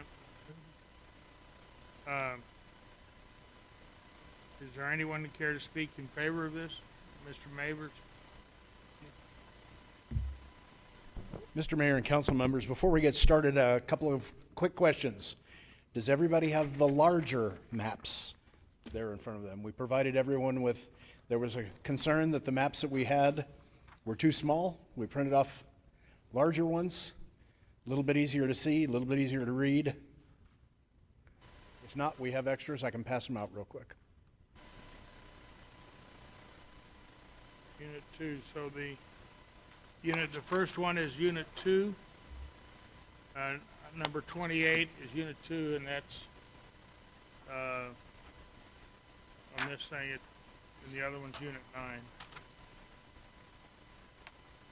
The second question, Mr. Mayor, because the issues on both of these projects are virtually identical, would you like me to do both staff reports simultaneously, and then you can take up the discussion on each unit separately?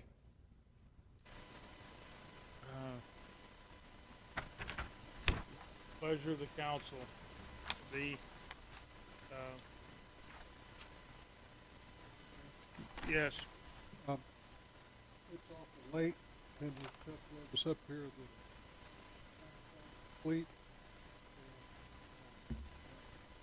I think there's gonna be a lot of inquiry on not only this, but. Counselor item Corn, 20. What? can't hear you. hit your button. It's late, there's a big project, we just got these plats, this evening. I'd like to have a little time to look over this stuff. We all know that it's important to the city of Roswell that we put some more, houses on the market, make them available. But I'd like to table item 28 meeting. You want to do them both? I think this is wrong. These folks have waited here all night for this. This is wrong. They've traveled in here, they've waited all night for this. We've had plenty of time to look at this and discuss this, and Mr. Meavers is here ready to discuss it with us.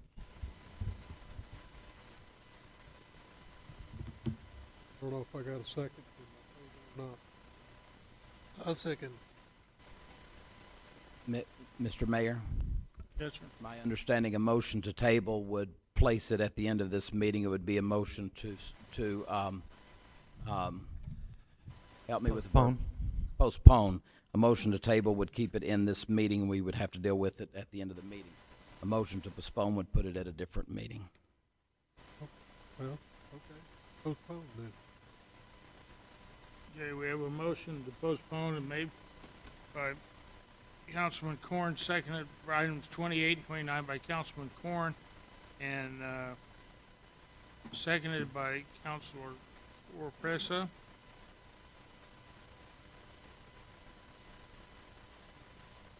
Is there any, well, we have, Mr. Meavers, we have a motion to postpone it, so that, I guess that would take precedence over discussing it. So is there, So, then, Pardon? Mr. Mayor, so does that suspend? that would suspend? The motion to postpone is what's, Debatable or not? is what's on the table right now, and it takes priority, as the mayor said, so that's what you discussed right now. My question is it a debatable motion? Motion to postpone is a debatable motion. So, is there anyone that, on debating, Councilman Best?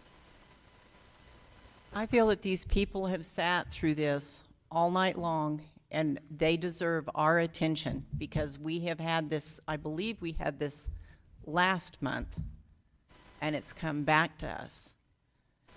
When did we have this? Because I remember, You had units 1 and 7 Okay. previously. This is units 2 and 9. Okay. So it is a separate review and a separate approval, but the, again, this is the first time you've seen this, but it is the same it's the same project. same it's the trail same that we're development. going down, the same trail. So there's no reason to postpone this. These folks need to get their work done. I don't know why we're wasting time on postponing this, because it's not going to go to infrastructure. It's not going to go to public safety. If anything, it'll go to finance, whereas it really doesn't belong. So we need to focus on this now, because it's in front of the whole council where we all need to be to take care of this.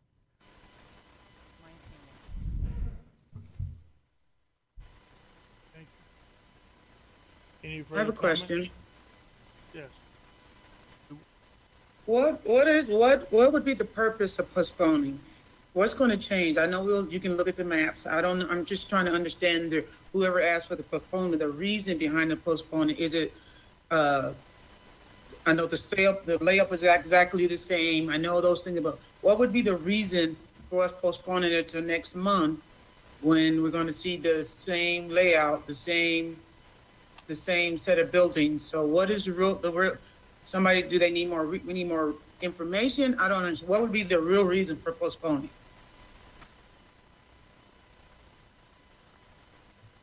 So,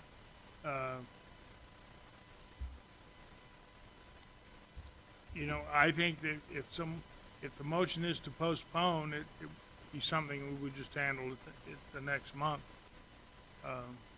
Be my understanding. Everybody has their own reason. Councilman Hildebrand. Mr. Mayor, I've had some discussion, I think at last time when this was brought up, Mr. Meavers, and concerns, not that I'm against this project, but this city has never approved an 800 home housing project, has it? Not that I'm aware of. And I think the concerns that I brought up then are the same concerns I have today. We have yet to see what the city's plans are for Country Club. We have not seen those yet, and that's not the developer's problem, but he's getting caught up in this, but we haven't seen that. And we haven't seen or heard, because 800 homes, and we talked about this last time, is what it's going to do to the Roswell Independent School District. So I think what we should be talking about here is the whole project and not piecemealing it like I brought up last time. Because you told me we're going to see this 16 more times or 14 more times. I want to see the whole master plan of what this is going to be and the impact that it has on, as I stated earlier, the Roswell Independent School District, and how they're going to handle 800 homes in there, and how they're going to handle, and how we're going to handle moving traffic and the cost to this city to do that. And we have yet to see that or hear anything to that nature. And I'm sorry, Jim, that you're getting caught up in this, but I believe the city has not done its job. I am for your project, and so I've got some real concerns that we put pieces to the puzzle when we haven't seen what the whole puzzle is going to look like. I've done development, and I understand it. And I understand the risk that you're taking and the money you put out there, and I appreciate all of that, but I feel the city has not done its job, and that's what I want to see before. I want to see the whole thing, because last time we had someone from the city or from the community talk about green space, and the comment made by a city employee was, we have enough parks. Well, that's not true. We have parks. It's how many parks can we support? How many parks can we maintain? It's not that we have enough or too many or too less. It's how many that we can support. So I think this thing needs to be looked at as the whole 800 home housing project of what your plans are and where it's going to go. And you can always come back and get a replat. But we should be looking at the whole picture of 800 homes. What's the water pressure going to be out there for the fire department? Can anybody tell me what that's going to be? Is that going to have a drain on this? We don't know that. We haven't been told that. I just don't think we've been told everything, Mr. Mitchell, and I'm sorry. But I'm disappointed and looking at this in a piecemeal project. And this should not be happening to you. I would be very, very discouraged as a developer coming to this town and being piecemealed like this. Well, and just let me tell you where I'm at now. Can you Stand on talk? the mic, Mr. Mitchell. I talk plenty loud without it, but anyway, where we're at today without it is, and I know you guys want to get out of here, and I got a 3-page speech. I'm going to sum it up real quick. Me and my wife came to town. We decided to do this project. city planning drew our plans. They drew that master plan. That, for the most part. We did it with them with the city's approval. When we started this project a year and a half ago, we had the city, we had the county, we had everybody on board. We were madly in love. We were going to go out there and build this thing. I understand we have a new council and a new mayor, and I get that. And now we're not in love anymore as much as we were, and we want to revisit this. We have now spent $3.5 million on this project to date. I have turned one dime, not one solitary dime on this thing. And I know there's a lot of concerns. I know all the other concerns. I'll skip all that. You guys want to get out of here? I'm going to skip all that. So, but at the end of the day, we've designed 5 units. We've designed 5 units to date, out-of-pocket money. And to go back and put parks in those units is going to be inverse condemnation to do that. Now, forthcoming, we can talk about that. You know, I mean, we need to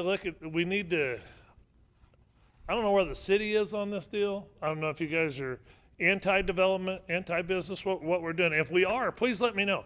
I won't spend any more money. I'll get out of here. You guys won't ever have to look at me again. You know, I'll drive around Roswell next time I come past here. So me and my wife, she grew up here. I grew up in Hagerman. We have all these businesses here. We've devoted a ton of money to Chaves County, City of Roswell.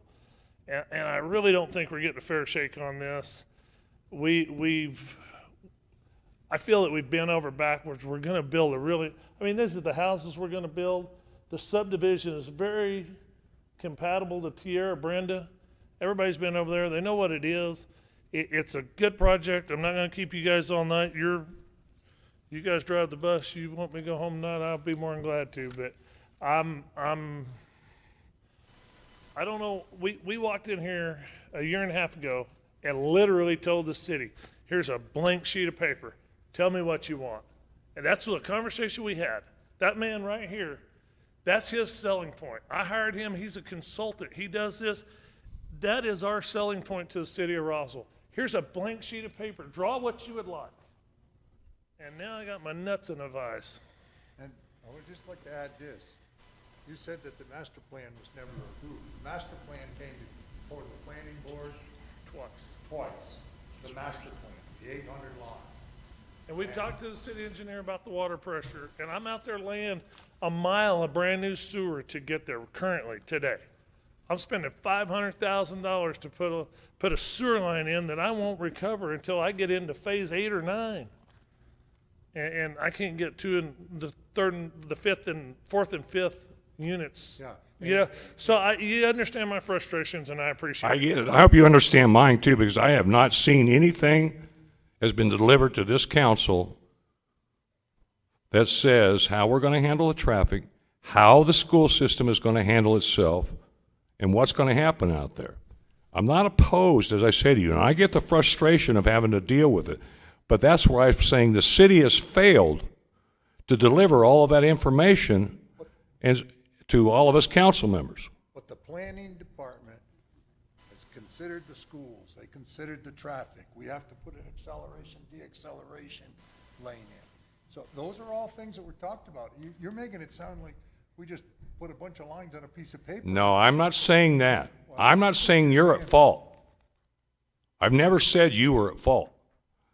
Mr. Neeb, I have not seen any of this at all.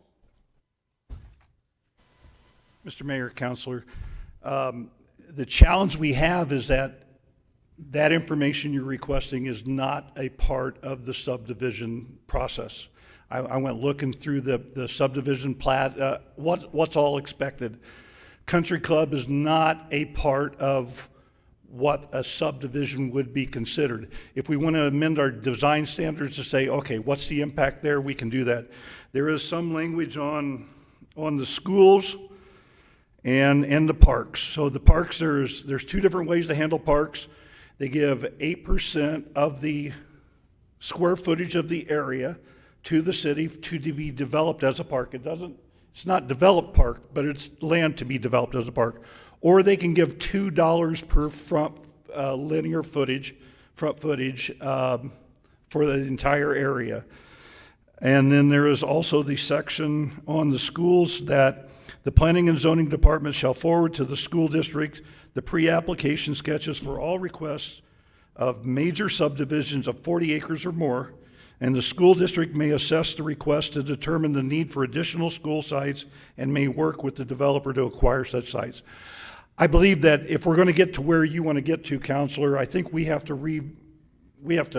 go back into that subdivision control ordinance and place in those extra pieces, because I agree with you. I think that the flow of the traffic is a big thing. The impact to our water and sewer system is going to be a big thing. The challenge we have is that it is not in our current regulations, and I think that's why we've had trouble answering those questions for you to that point. So I'm trying to get at least moving in that right direction to have the right conversations to do that. And so our challenge is, where the city has failed, is that we don't have a definitive enough development process that covers those conditions that you're asking for. That's not going to help these builders now. They've got their money out there. As he says, he's got his nuts in a vice. I get it. Ed, you should get that because you've been a developer. But it's not our fault. We gave them plans. They're right here. They came in, asked for them, we handed it to them. One of the things that are... Matt has said that there is enough out there, enough fire hydrants and everything. There's plenty of pressure. I'm sure Lewis can come up and tell us that, and he could tell us about the roads. We've already visited this. It was the other council. I get it. And I'm sure that the new council wants to put their stake in the ground or pee on their post or whatever. This subdivision is already being okayed by the council. It is time to let these folks build. And like they say, if they build it, they'll come. One of the things that we are trying to do is to invite in city councilors, the mayor, to sit down with some of these decisions that have been made previously to this council. So we will continue to make those offers to make sure that we can catch everybody up to that same way. I think what's hard for any of our new individuals or elected officials on there is that it's those unknowns. We have not covered that in any great detail, and so this stuff is coming fast and furious, and I think we have to find a way in order to back up a little bit and bring this thing back forward. I appreciate exactly what everybody's saying. I think we're getting really deep into a motion to postpone. So I'll stop there and let you guys get back to that work and everything, and then we'll adjust accordingly. So. I would like to say one more thing. The only reason we're here with these two units tonight is we got Bella Piazza. That was the little 20 lot deal on the corner approved a while ago. We've got 1 and 7 approved.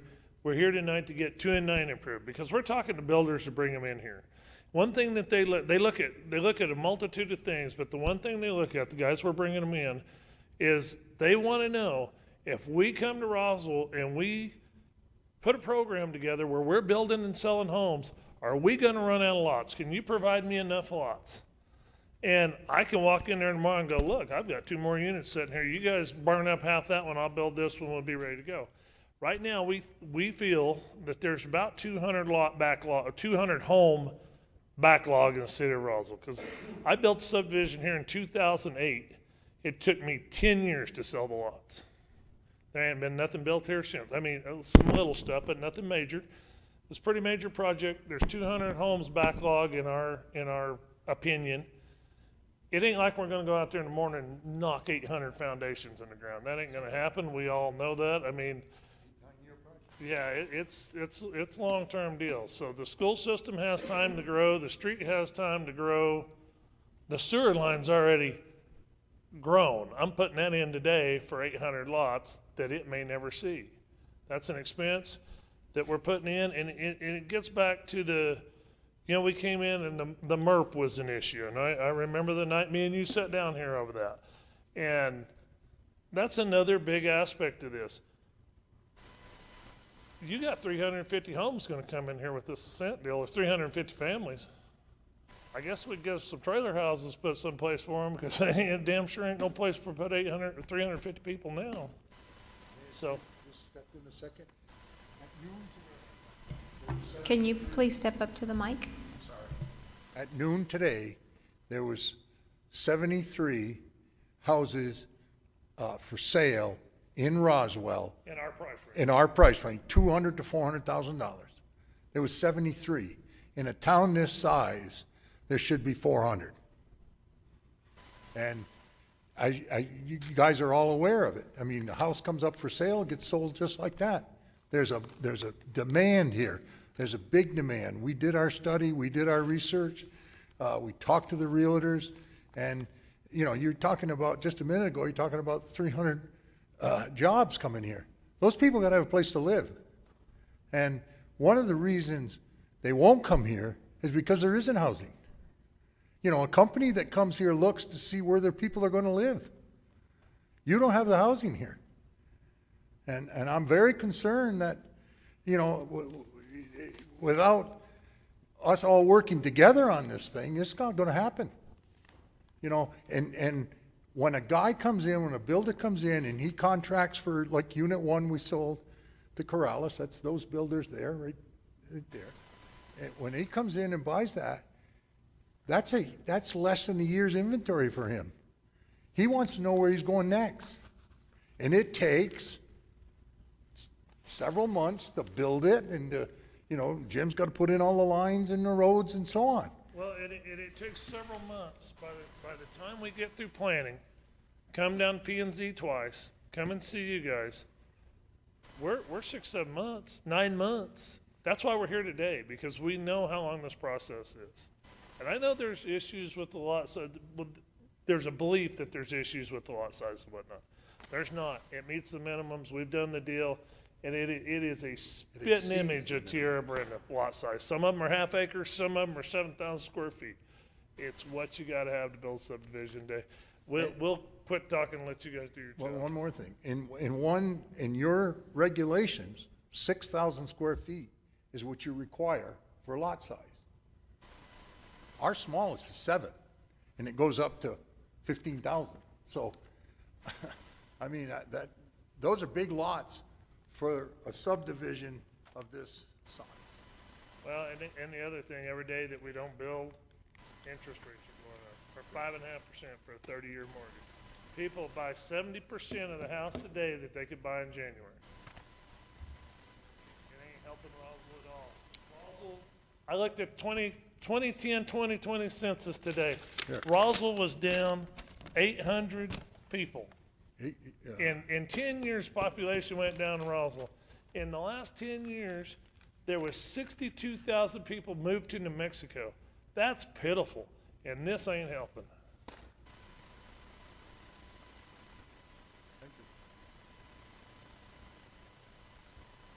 Actually, I have Mr. Foster. Thanks, and I don't want to contradict you, but I'm going to. You have a 23,000 square foot lot, so yeah, 16,000. Yeah, you're 7,000 over that. So that's where there's a variety on this. My question is, how different is this than the last two that we okayed? Is there anything different besides the fact that they're south of what we just okayed 2 months ago? Well, south and west. What you're going to find is some slight variations in each one of these units that come through, because they were designed intentionally to meet a variety of market needs. Knowing that we were coming in with the largest, and I've been working with the developer now, and thank you, I'm glad you're here. We've been working together on this since February of last year. Well, you've been working with me since February of last year.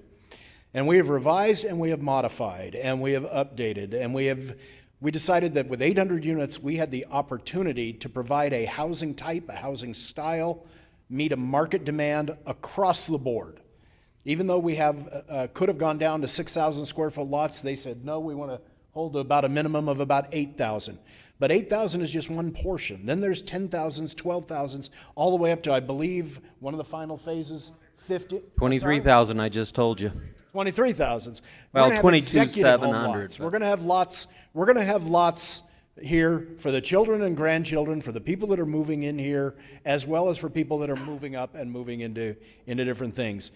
There was a great deal of time and effort spent, and to answer some of Councilor Hildebrand's concerns, okay, we looked at traffic. We looked at water supply. We looked at sewer supply. We have a major hydrology study going on right now so that we can determine ultimately the size of a much larger retention basin that will probably be put again just immediately on city property immediately to the west of the Elks Lodge back there in that area. We have tremendous amounts of open space immediately south. They're not developed parks yet, that's true. But when I made the comment last month that we have an adequate number of parks, that was based in fact. I didn't pull that out of the air, sir. I went back and double-checked my numbers today. But let me go ahead and stop you there. That is today, but we're adding 800 homes. So, and with the growth and all that, but that's all good and fine. We're right now on a proposed to postpone, so I call the question.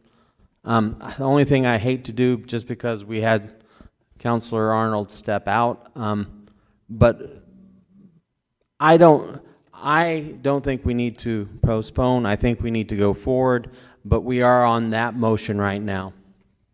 And I would...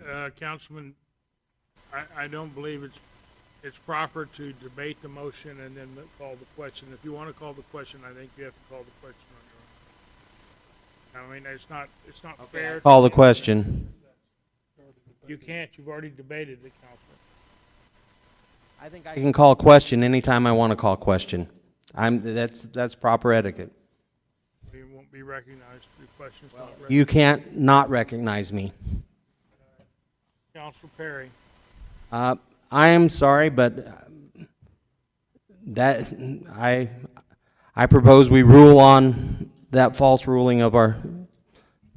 I make a motion. You debated the question. You debated the issue. I think our lawyer. Can you call it anytime? Yes, the purpose of calling the question is to end debate. So by definition, you've already been debating.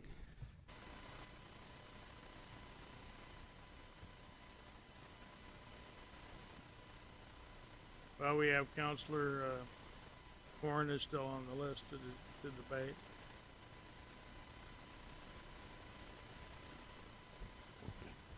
I've called the question. So, all right, we have a motion for the question. Do we want to wait for Councilman Arnold?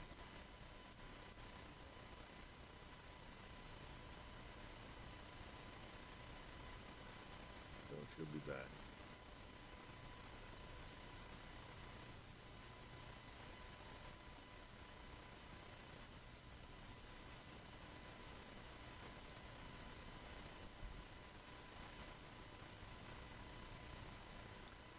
Well, okay.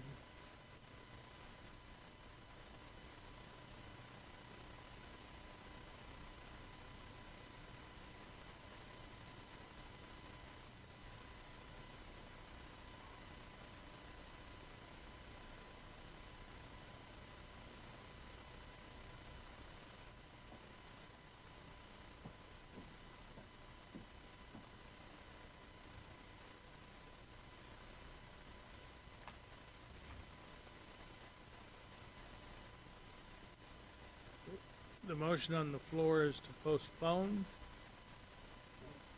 Oh, we have to vote on the question, that's correct. So the motion on the floor is to call the question on this subdivision. And so we have, but the motion on the floor was to postpone. So that would, and he's calling the question on that motion to postpone. You want it? Well,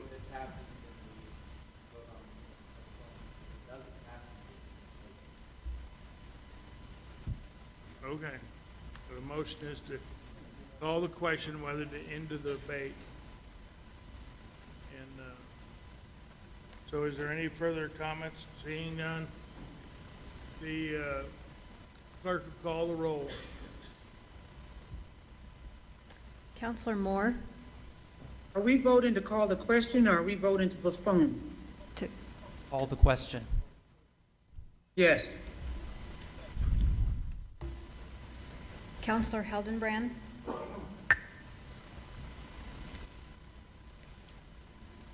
Yes. Counselor Foster? Yes. Counselor Arnold? Yes.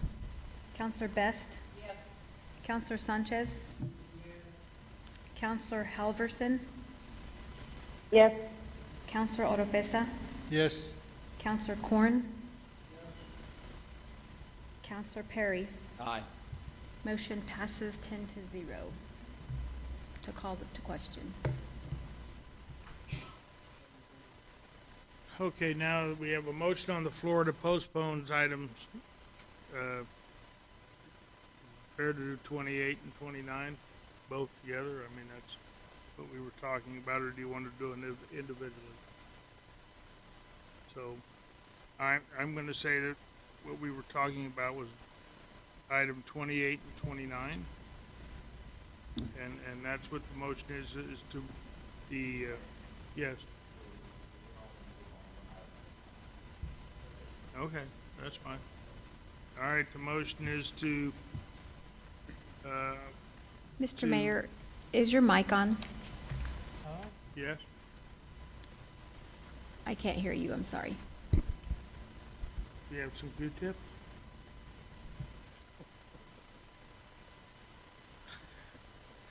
Okay, we have motion on zoning case number 22-07. The motion was to postpone case 22-07. And a motion of yes would be to postpone it, a motion of no would be to,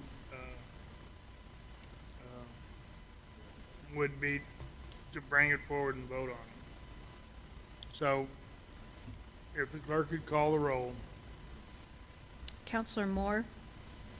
No. Counselor Heldenbrand? No. Counselor Foster? No. Counselor Arnold? No.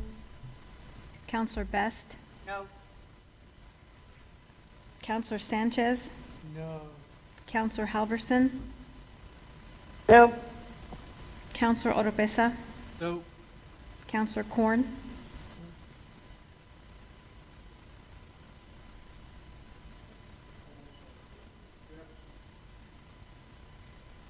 Counselor Perry? No. Motion passes 9-1. Motion fails 9-1. So Okay, so now we're back on the bill.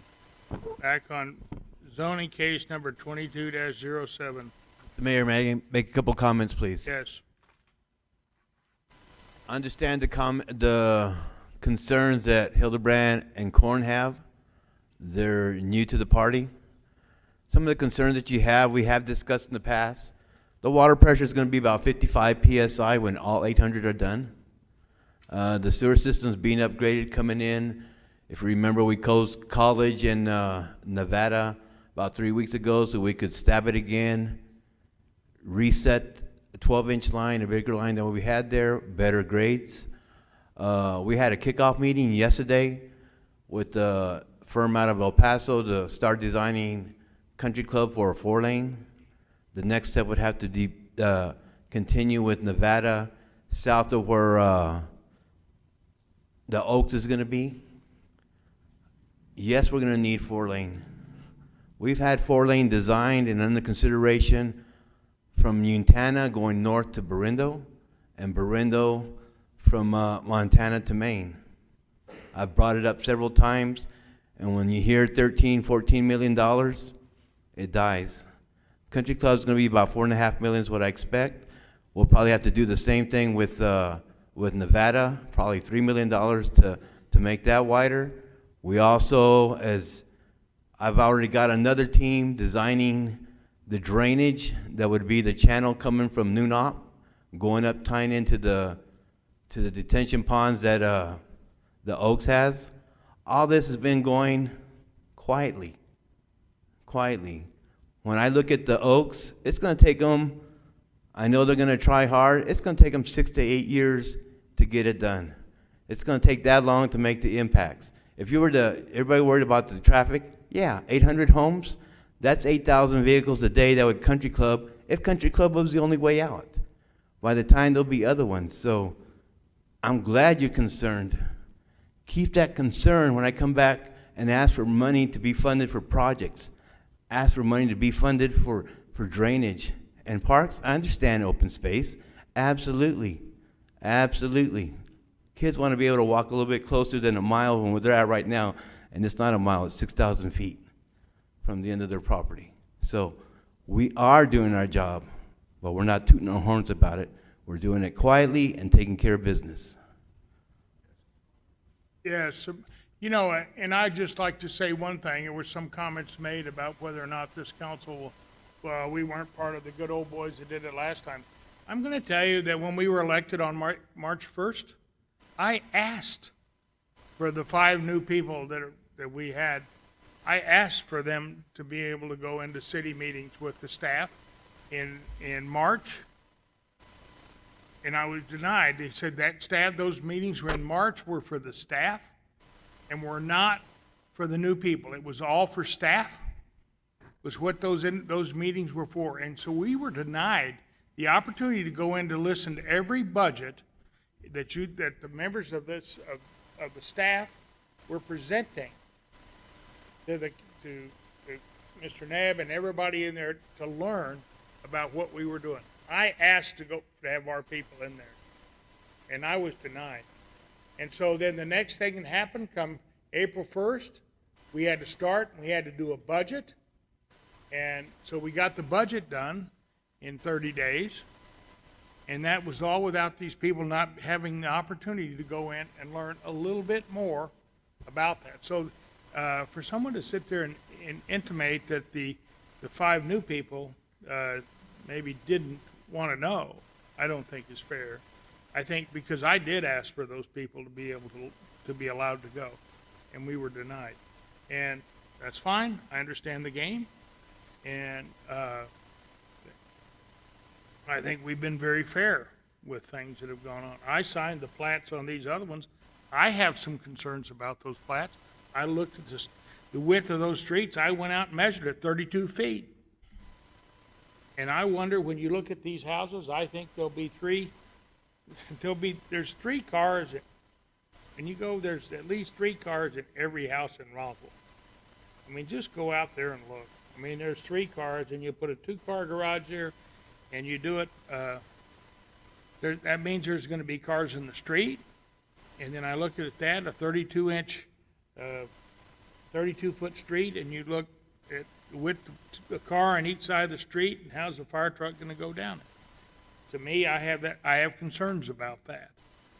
I have concerns, about, and some of these lots are as low as 66 feet, and you take 5 feet offside, that makes it 50 feet. And so when you look at that, I think there's some concerns. I think it doesn't hurt for people to have knowledge about what's going on. I think that the individuals that were new here were denied the knowledge. And that's the way I look at it now. Some people are upset. I know, but I know how many people called me when all that dust was blowing across the street. And so, it's all stuff that we all have to look out for our constituents. I don't have any problems building these subdivisions, but I do have a problem when if you're gonna have a lot of kids in a neighborhood and there's not a place for a basketball goal, because those kids are gonna have to play somewhere. And I think that's a realistic goal. I look and I'm not sure where you can actually put a basketball goal so we don't have them playing in the street, just like they play. You're seeing kids play in the street all over anymore. And kids running out between cars get killed. And that's the way it goes. And Mr. Mayor, I agree with you as far as the parking on the streets, because one of the things that's been in my pet peeve is that our contractors build the houses too close to the setback, the minimum setback, trying to get a big backyard. Because I know everybody has, I live just with my daughter, and we have 4 cars, and 3 of those are mine. And if she hadn't come back, you know, that's how it is. But you got to have room. You got to set those houses back, in my opinion, so you have more places to park the cars off the street. The 34-foot minimum back-to-back is our minimum ordinance for residential. The 60-foot minimum right-of-way is our public works ordinance. Everything is following the ordinance. I do give kudos to Councilor Arnold and Councilor Korn that have already been in my office. And those of you that know me, I have an open door. You can come and visit me and ask me questions.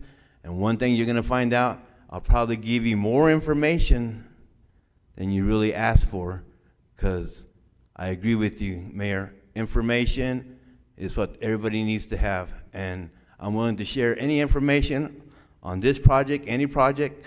I hope you all keep that thought in mind as far as basketball goes for parks.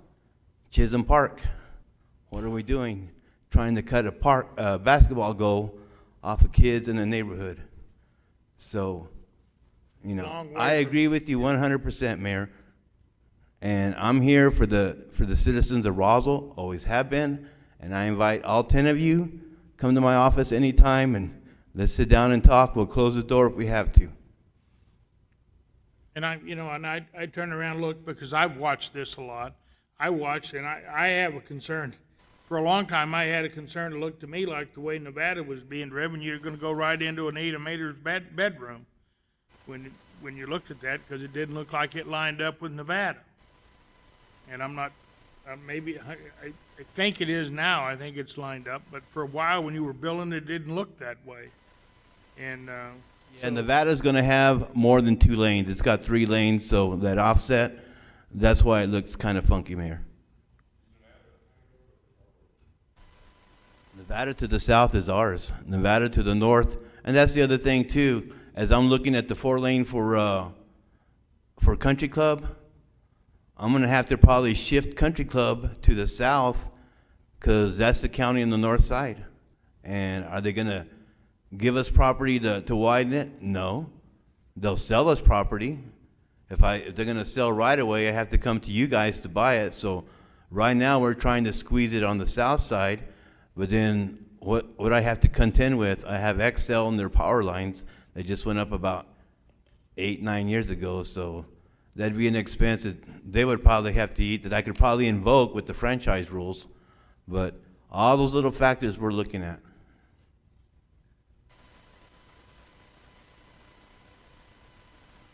Mayor, I've been in your queue for quite a long time.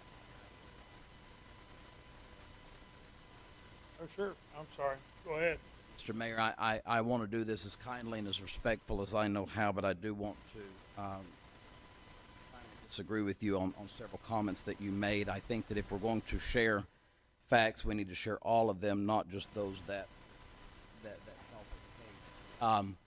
I've been with the council. This is my 3rd term, and I was appointed before that, and not one time have I ever, in those years, been invited into, as statute states, our city manager is in charge. Part of his duty is to provide a preliminary budget to the council to determine.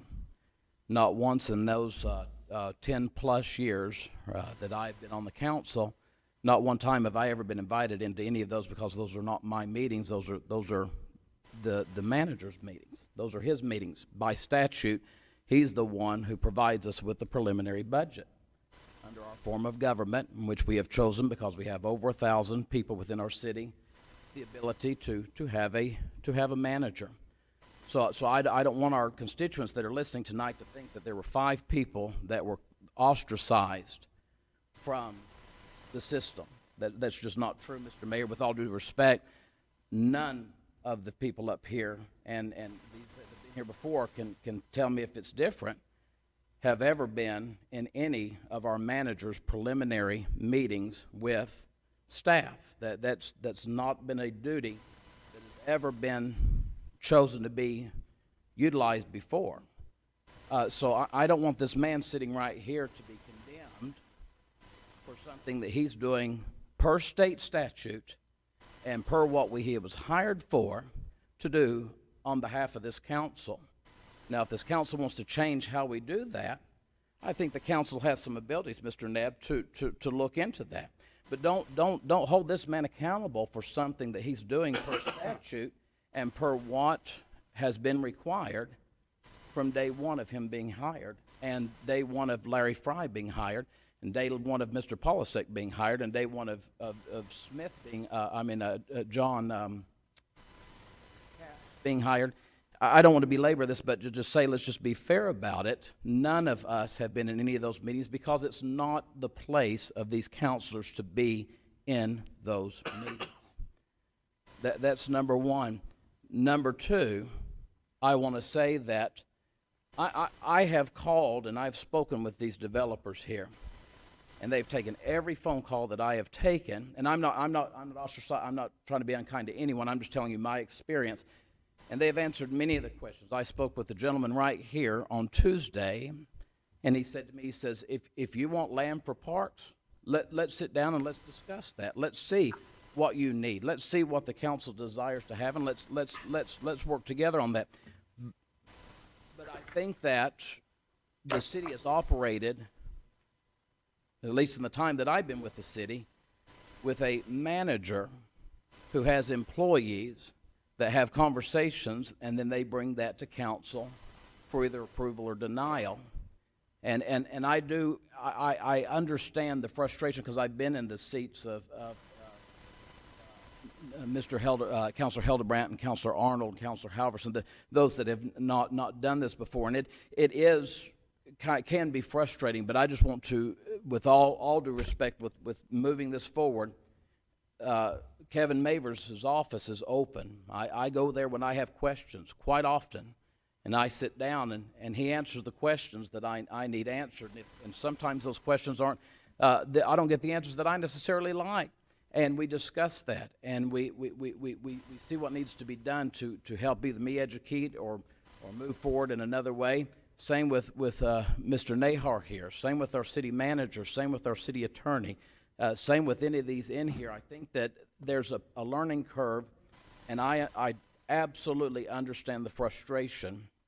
I absolutely do, and I am going to publicly apologize if I have not helped to better understand that those availabilities are there. Mr. Mayor, I do remember once the newly electeds were elected, a meeting was called, and our city manager sat in there, and I can't remember who else was there, and I can't remember how many of the newly electeds were there, but I was asked to come because our current mayor was not going to be continuing, and as Mayor Pro Tem to come represent that elected portion. And we sat down and we discussed many things, and I remember specifically that it was discussed that there's an open door policy, come see us, and let's help you out. I understand the frustration. But I do not want people who are watching this meeting to say, well, I don't want to bring my business to Roswell. I don't want to move to Roswell. We have development moving forward. As a matter of fact, we have a meeting tomorrow. I'm sorry, Mr. Cornwell. I apologize. I think you let me interrupt. No, I'm sorry. Can we get back to the process here, Judge Waters? A lot of other people have been laudering, so I want my opportunity. I've got some questions about this before. That's fine, with all due respect, but there's been some accusations made about this, and I just want to clear up. We have a meeting tomorrow where the mayor will be meeting with these developers, and I think it's going to be a very good thing, and we're going to be able to move forward. I just do not want to see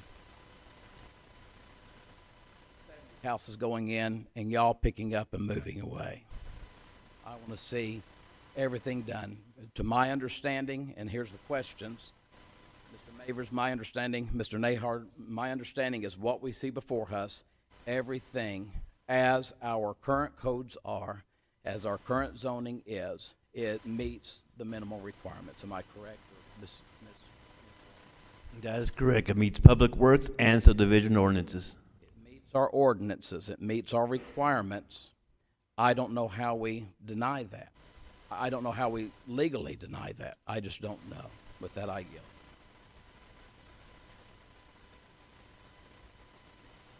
Are you through, Counselor?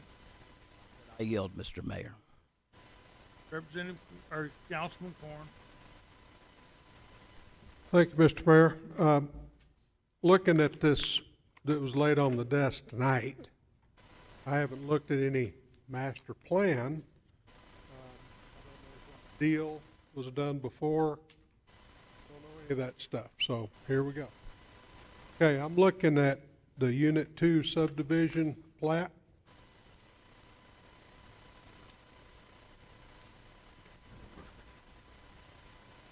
Well, don't go to sleep. I got some questions for you here a little bit. So, I'm looking at Nevada. Some people call it Nevada, but people from Nevada call it Nevada.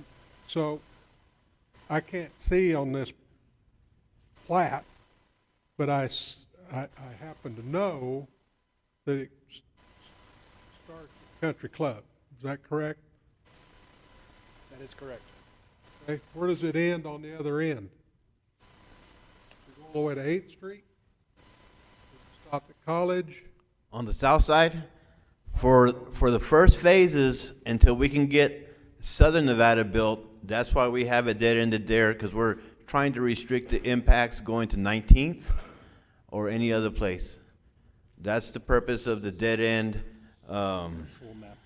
Well, it's a cul-de-sac with looks like an extension on the end of it there. There we go.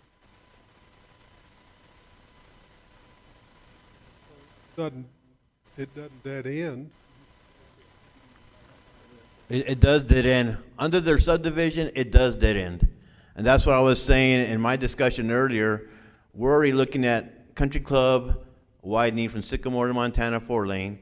And that's what I was saying. Then the next step would have to be, given they build the 800 homes, and that takes, I think, 8 years to do that, Nevada extending down to College. Okay, so. And that's where we already have a water line and a sewer line. Thank you for pulling that up. Is 19th?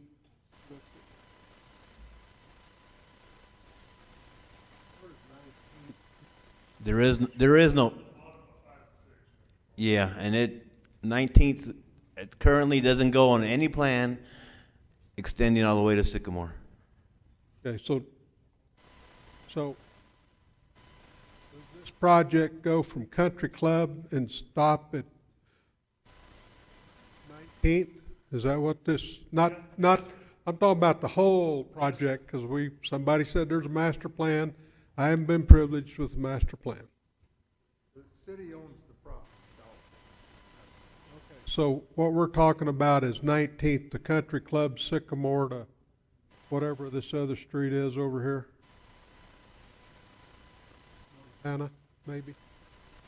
No, sir, that backs up to the existing subdivision that is, Sorrento. That's the alley on Sorrento. And if you'll look, that street that's going into Sorrento is Sorrento, and it comes down to the traffic circle, and then it continues westbound over to Sycamore.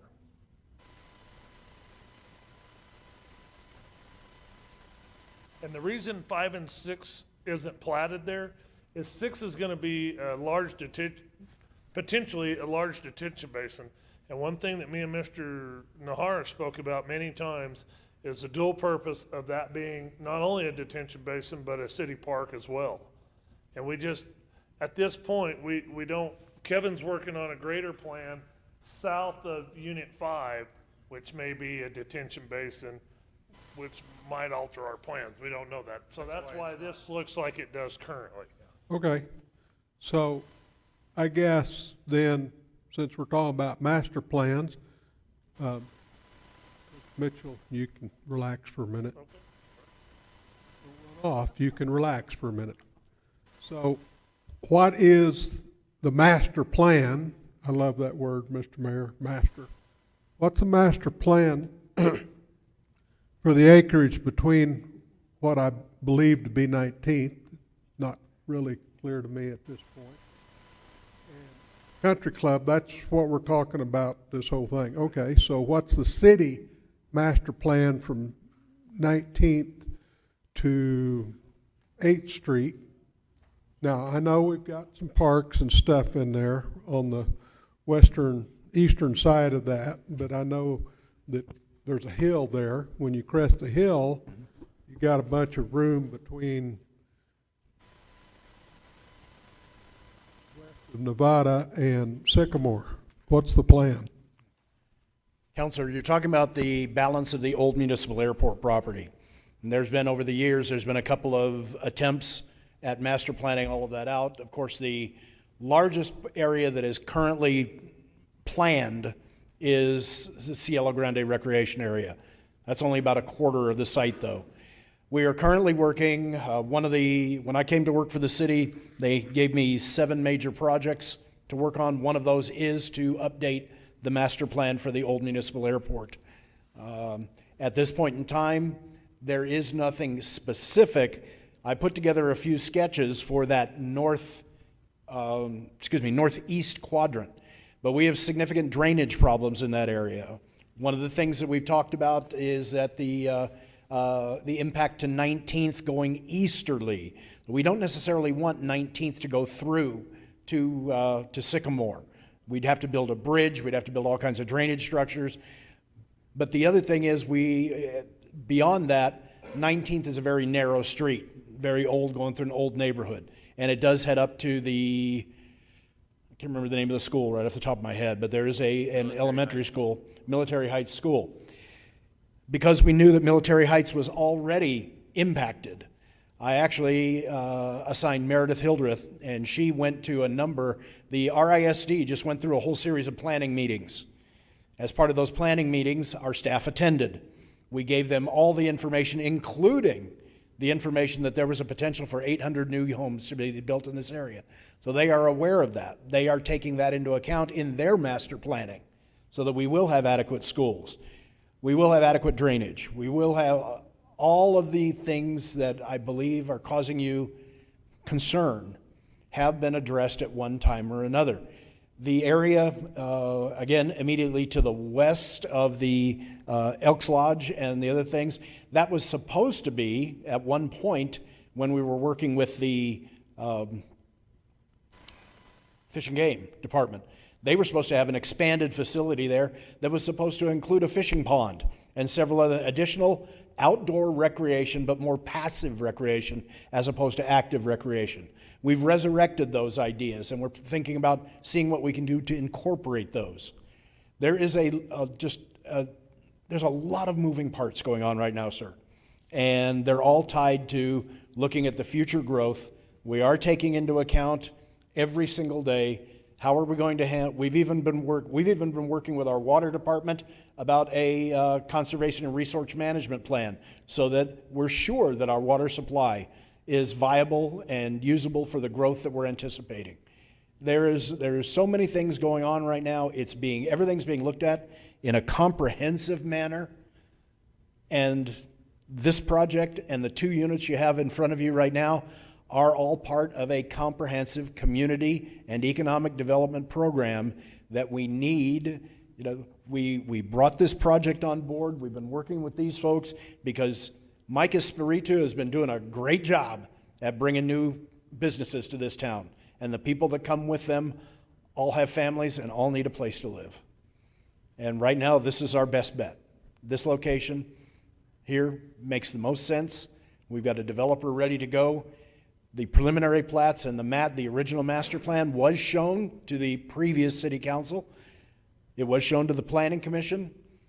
The units have been coming forward based on that master plan. The work that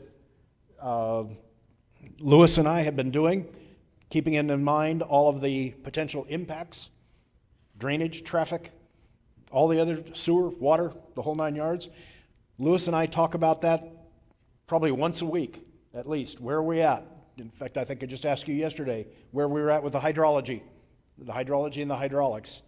The area studies and things, it's all in process. It's all in process. But we do have a situation where we cannot put things into place until there is demonstrated need. We have thresholds that Mr. Nahar is very aware of with respect to traffic counts. We can't go out and arbitrarily widen a road until there's a demonstrated need for that widening. It doesn't make any sense for us to build things that we have to maintain and take care of if there isn't in fact a need. So he's keeping an eye on things all the time. He reported to me his traffic study for the first 2 units and with these units, and we're not quite there. But as things go on, he's already talking about the design. We're already talking about the water, how we loop the water. We're working with these folks, engineer, to make sure that there is adequate pressure, to make sure there is adequate flow. With respect to the parking, on-street parking, I do believe your concerns are valid, okay? But we handle that by working with them and putting the garages a little further back. So you have places for 2 cars in the garage, and you have places for 2 cars in the driveway without extending into the street or over the top of the sidewalk. It's a very minor design placement decision that addresses your concerns. Okay? All of these things are in process.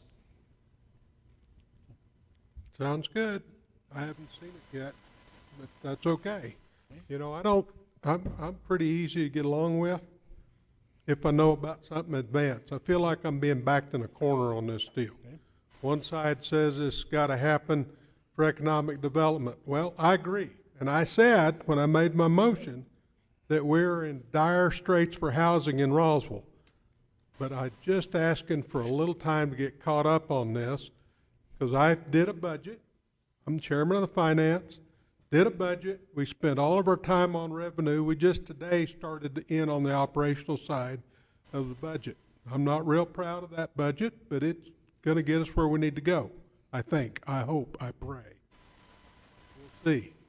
But back on this, so Mr. Mitchell. So we approved 2 lots, and I had all these questions back then, but I was willing to just go along, get along, in hopes that I'd have a chance to get the rest of my questions asked and answered. And all of a sudden this jumped up. Well, I've been busy doing some other things that I thought was more important because I had deadlines to meet. So anyway, we approved which one of these units on this? 1 and 7. Which ones? Number 1 and number 7. Number 1 and number 7. How many lots is that? That is 110 lots. And how many foundations you got poured out there? You said you're running sewer line today. 0. I have 0. Okay. So now we're talking about 2 and 9. I'm getting a little out of whack there, Councilor Perry. I'm sorry, but I've got the floor and I'm going to take it till I'm done. So we're going to do 2 and 9. 9's next door to 7. That makes good sense to me.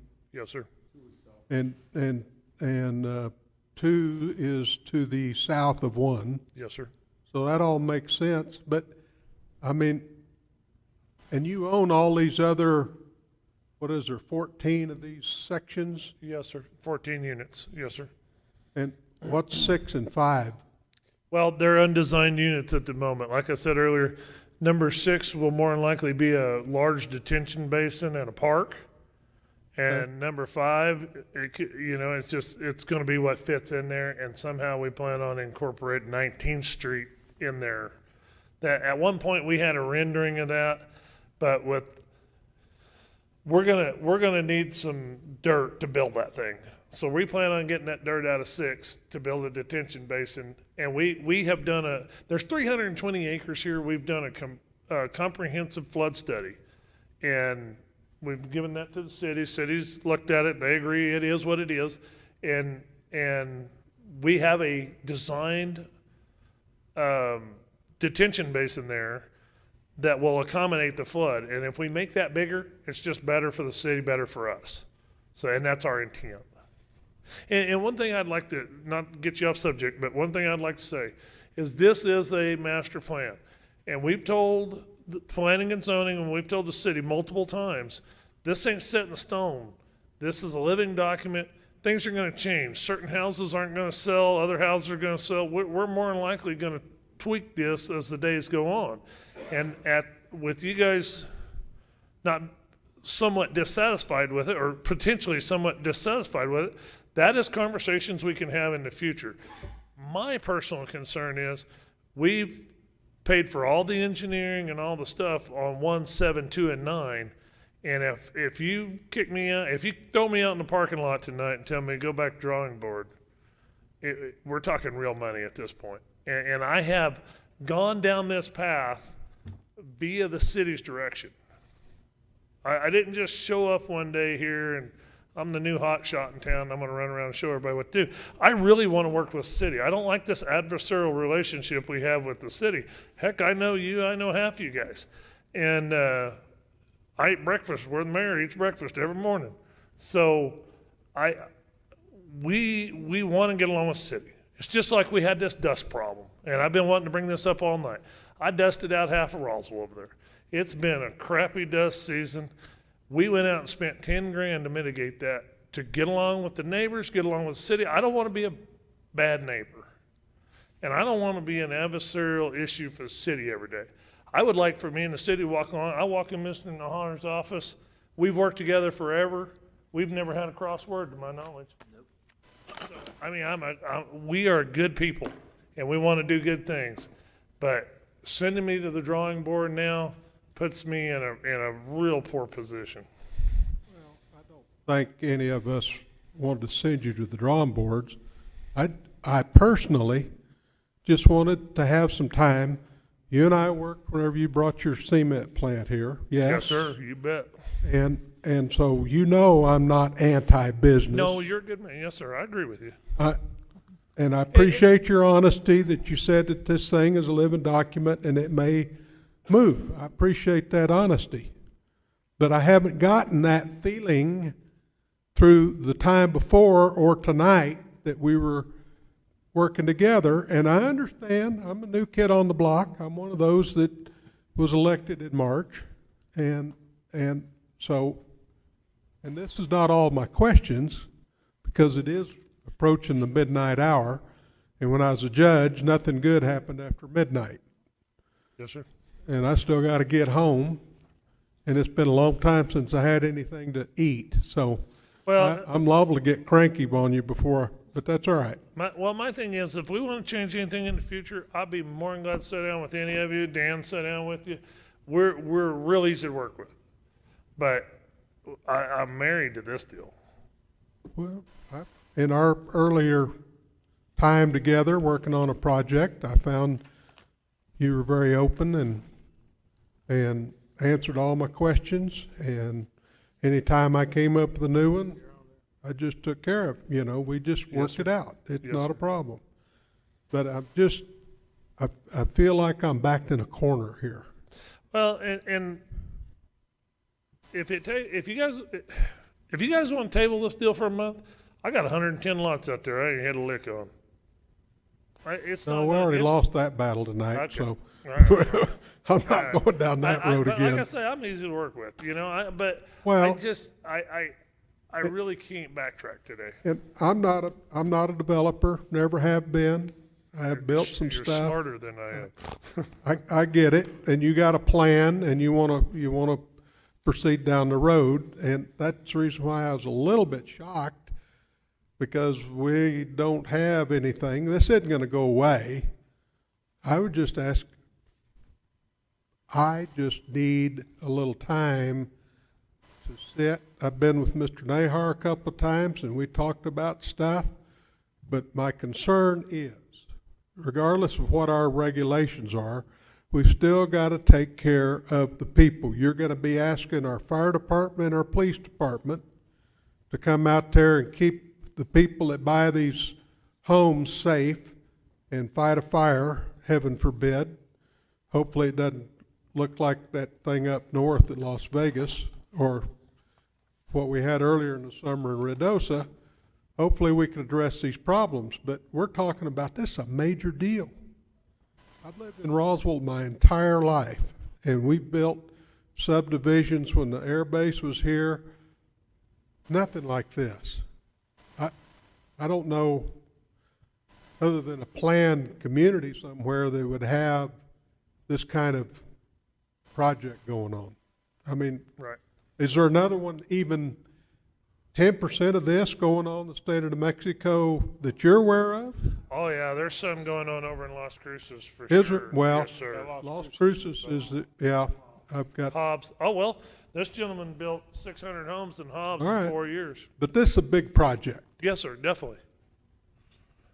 So It's massive. I'd rather take a moment, catch my breath, and really understand this. I don't understand it yet.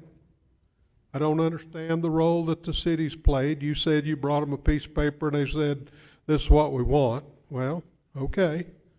And then you had to go take it to your engineer and get the engineering and all that stuff to get Mr. Mavers to approve anything. At least that's what the word around town in the construction business is.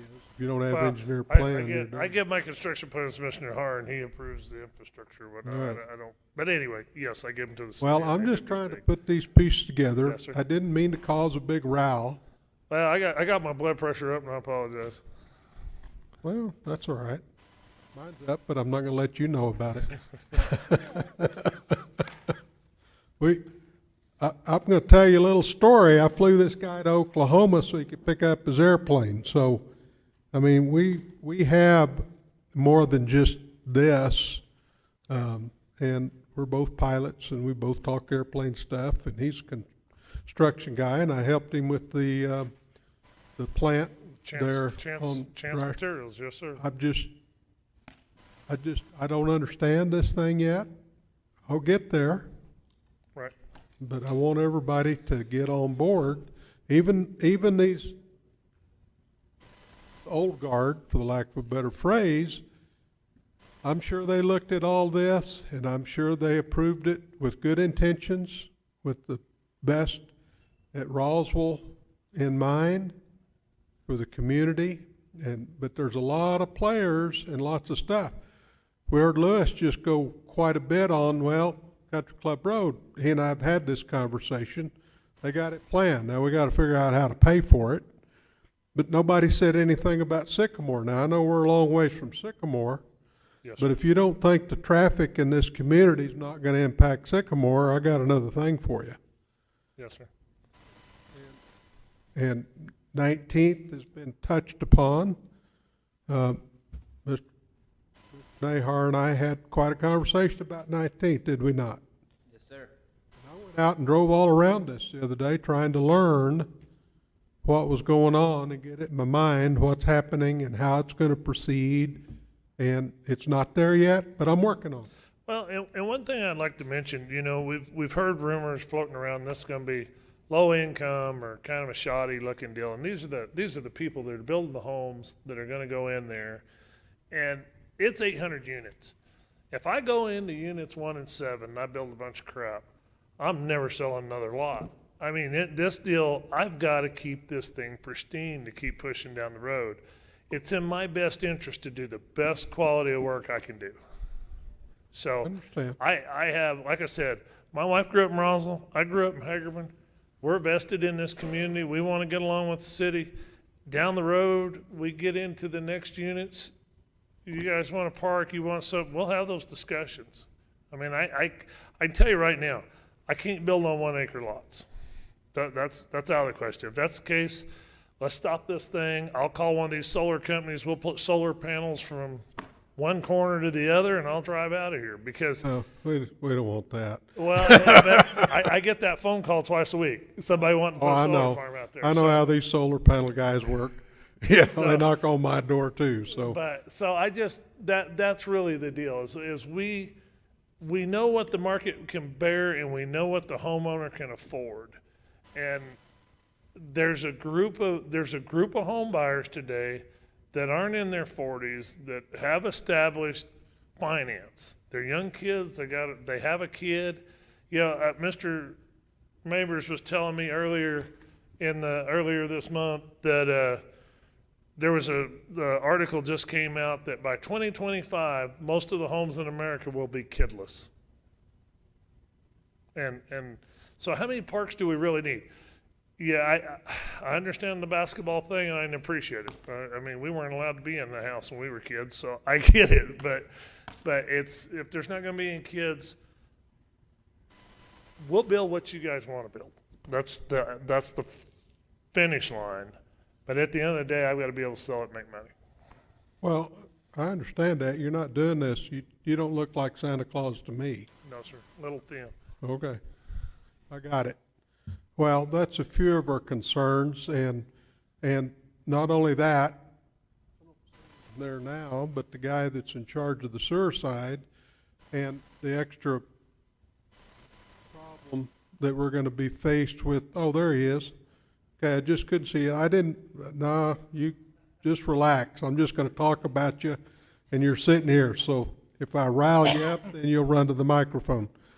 But we're in the process of spending over $8 million just to fix the wastewater treatment plant we've got. I don't know where the city master plan is and how much we're going to spend to take care of these additional houses. I mean, these are just, I have to wear two hats. Right. No, I understand. And right now, the people in my ward said, we want you taking care of the business of Roswell. And I want to support you. I don't want to go out there and show you, no, you should have put stucco on that instead of brick, or brick instead of stucco, whatever the deal is. That's I want to support. I don't want to do the job. I don't want to be your supervisor on the job. That's not my job. I want to support this endeavor. And by supporting you, then I support Ascent. That I've got to support you. They're going to be a while getting those 300 people here, just like you're going to be a while getting this sucker built. Yes, sir. I got it. That's the reason why I don't understand why 30 days on 2 lots when you already got 2 sections done is a big deal. But you can explain that later. No, I understand your position on that, and I can appreciate it. I stayed here a long time tonight, so. Yeah, well, If I may answer that question for you, the reason we gotta have 2 more units is because, for example, Unit 1, Corrales Builders is gonna go in there. Now, they will build that out in less than a year. And matter of fact, you say, why did you pick 2 and 9 and so on? Because when we entered into an agreement with Corrales, we said, where do you want to go next? Adjacent to 1.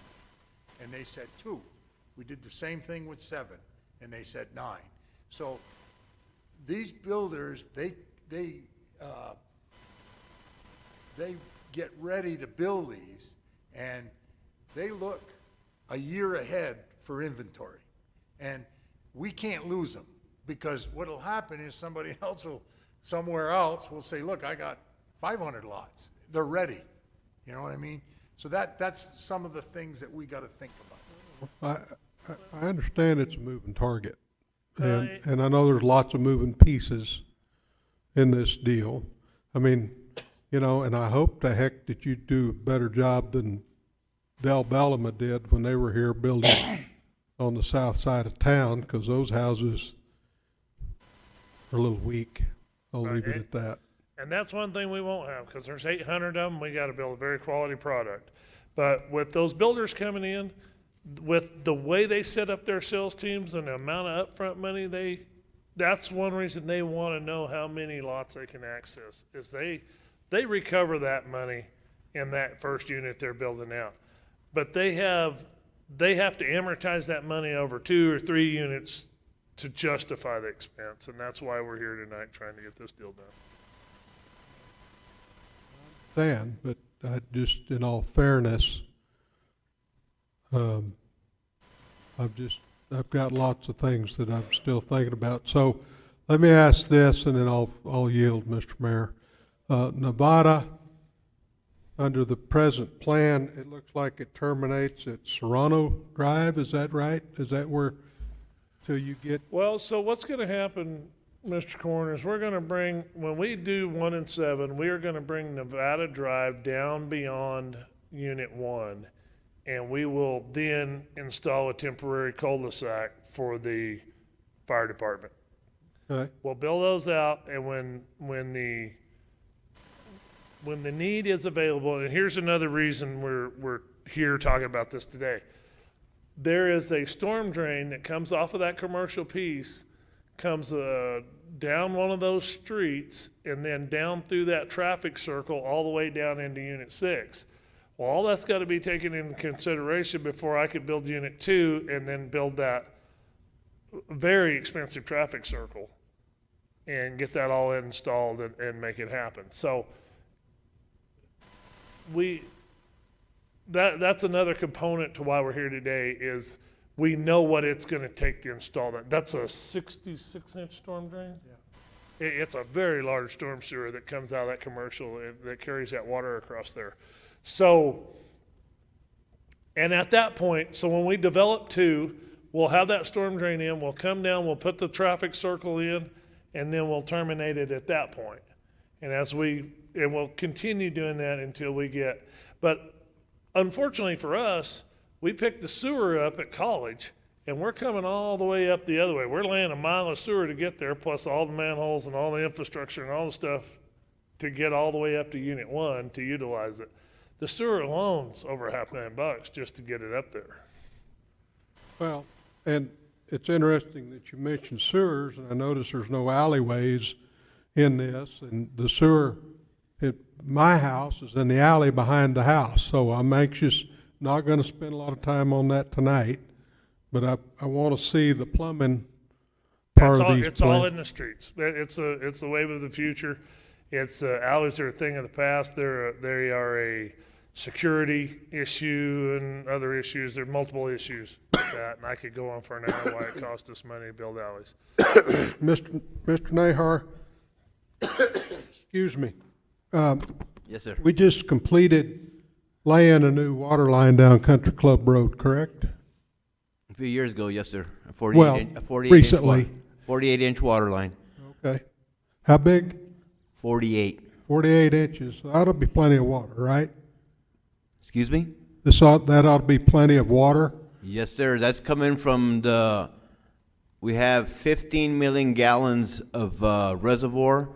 As you go west on Country Club, we have what we call the twins, 2 7.5 million gallon reservoirs, which are feeding the 48. And as you're looking at the subdivision, at the very east end of the subdivision, that alley that would tie into Sorrento, then that 48 branches off to a 42-inch. It goes down to 19th, and then it goes over, which we've already rebuilt as well. Then it goes over to the Joy Center, and then it turns south on Montana, on the west side of Montana, and we went about 200 feet, then we stopped. And our next phase, and this is all going according, we were just going down the list of the 2012 Water Master Plan, and we stopped because money ran a little short, and we just didn't make it there. The next phase we were going to do is where we had the 2 water line breaks on Montana right there by Noon Op, and then the other one by the rec center. But the next, if we were to continue on the 2012 Water Master Plan, the 36-inch water line from basically 19th all the way to 8th Street would be the next section to be replaced. And as you can see with the breaks that we had and what happened, and the other thing that we did get to do is, as they were making the fix, we're seeing the condition of the pipe, and it's scary. So that's another thing that hopefully the utility department will be putting back on the list, that we need to start thinking about getting back on our water master plan and finishing up those large diameter lines. You know, you just mentioned something that brought a whole another series of questions, but I'm going to ask them. I already alluded to the money we're spending out at the wastewater treatment plant. right now. And that's just to keep up with what we're doing is my recollection. Well, the wastewater plant, and Lorenzo can correct me, I think we're only running about 50 to 60% capacity what the plant is right now. So we have room for more customers, if that's one of the questions you're asking. Well, and that's important to know because, as you know, you're going to come to me in my present position and say, we got to have $15 million to expand the water.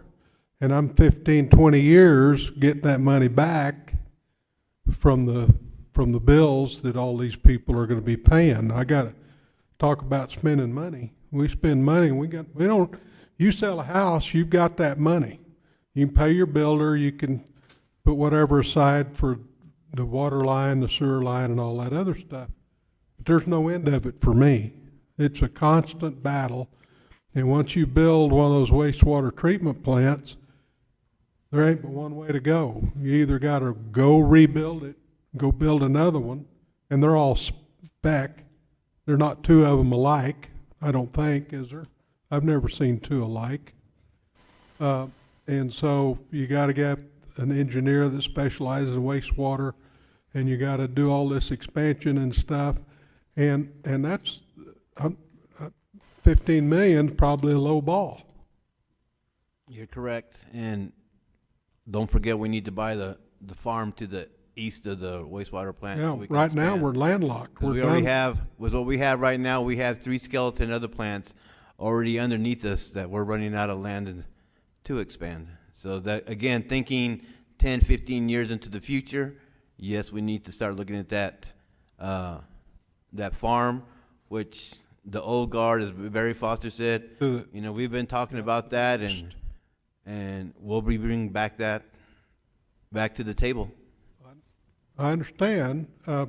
There's one thing, I got into a real serious discussion with an old Mayor Brainerd before we had the bypass. And I suggested to the good mayor that he ought to be out there at Brown Road. And he insisted on his being in Eisenhower Road because he said he's going to have to put a lift station out there if he put the bypass on Brown Road. And yet we're going to build these several hundred houses, and nobody said anything about a lift station. That's why he's spending $500,000 to replace the water line. Sewer line. Let's not get the two of those mixed up. That's bad business. All right. Mr. Mayor, they answered many of my questions, and I guess we'll proceed on.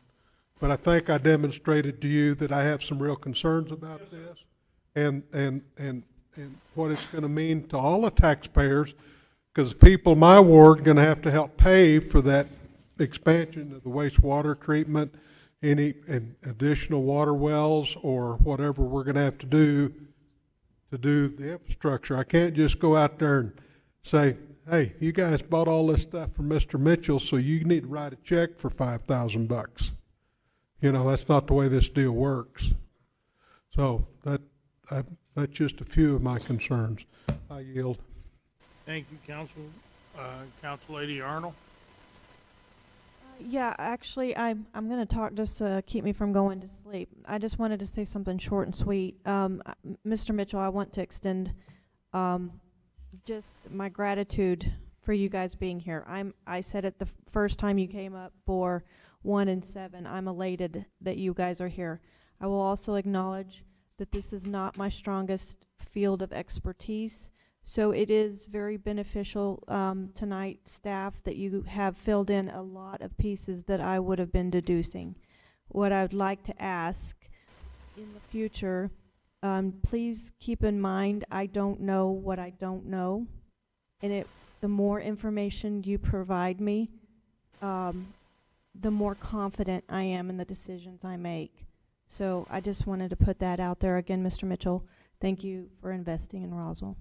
Wonderful. The only last thing I'd want to add is with those dust issues we had, and I know you got a million phone calls, Mr. Hildebrand. Got tons of, Sir, and I got people who want you to go clean their house as well. yeah, well, I understand.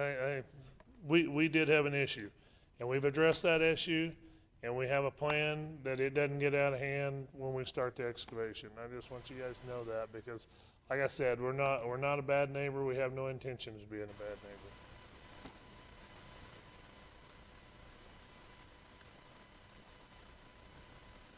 Okay. Thank you, moving right along.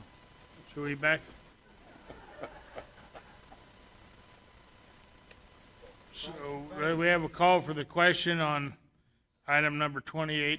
We didn't vote on that, did we? 22-007. Didn't mark, I had a motion by, I don't know if I don't, by Corn and, second by Foster.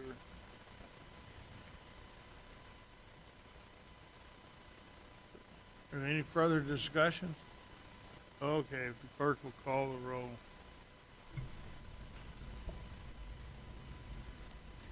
Counselor Moore, I'm lost. can you repeat that, please? I'm lost. What are we voting on? You just had a whole hour conversation, so are we back on just proceeding with number 22-07? 22, yes, ma'am. Yes, Counselor, we're on the Yes. main motion. Yes, yes. Counselor Hildenbrand?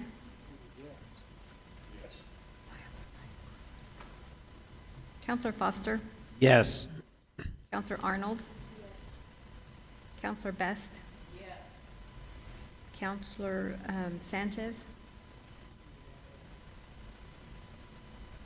Counselor Halverson? Yes. Counselor Oropesa? Yes. Counselor Corn? Counselor Perry? Aye. Motion passes 10-0. Well, 10 in the affirmative. We all talked a long time for this. It's 10 in the affirmative, nothing in negative.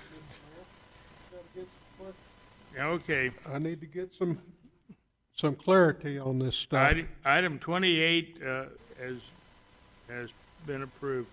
Next, we have item 29, zoning case number 22-008, for approval of item, case number 22-08 for the final plat. Do you have any further discussion? Mr. Mayor, I make Councilman Perry.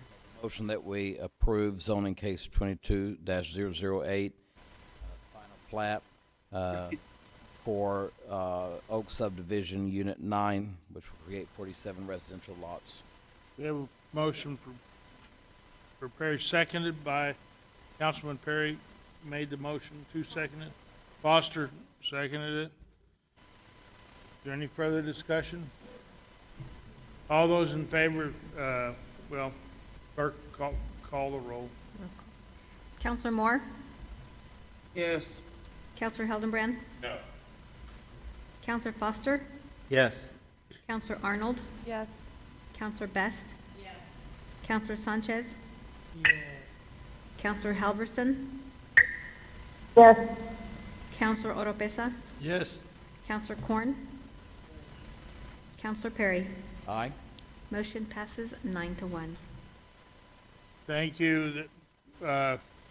Case number, zoning case number 22-008 has been approved. Next, we'll have the item 30, the consider the future approval of the future rocket site on Public Works.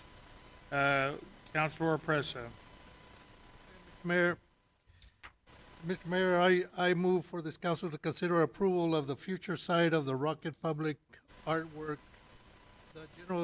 The General Services took up this issue and voted to send it to City Council for consideration. They provided 6 sites, and out of the 6 sites, 2 were selected by the General Services as the top 2 choices. Okay. So are we picking between the two? Are we picking between the two? Well, Or you the just- top two is the one that the general services considered, but there's 6. And if I understood correctly, the information of the general services, it is open for discussion for the entire council to consider the other 4 as well, if that's the pleasure. Would a motion to postpone this be till the next meeting? Is that, oh, I'm sorry you're here. I'm sorry, I didn't know you were here, Miss. Okay, I'm sorry. Well, she didn't have anything else to do. She's been drawing. Oh. I didn't know that. Go ahead. Yes, ma'am. I can present if you want, or just answer questions. No, that. But there are 6 sites altogether, and there's an overview map that's probably in your packet. Well. So that's the overview. But yes, of the 6 sites, General Services did select 2, one as a first choice, one as a second choice, just to give us some options as we look further into the engineering. And so those, the total, so going through all the sites just quickly, the convention center, which the downfall of that is that the convention center ever expanded, the rocket sculpture would have to be moved, so it wasn't a top choice. The Roswell Transit Center was one of the 2 top choices. It was the backup one. A lot of pluses. The negative was that there's not very much parking there, even though when they do a renovation, they're going to add some public parking to that lot. There's mostly the street parking, and so there's this concern about not being able to accommodate people, and it wasn't quite as accessible.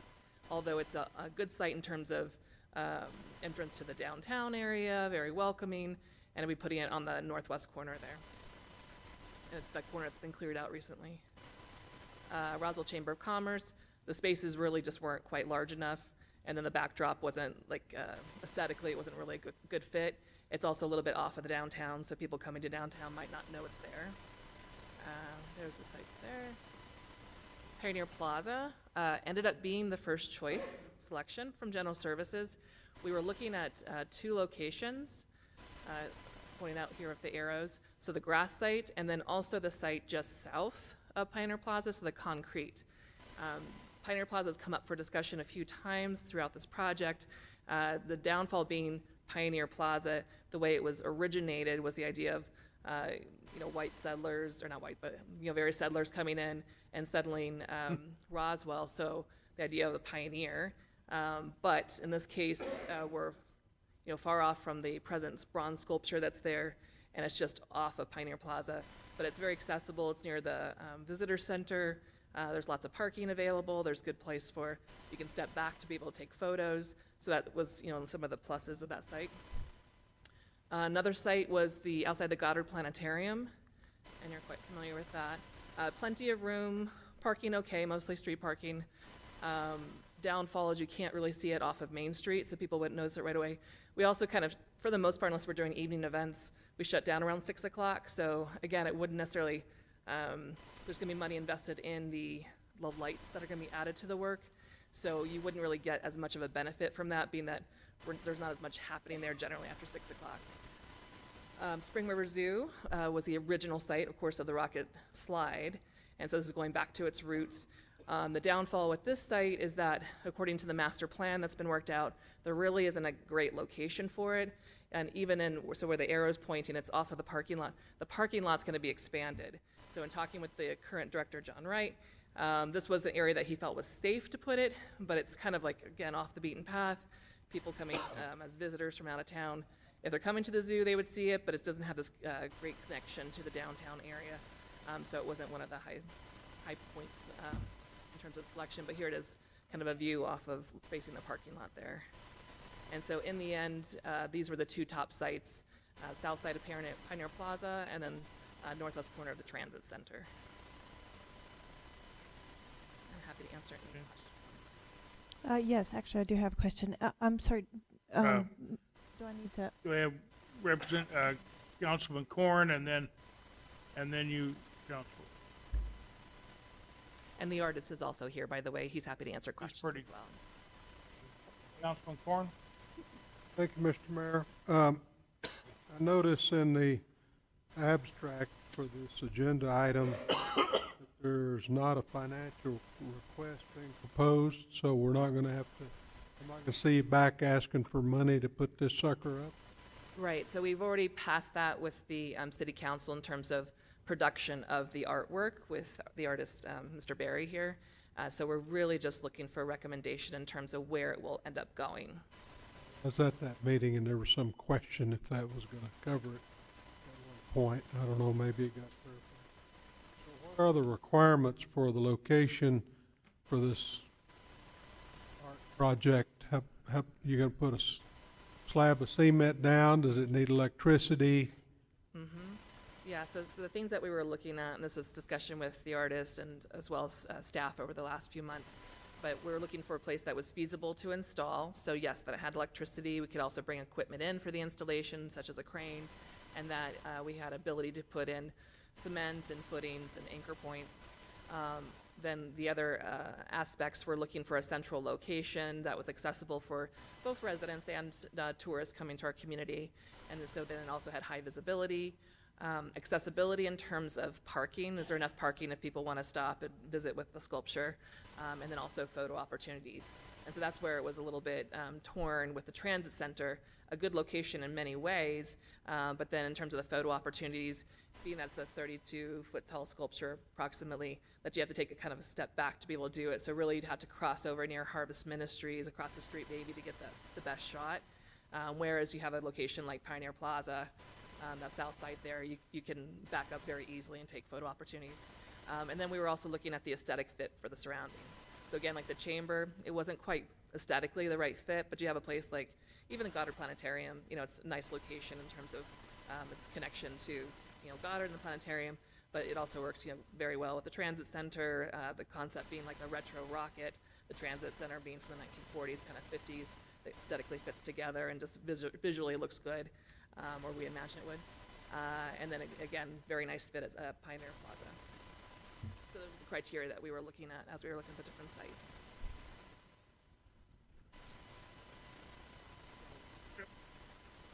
Yes, if I'm reading this correctly, you're asking us to approve 2 locations.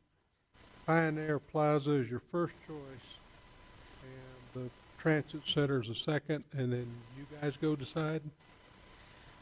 Basically, we want to then take that opportunity to, Mr. Barry would invest his time looking further into, again, the engineering and how the work would be installed and just kind of doing price comparisons. But instead of looking at all 6 sites, this narrows it down for us in terms of the choices that you selected. Yes, sir. I did, since the last meeting, go to the 2 places that were selected, and Lewis has provided me with the electrical schematics of both places that I thought were feasible for this. And we do have that taken care of, so I do have printouts of the conduit, all the electricity that's running to it. We know what's under both sites, and both of these sites are feasible with electricity within 10 to 12 feet of where we're probably going to mount this thing. So both of these sites are feasible for that, and it's been looked into. So Guarantee me you're not going to come in asking for any more money? Well, I can't guarantee it until we know exactly which one we're at, and then I can look at what we're going to be looking at for that. So that's why we're trying to figure out exactly where we want to put it.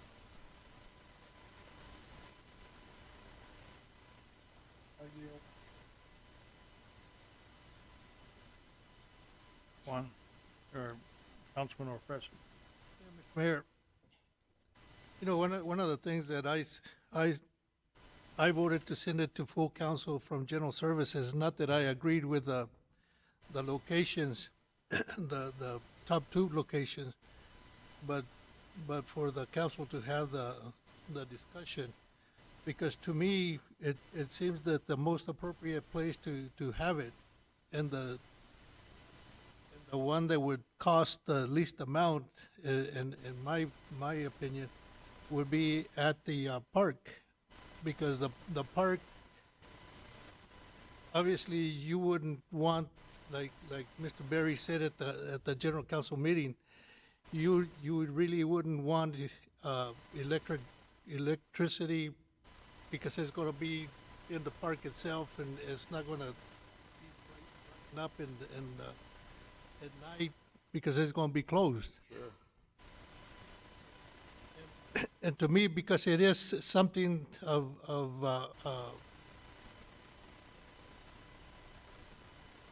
memorial or memories for the community, and this would be more for the Roswell community than it would be for the visitors.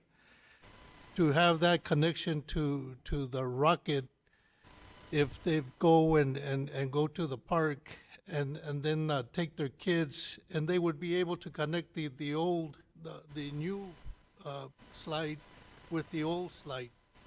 And so, for me, the most appropriate place to put it would be at the park itself. Thank you, Mr. Mayor. Mr. Mayor, Ms. Halverson would like to speak. Yes. Yes, Ms. Halverson. Thank you, Mayor. I would like to state this is now it's a piece of nostalgia that's now art, and we're spending a lot of money to make it a piece of art. I think it needs to be in a highly visible spot. I like Pioneer Plaza because they can put it farther back on the concrete. If you put it, it's a transit center. I don't know how many of you guys have seen. When you're downtown and people are taking pictures like at the UFO Museum, they literally step out into traffic on Main Street and block traffic, and there's liable of somebody getting hit. And that's what I fear of putting at the transit center. So to me, Pioneer Plaza already has the concrete slab, and granted, you're probably going to have to tear up part of that for the electrical, but that's the ideal location for it. Out at the zoo, you're not going to be able to protect it from kids climbing on it out at the location they're wanting to, that they're recommending.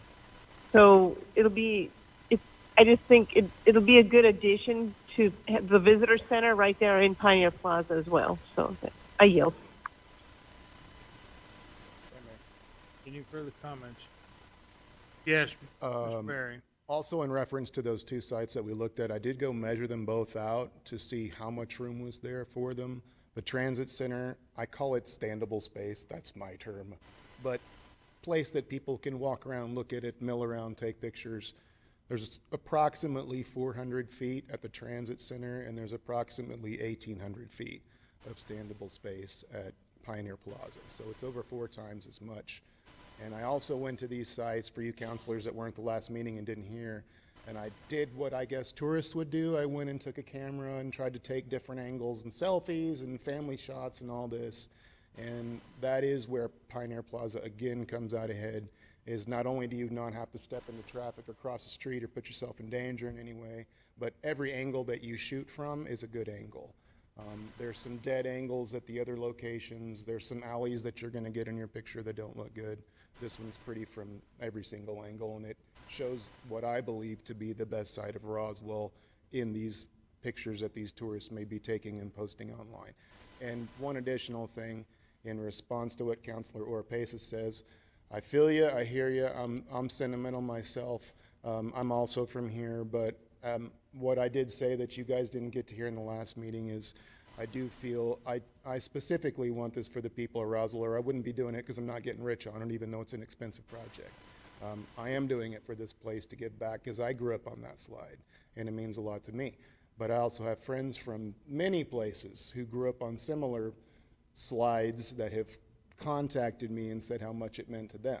And I don't want to put this in a place, and although I would love people to go out to the zoo and visit that come to town, a lot of tourists don't make that journey out there, and I would like them to be able to see something from their past, experience those same emotions that we want the people of Roswell to have for themselves too, and it might give them a reason to come back or take pictures or share it online so other people with similar interests might come down as well. Thank you. Thank you, Mr. Foster. Councilor Foster. Thank you, Mayor. I love this project, and originally I really liked, and I still like the northwest side of the transit building, but Pioneer Plaza makes a lot more sense to me too. One of the things I like about it is that the live feed cam that hits Pioneer Plaza would put it on the internet and light up at night. I think would look really good, and so and it needs to be in a high visible spot. I mean, we spent 75,000, or we're going to spend 75,000 on it. I'd like for as many people to see it as can see it. I yield. Anybody else? I think Pioneer Plaza is perfect because they'd walk from the UFO thing all the way down Main Street to that rocket. I mean, you know, it gets them down travel, keeps them there. Good idea. That's me. Somebody have a motion? Oh, we have, oh, sorry, I can make a Councilman. motion. You have If I make a motion But we, that, for the bucket project, go ahead, Mayor. well, we had for the future site, nobody has picked a future site, so we need a motion, I think, to pick the future site, no? I make a motion that we pick Pioneer Plaza as the future site of the rocket project. A second. We have a motion by Councilor Howerson, seconded by Councilor Foster. Is there any further discussion? Mr. Mayor, just clarification, the concrete portion of Pioneer Plaza. I think you need to put it at the courthouse lawn. Get the county involved and put it in the courthouse lawn. There's too many birds over there. Too many pigeons. Okay, yeah. All right, so we have a motion on, by Council. Is there any further discussion? Seeing none, we have a motion to place it on in the cement part on Pioneer Plaza. Clerk will call the roll. Or do you want to do a voice vote? Can we have a voice vote? All those in favor signify by saying aye. Aye. Opposed? Aye. One, okay, we have one no vote by. Oh, you want to be no? Oh, okay, by a vote of 8 in the affirm, well, we'll have to be 7 in the affirmative and 1 in the negative, or 2 in the negative. That's 9. I'm sorry, we lost Savino. Okay, the motion has passed. Okay, the next we have is item 31, approval for Armstrong Consultants expenditure of $268,000 for engineering services. So, we have any, Councilman Hillebrand? Mr. Mayor, thank you. I move that we consider approval for additional funding for the Public Affairs Department. No, I'm sorry, I got the wrong one. You're on The wrong one. 31. It's too late. Consider approval of Armstrong Consultants Task Order H as an expenditure of $268,653.42, including GRT for engineering services. This item is a reimbursable item that a grant has been applied for. Second. I have a motion by Councilman Hildebrand, seconded by Councilman Perry. Is there any further discussion? Seeing none, all those in favor signify by saying aye. Aye. Opposed? Aye. Aye. Opposed? By a vote of 9 in the affirmative, none in the negative, is item 31 is passed. Next, we have Councilman Corn to consider item 32 for additional fundings for flyers for the Commission on Aging. Senior flyer tips flyers. Councilman Corn. Mayor, move to approve funding to be used in FY 23 to the amount of $3,120 for the Commission on Aging, senior tip flyers. And we're not approving the brochure you see. This is just the idea as I remember. And this will be handed out at the Joy Centers in Chavis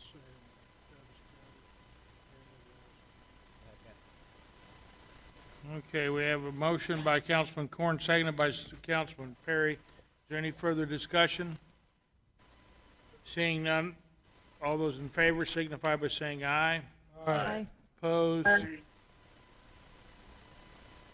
Okay, by a vote of 9 to 0, that is passed. Okay, next we have, to consider the approval of the picks for the Parks and Recreation Commission. Those picks were, Megan Sanders, Mr. Deering, Martinez, Lori Dudek, and Daniel L. Sanchez. He said something to me So do also. we need to make an Oh. motion? Mayor, may I just ask council, we can take all four in one motion, please? Yes, that's Thank typically how we've done it. Unless there's an objection from anybody, you can vote as on the slate. Mr. Mayor, unless there's an objection, I make a motion that we approve your recommendations to the Parks and Recs Commissions as follows. Position 1, Megan Sanders. Position 2, Geneva Deering Martinez. Position 4, Laurie Dudek. Position 6, Daniel L. Sanchez, as presented. Second.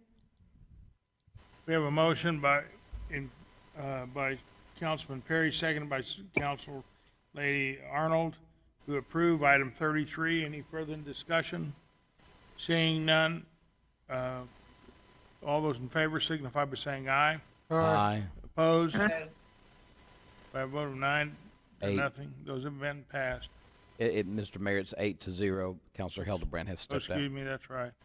Okay, for item 34, the approval of the library board trustees, we had Brittany Bowling, Cynthia Weiser, Jennifer Cole, and Miss Adrian Marley.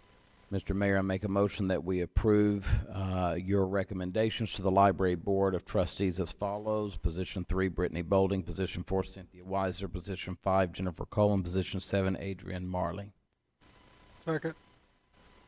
We have a motion by Councilman Perry, second by Councilman Corn. Is there any further discussion to approve the library board trustees that were? If there is no further discussion, all those in favor signify by saying aye. Aye. Opposed? By a vote of 8 in affirmative, none in the negative, those have passed. Next, we have for the Keep Roswell, item 35, the recommendation for the Keep Roswell Beautiful Board.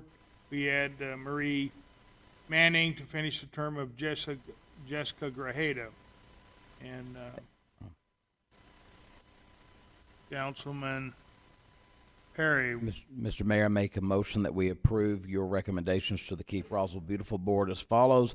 Position 3, Marie Manning to finish the term of Jessica Grajeda. We have a second. We have a motion by Councilman Perry, seconded by Councilman Foster. Is there any further discussion? All those in favor signify by saying aye. Aye. Opposed? Opposed? By a vote of 8 in affirmative, none in the negative, that has been passed. Item 36, consider the approval for the Occupancy Tax Board. We have Sandra England, who was here earlier tonight, and has been appointed, and Patricia Andrade Loranca. I think she's the one that owns Area 52. And to approve those to the Occupancy Tax Board. Councilman Perry? And Mr. Mayor, Ms. England has proved to be a trooper. I think we definitely appoint her. She is still here tonight. Mr. Mayor, I make a motion that we approve your recommendations to the Occupancy Tax Board for Position 1, Sandra England, and Position 4, Patricia Andrade Loranza. Okay, we have a motion by Councilman Perry, seconded by Councilman Foster. Is there anyone care to say anything? Okay. All those in favor signify by saying aye. Aye. Opposed? By a vote of 8 in affirmative, none in the negative, it's passed. Next, we have consider for the approval of the Planning and Zoning Commissions. We have James McCormick, Position 2, Sal Aguilar, and Jane Lassard, for recommendations of the Planning and Zoning. Councilman Perry? Make a motion that we approve your recommendations to the Planning and Zoning Commissions as follows. Position 2, James McCormick. Position 4, Saul Aguilar. And position 7, Jana Lassard. Thank you. We have a motion by Councilman Perry, a second by Councilman Foster to approve the James McCormick, Saul Aguilar, and Jane Lassard to the Planning and Zoning Commission. All those in favor signify by saying aye. Can we have discussion, Mr. Mayor? Oh, yes, sir. Excuse me. Just a quick question. All of these three are currently serving. Is that correct? Yes, I believe that's right. Saul is on there. He's Is this going to be their second term, or are they subject to the two-term? anybody their term was up, they were gone. I didn't report anybody that was, if their terms were up, and I checked all that out. So this is their second term. Okay, so, These are all okay. okay, You can serve two terms on all these. okay, thank you. Thank you. All those in favor signify by saying aye. Aye. Opposed? Passed by 8-0. Okay, next we have, I would ask unanimous consent that we be allowed to postpone the closed session for litigation. Well, we will have it, yes.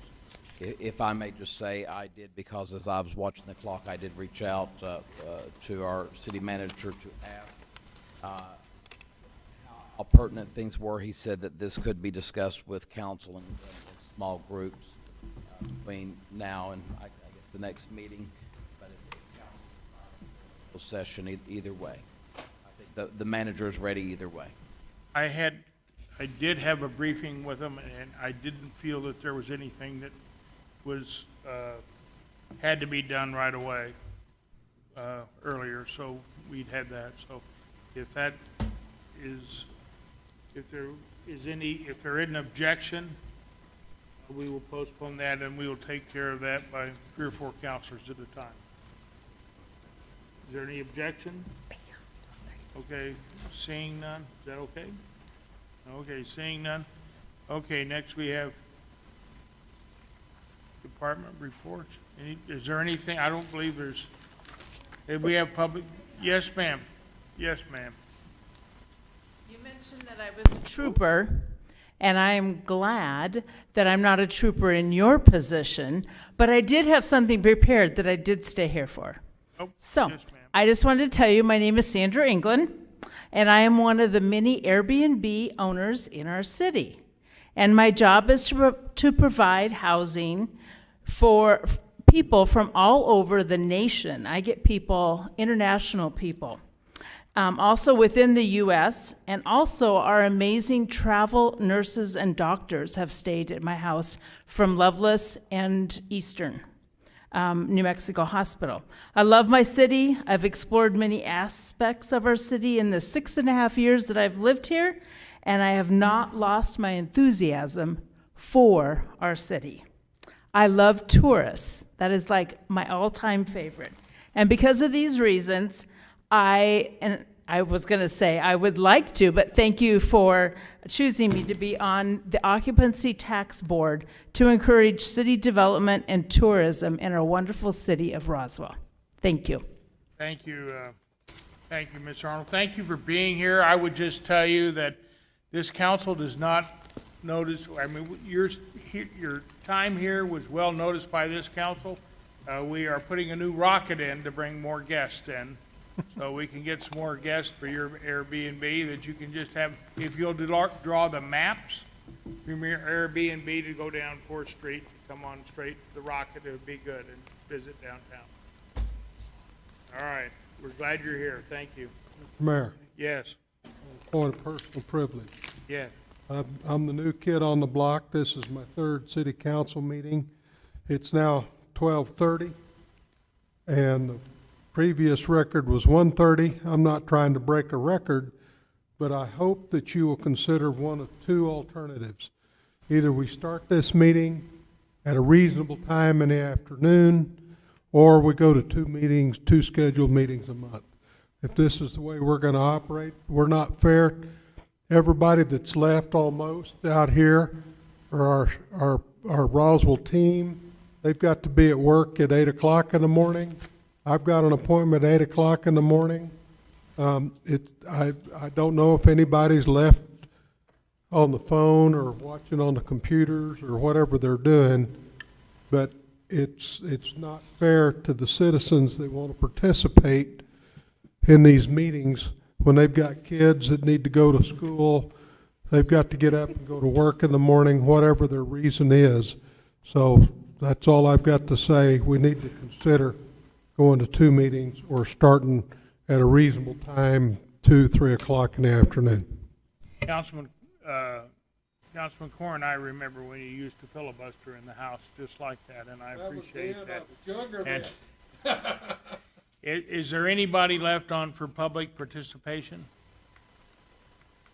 All those lightweights. Okay. Well,